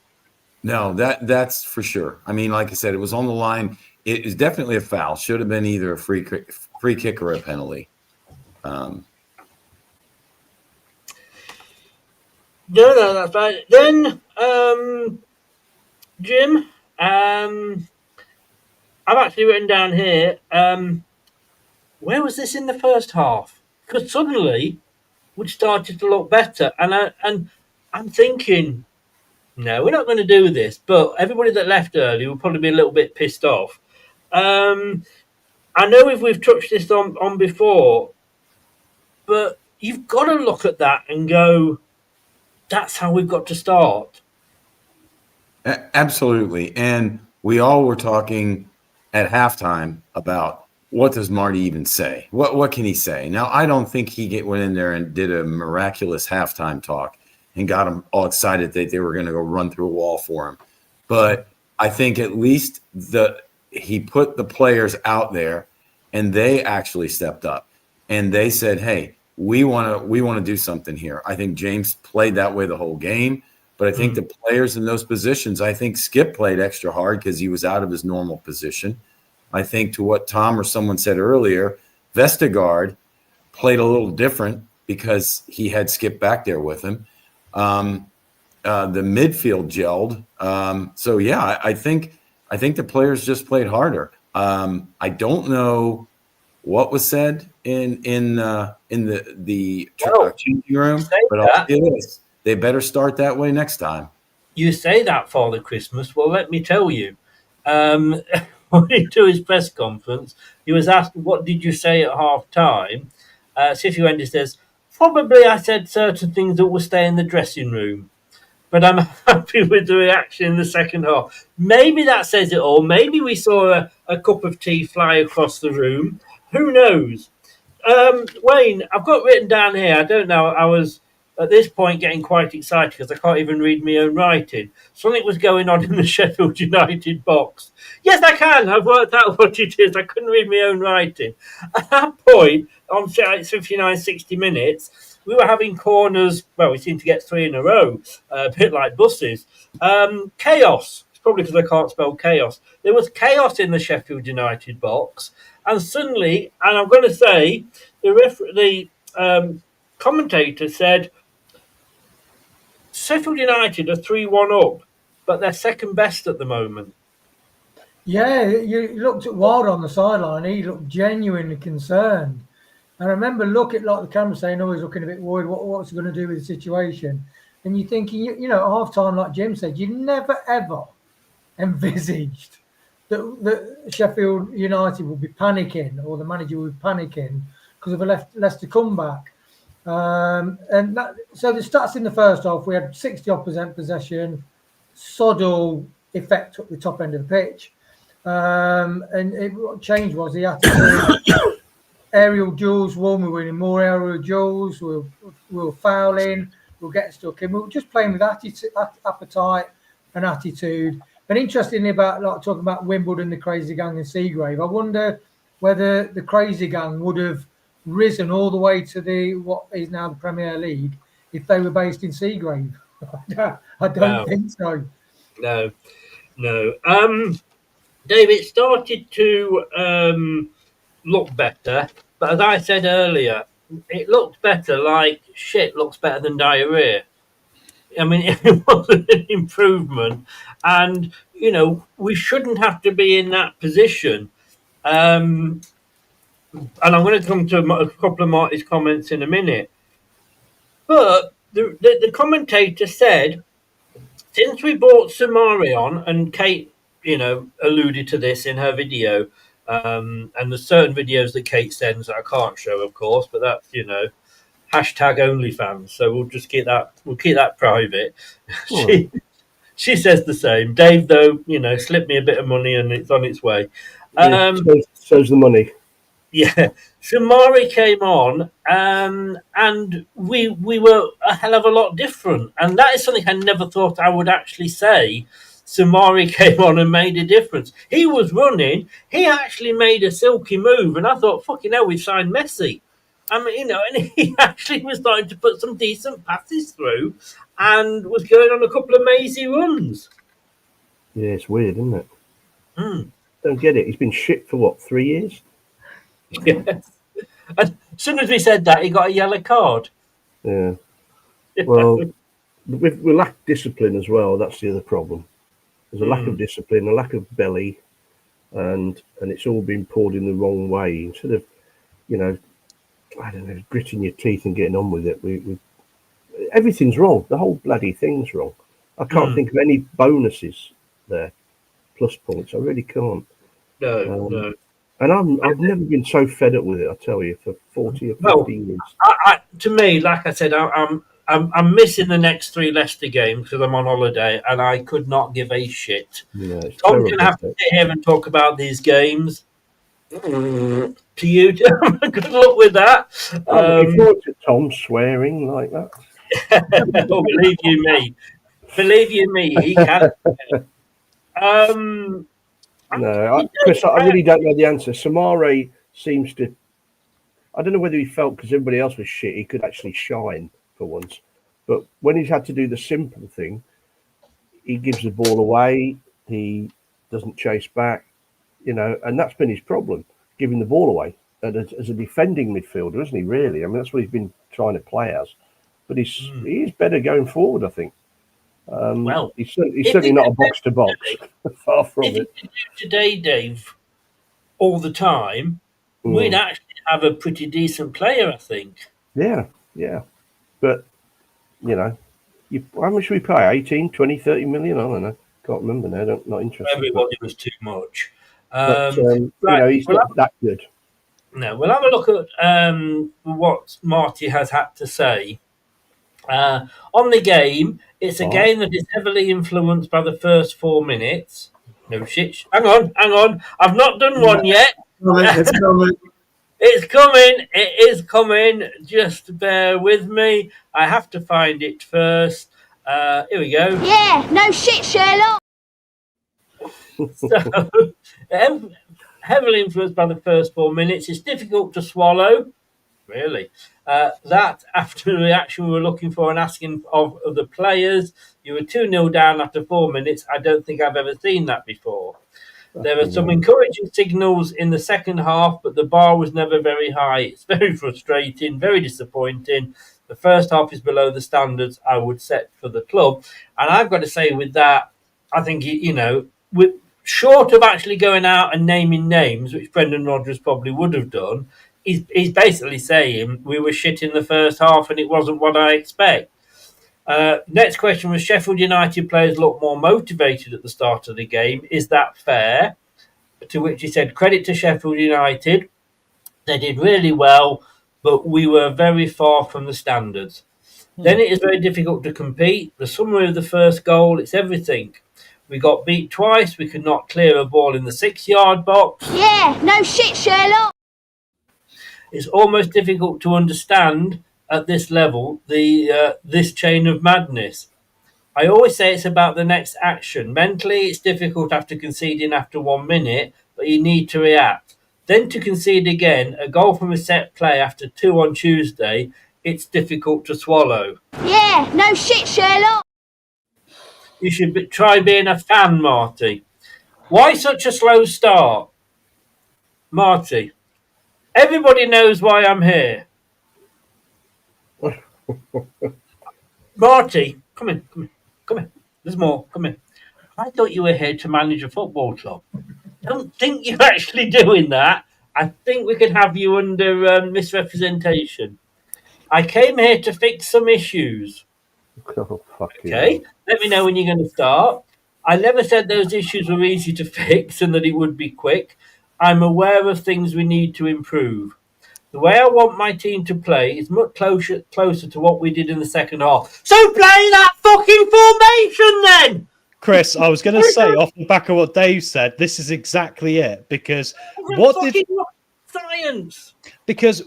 the team that went 2-0 down to Sheffield United and came back to win? It was Preston. What formation do they play? 3-5-2 all pretty much. What formation can we play? 3-5-2. What formation should we have started the game with this game? Because we should have been organised.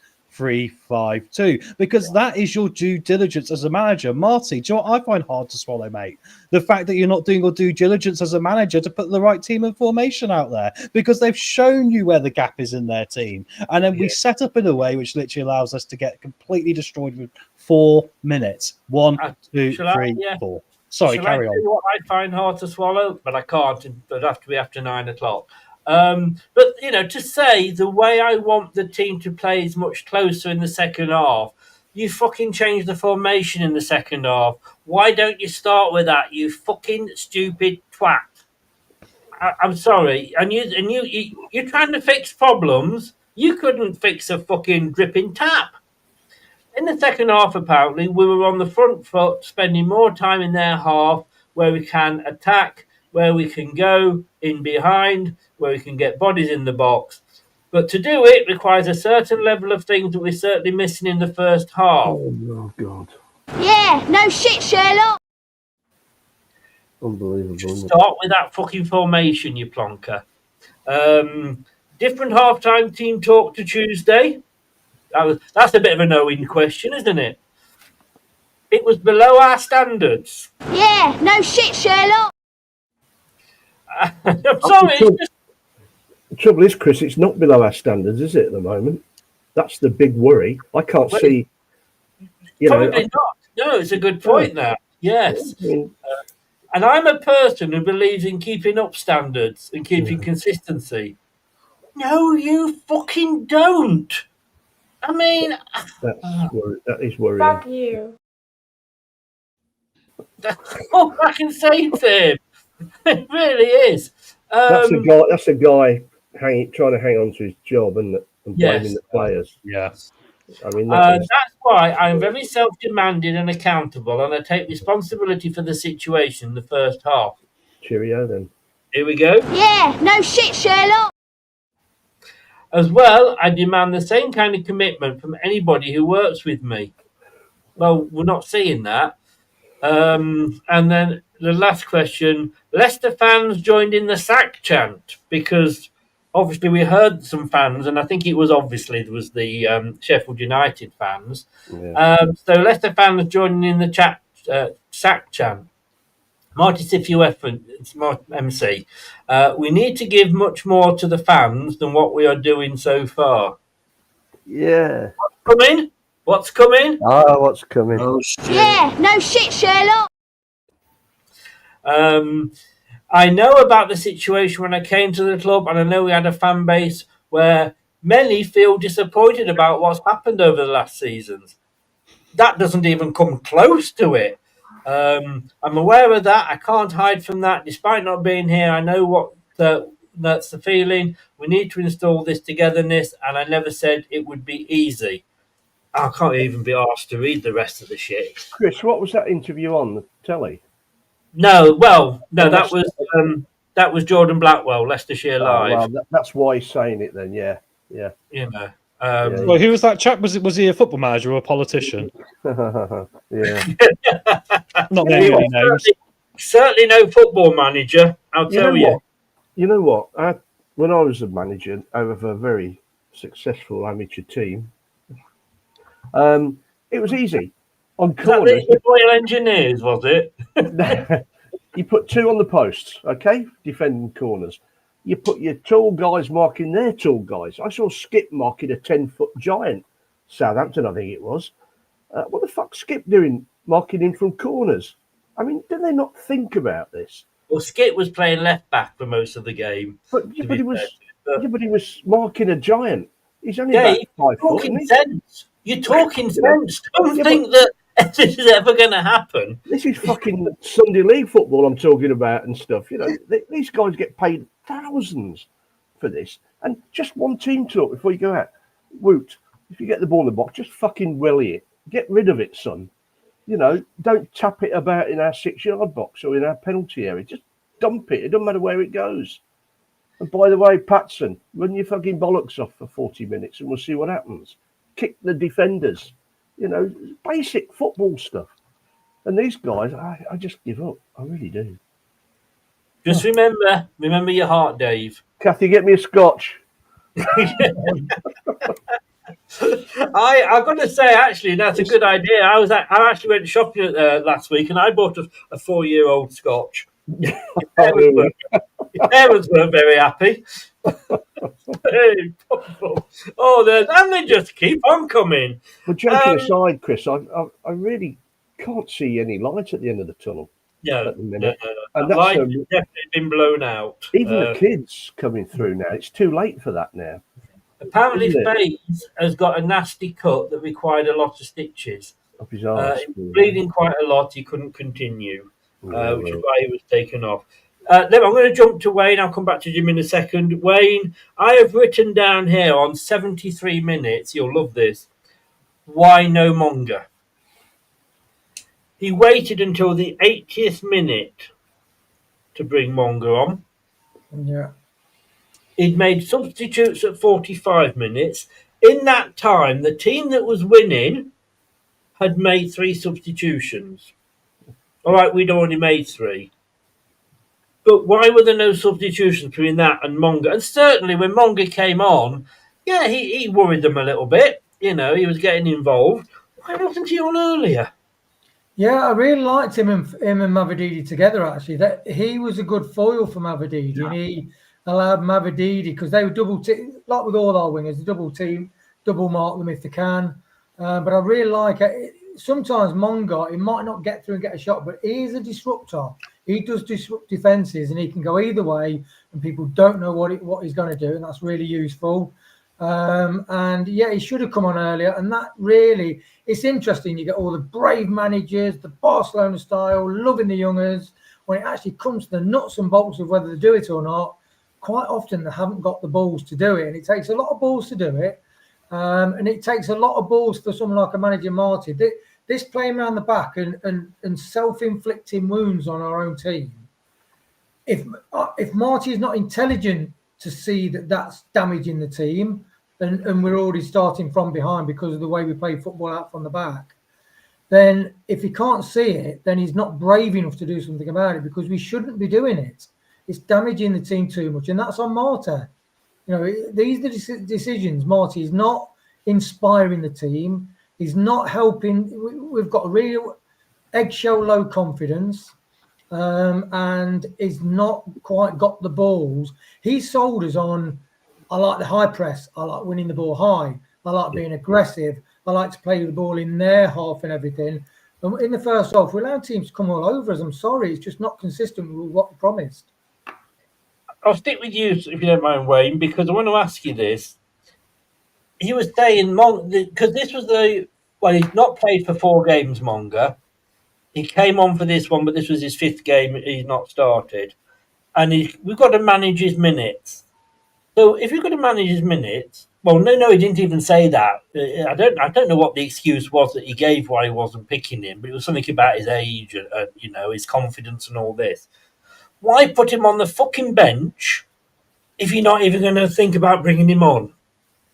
Yeah, like Louis Page, I think it's all the same as Tom's been banging on about, and I just think there's Monga, though, Monga to me is a bit like Grealish for England. He might not change the outcome of the game, but when Grealish comes on for England, it's like, hey, come on, because he's that sort of player, and that's what Monga gives you. Monga has a go at them. Yeah, and to be honest, I've said this in when we did the press conference yesterday. I really, if you support Network and Mongo, you'd be saying, we need to look elsewhere. We need to look elsewhere. I'm sorry. We all praise the fact that, oh my God, the club's got Mongo. Barcelona coming down Seagrave, regularly to see him, Man City, looking at all the top clubs. He signed the deal and he hasn't played for 5 games. I just think it's atrocious. I don't think it's appropriate. He is a brilliant talent. He doesn't track back as much as he should, but then neither does Mavididi sometimes. So the best form of defence is attack. Yeah, and Monga, I tell you now, Monga in a Premier League team this season will be getting more minutes than he's getting with the Leicester in the Championship. I just don't understand that as to why, why put players on the bench if you've got no, intention of bringing them on. Jim, suddenly got a little bit exciting. I may not have celebrated the first goal, but I actually celebrated the second goal because suddenly, and what a goal it was. I started to think, if we get a draw here, this will feel like a win. They were defending like mad, Sheffield United. There was a ball that went up to Ayew. Ayew had nobody to pass it to. He was in the Fatawu position. Had nobody to pass to because nobody was up with him. It was a long ball over the top. Well, if you're going to do that, tell your players to run up and get in position. 10 white shirts in the Sheffield United box. Not one blue Leicester shirt. But that goal from James that came just before that, what a shot. It was an absolute screamer. And, at that point, the momentum was on our side. We were attacking. We regained what we didn't have in the first half, which was the passion to just get out there and get it done. And they believed. And they had us believing. I mean, like you said, I agree with you. A draw would have been like a win. from the pathetic first half that we witnessed. And they had a real good chance of doing it. Everything was clicking. The link ups that Wayne talked about between Manga and Mavididi, they forced defenders to go left, right. They were looking left, right. They didn't know what they were getting at them because they were in there at the same time. Because what we had Manga always replacing Mavididi. And then when Manga did get those rare starts, it was Mavididi coming in for him or likewise. But it was nice to see him attacking. And that was some of that attacking style that was promised. But they gave us that faint hope. And I didn't feel disappointed at the end because I was excited like you up until the end. But it just pissed me off that first half was so bad that put us in that deep hole. I can't argue. We're agreeing too much now these weeks, Jim. We've got to start arguing with each other. But yeah, at that point, I mean, I celebrated 2-3. What peed me off again, Dave, and we'll come on to man of the match and marks after this, but what pissed me off was there was 4 minutes added time. There was a free kick just inside the Sheffield United half. Yeah. We waited for their goalkeeper to take it. I'm not saying that Bekovic would have done anything different, but he walked up to the ball before he even took the free kick, and yet there was no extra time on the extra time. Well, they fannied about the corner as well, didn't they? Which I get, but what I'm saying is, why isn't the referee adding that time on? You're asking the wrong guy, mate, because I have no idea how referees work. I have no idea how adding time on. And seriously, it's just totally illogical. I mean, there was this thing for the last 3 years where only the captain can go up to the referee. Why is that gone? Or if the keeper holds the ball for longer than 6 seconds or 8 seconds, it's a corner or something. I mean, I've seen it once, I think, this year. But they're law to themselves. You just have, and there's no comeback on them. I just think that I'm sorry, yeah, it's 94 minutes. The whistle blew, I think it's something like 94:27. I'm thinking, why aren't you taking adding a bit of time on for that which should be done? As I said last week, not a good week to give up sniffing glue. Just feel better. Don't do this at home, folks, by the way. It is all a joke. Right. I haven't heard from Alan yet, so we're going to have to come back to his if he gets in before the end of the show. We're going to go performance, man of the match, and we're going to have we're going to have a yes or no on Cifuentes. So I'm not going to ask for a mark on him. Yes, we will ask for a mark as well. I'm going to give the performance. I'm going to do what Jim did last week. Right? Oh, Jim, I thought this was really, really clever. At first half, we were absolutely shit. And they don't deserve anything for that first half. That second half, we were the better team. And had it gone on a little bit longer, who knows? We might have got a third. So based on Jim's logic from last week, I'm going to give them a 5 because 5 is half of 10 and they only turned up for the second half. I'm going to give them 5 based on Jim's premises there. Cheers, Jim. Got me out of that one. Tom? It's a 3 for me. It's 1 for turning up to the stadium and it's 1 for each goal they got. Fair enough. We still lost the game, Chris. We still lost. I mean, it's no celebration having a good second half. We still lost. Well... Yeah, Jim. I can't go to my 5. Sorry. You can't. Well, I have it for you. I'm going to use Chris's logic, his newfound logic. I had written down early a 2 because it was pathetic. But then the second half was twice as good, so I gave us a 4 overall. So a 4. But I did like the second half and the enthusiasm they showed. You disappointed. So you've gone for 4. Yeah. Well, you disappointed me there, Jim. I was hovering over a little video. Wayne?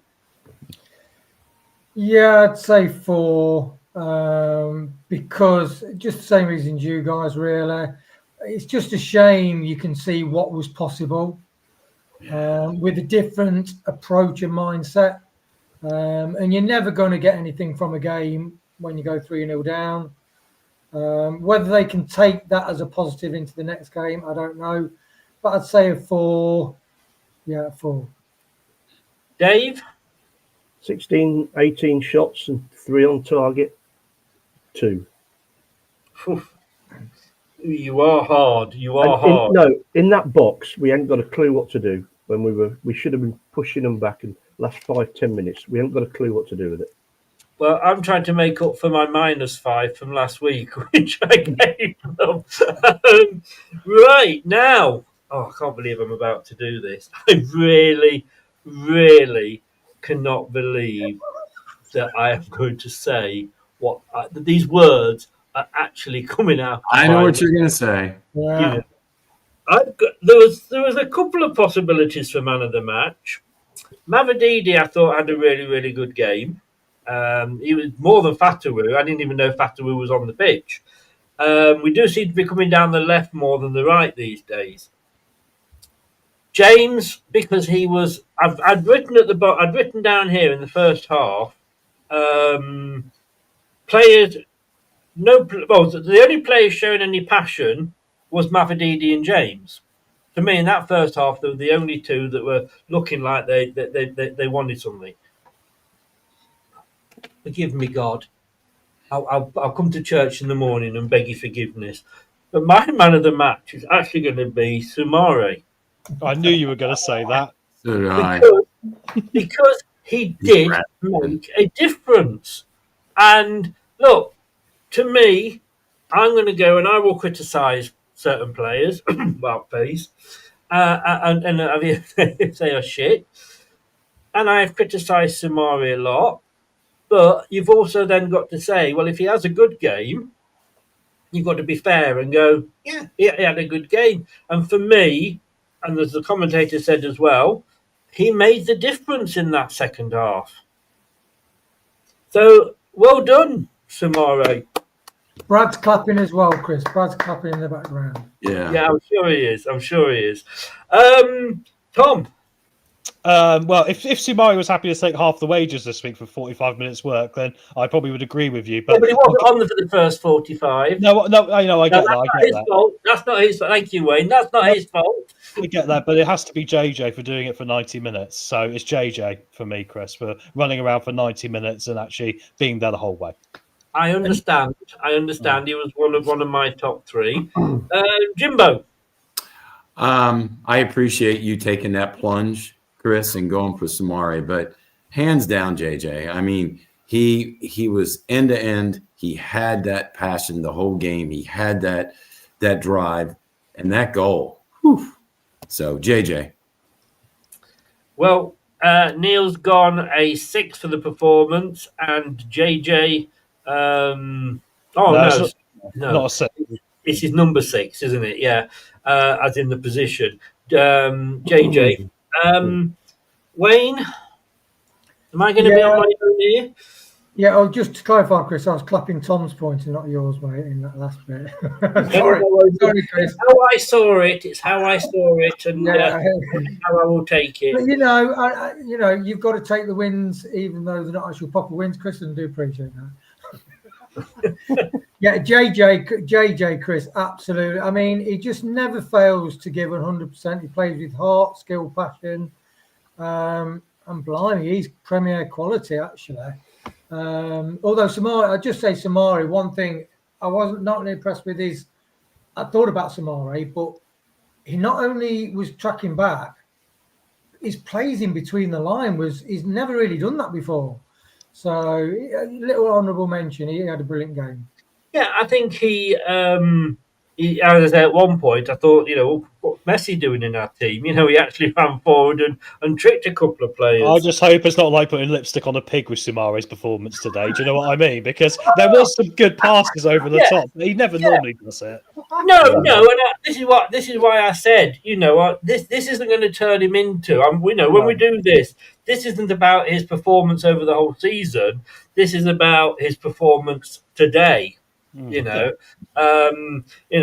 was our top goal scorer, but he was shit today. I'm sure my ex-boss is going to come in here and show me the support that I deserve and agree with me, Dave. Yeah, JJ. Fuck off.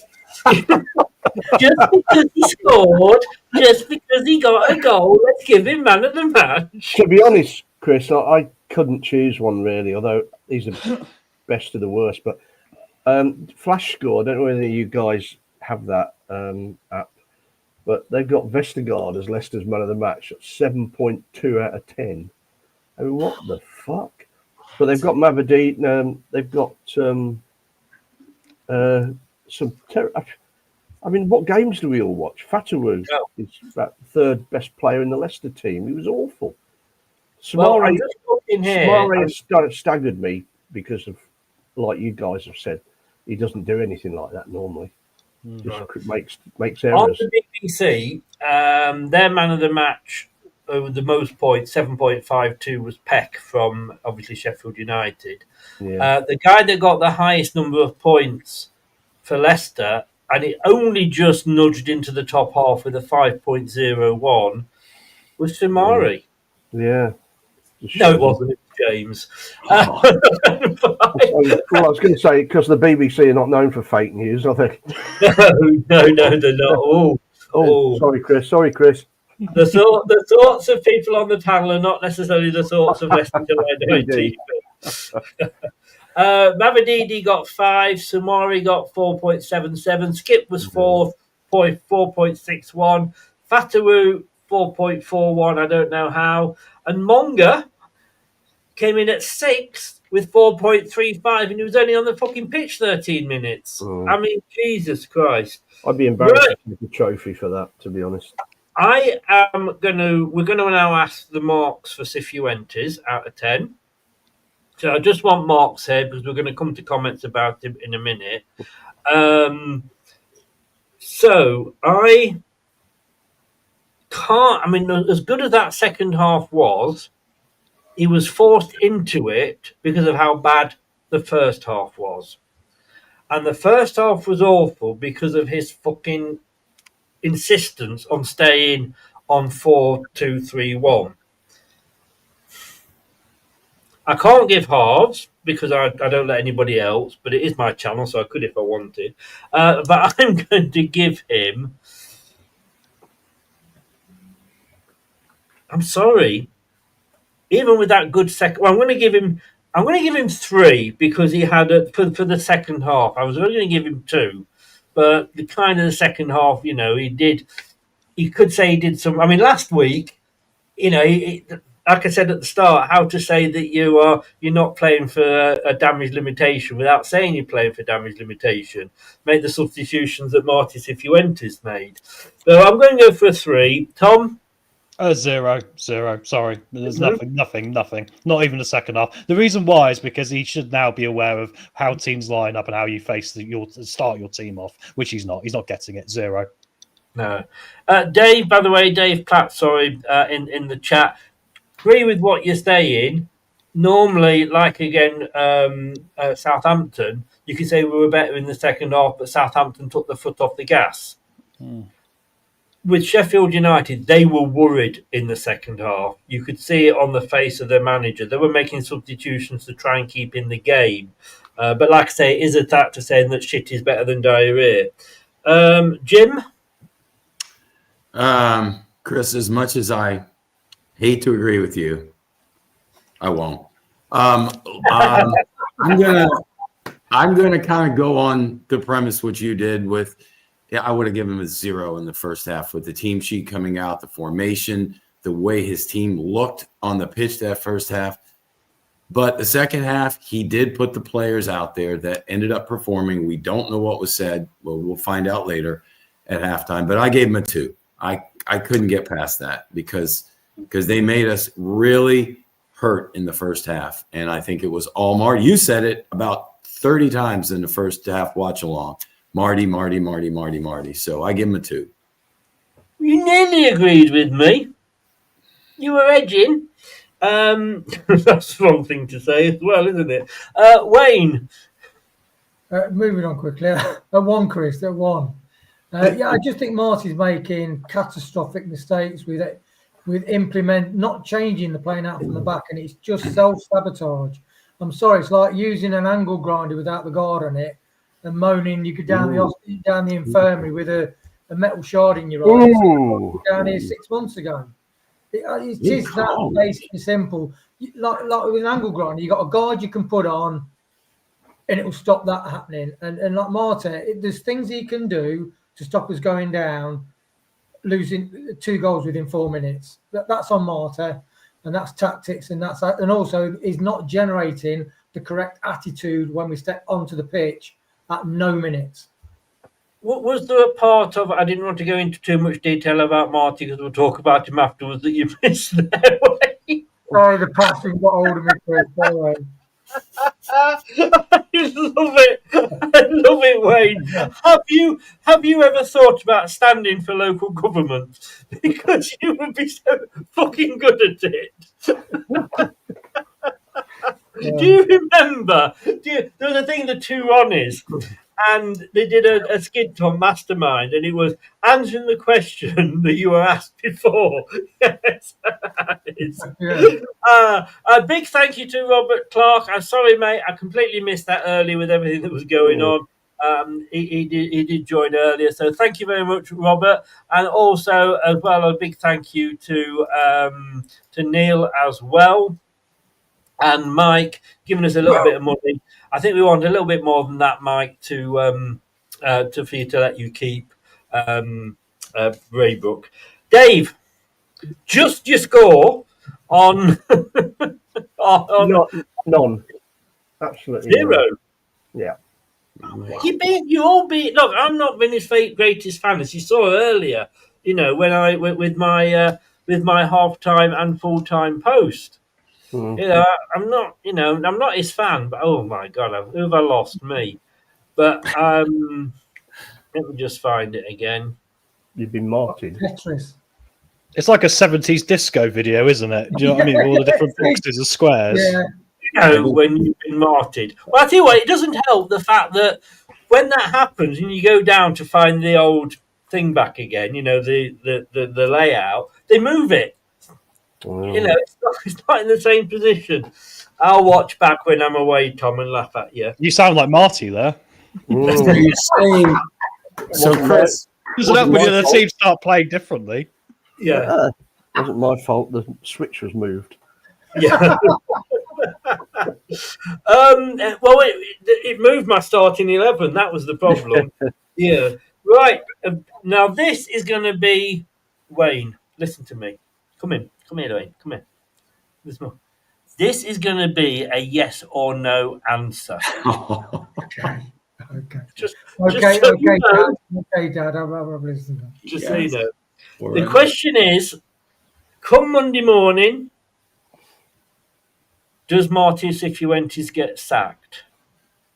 Now, I am going to go and try to defend him. I wasn't overly disappointed when we got him in as manager.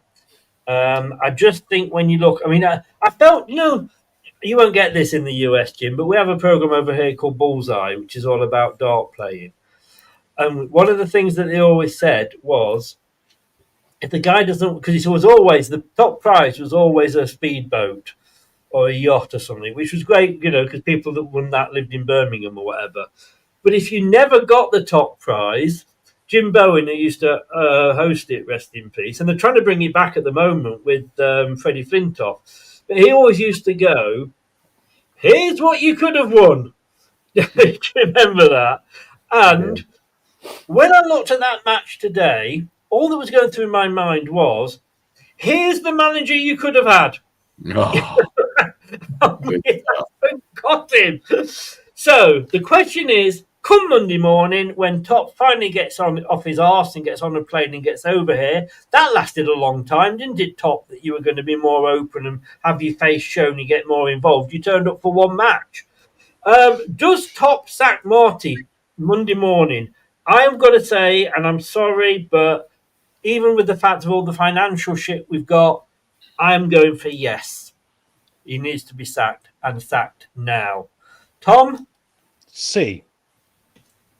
Just so Marty understands it. This is a multiple choice. You know, you think you're on Who Wants to Be a Millionaire? The answer is A, no. B, yes. C, maybe. D, I've no idea. Just goes. Wayne. We, in case he also speaks French. Well, you're all agreeing with me at the moment, Jim. Damn, I'm trying to figure out some kind of foreign language I can say yes in. Do redneck. Yeah. Yes, they should sack him. Yeah, it's a foreign language, isn't it? They take English and mess about with it. There we go. Boot, trunk, sidewalk, pavement. Dave. Well, there's two questions. Should no, there's not. There's not. Should they or would they? I will remove you. One question, one answer. Yes, Monday they morning, should. Thank you. No, they won't. I agree with you. I'm not asking whether they will or they won't. I'm asking, yes, will or should they? Was the question. Yes. I was ready for you then, Dave. I've known you too long. I know what you're like. All I've got to say for all of us. Oh, friend, football friend. We all went for yes. What a nice way to end the show on something we agree on. One more thing, because we can never end the show without Jim doing his little party trick. You're going to be impressed with this, Dave. You may not have seen this before, but Jim always likes to end on a high note, and we leave Jim with his 3 things that he's learned today. All right. First of all, the difference in the first and second goals. The first goal, I'll do my impression of Chris. Oh, we scored. Oh, God. We scored. Okay, let me mark it down. And the second goal, true. The second goal, it returned the old Chris where he squealed like a schoolgirl. So that was the big drastic differences. Yes, so I can't deny it. It's on camera because the first goal I didn't think was going to make any difference, and the second goal is like we're back in this. So yeah, I'll take that on the chin, Tim. I'll take that on the chin. The second thing we learned, and I don't know if it came across on the press conference, but we found out what Marty said at halftime. What he did, he threatened the whole team with colonic cleansers at Seagrave on Monday if they didn't do something different. Now, what that also did, that used the word shit in our conversation post-match about 1,010 times.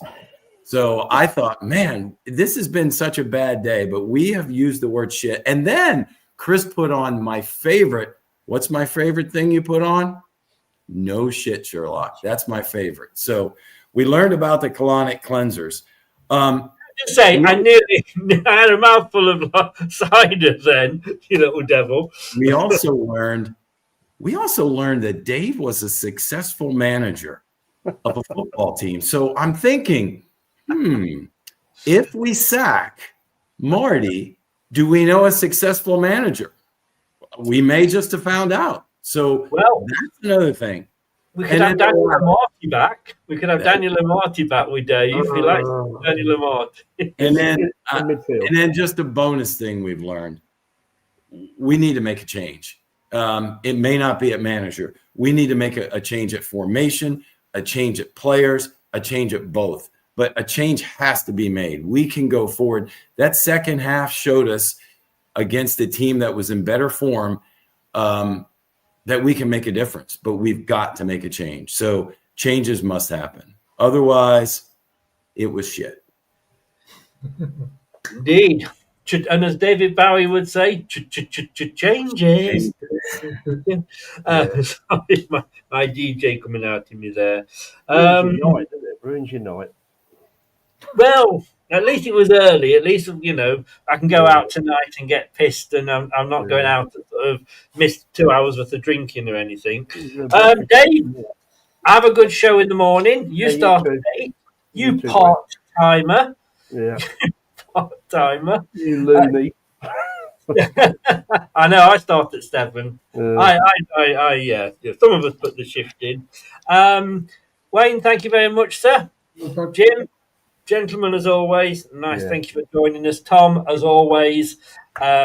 Look, this will be our last watch along for 3 weeks because some of us going on holiday. I say. He's never fucking here, is he? No. Can I say?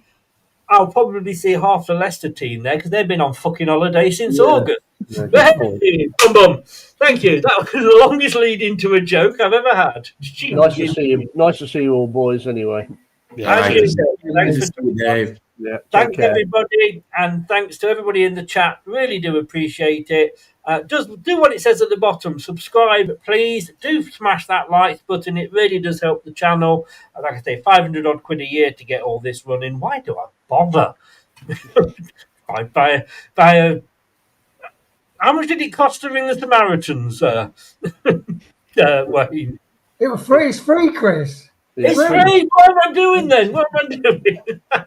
And share it if you know somebody who's a Leicester fan who doesn't know about us. Thank you all very much. We'll be back tomorrow night at 9 o'clock when the gentleman in the middle on the top there will be showing us how to manage a football team. Football Manager episode 3. He nearly lost it. He nearly lost the dressing room in the second episode. Has he got it back? Find out tomorrow night, 9 o'clock. Thanks, everybody. Have a good Saturday night. Thanks, everybody. Hey, guys. The guests. See you all later. Take care. Thanks for watching. These videos are tremendous. You better like them too, or I'll be back. This podcast is proud to be part of the TalkSport Fan Network. TalkSport. Powered by fans. That will conclude this evening's entertainment.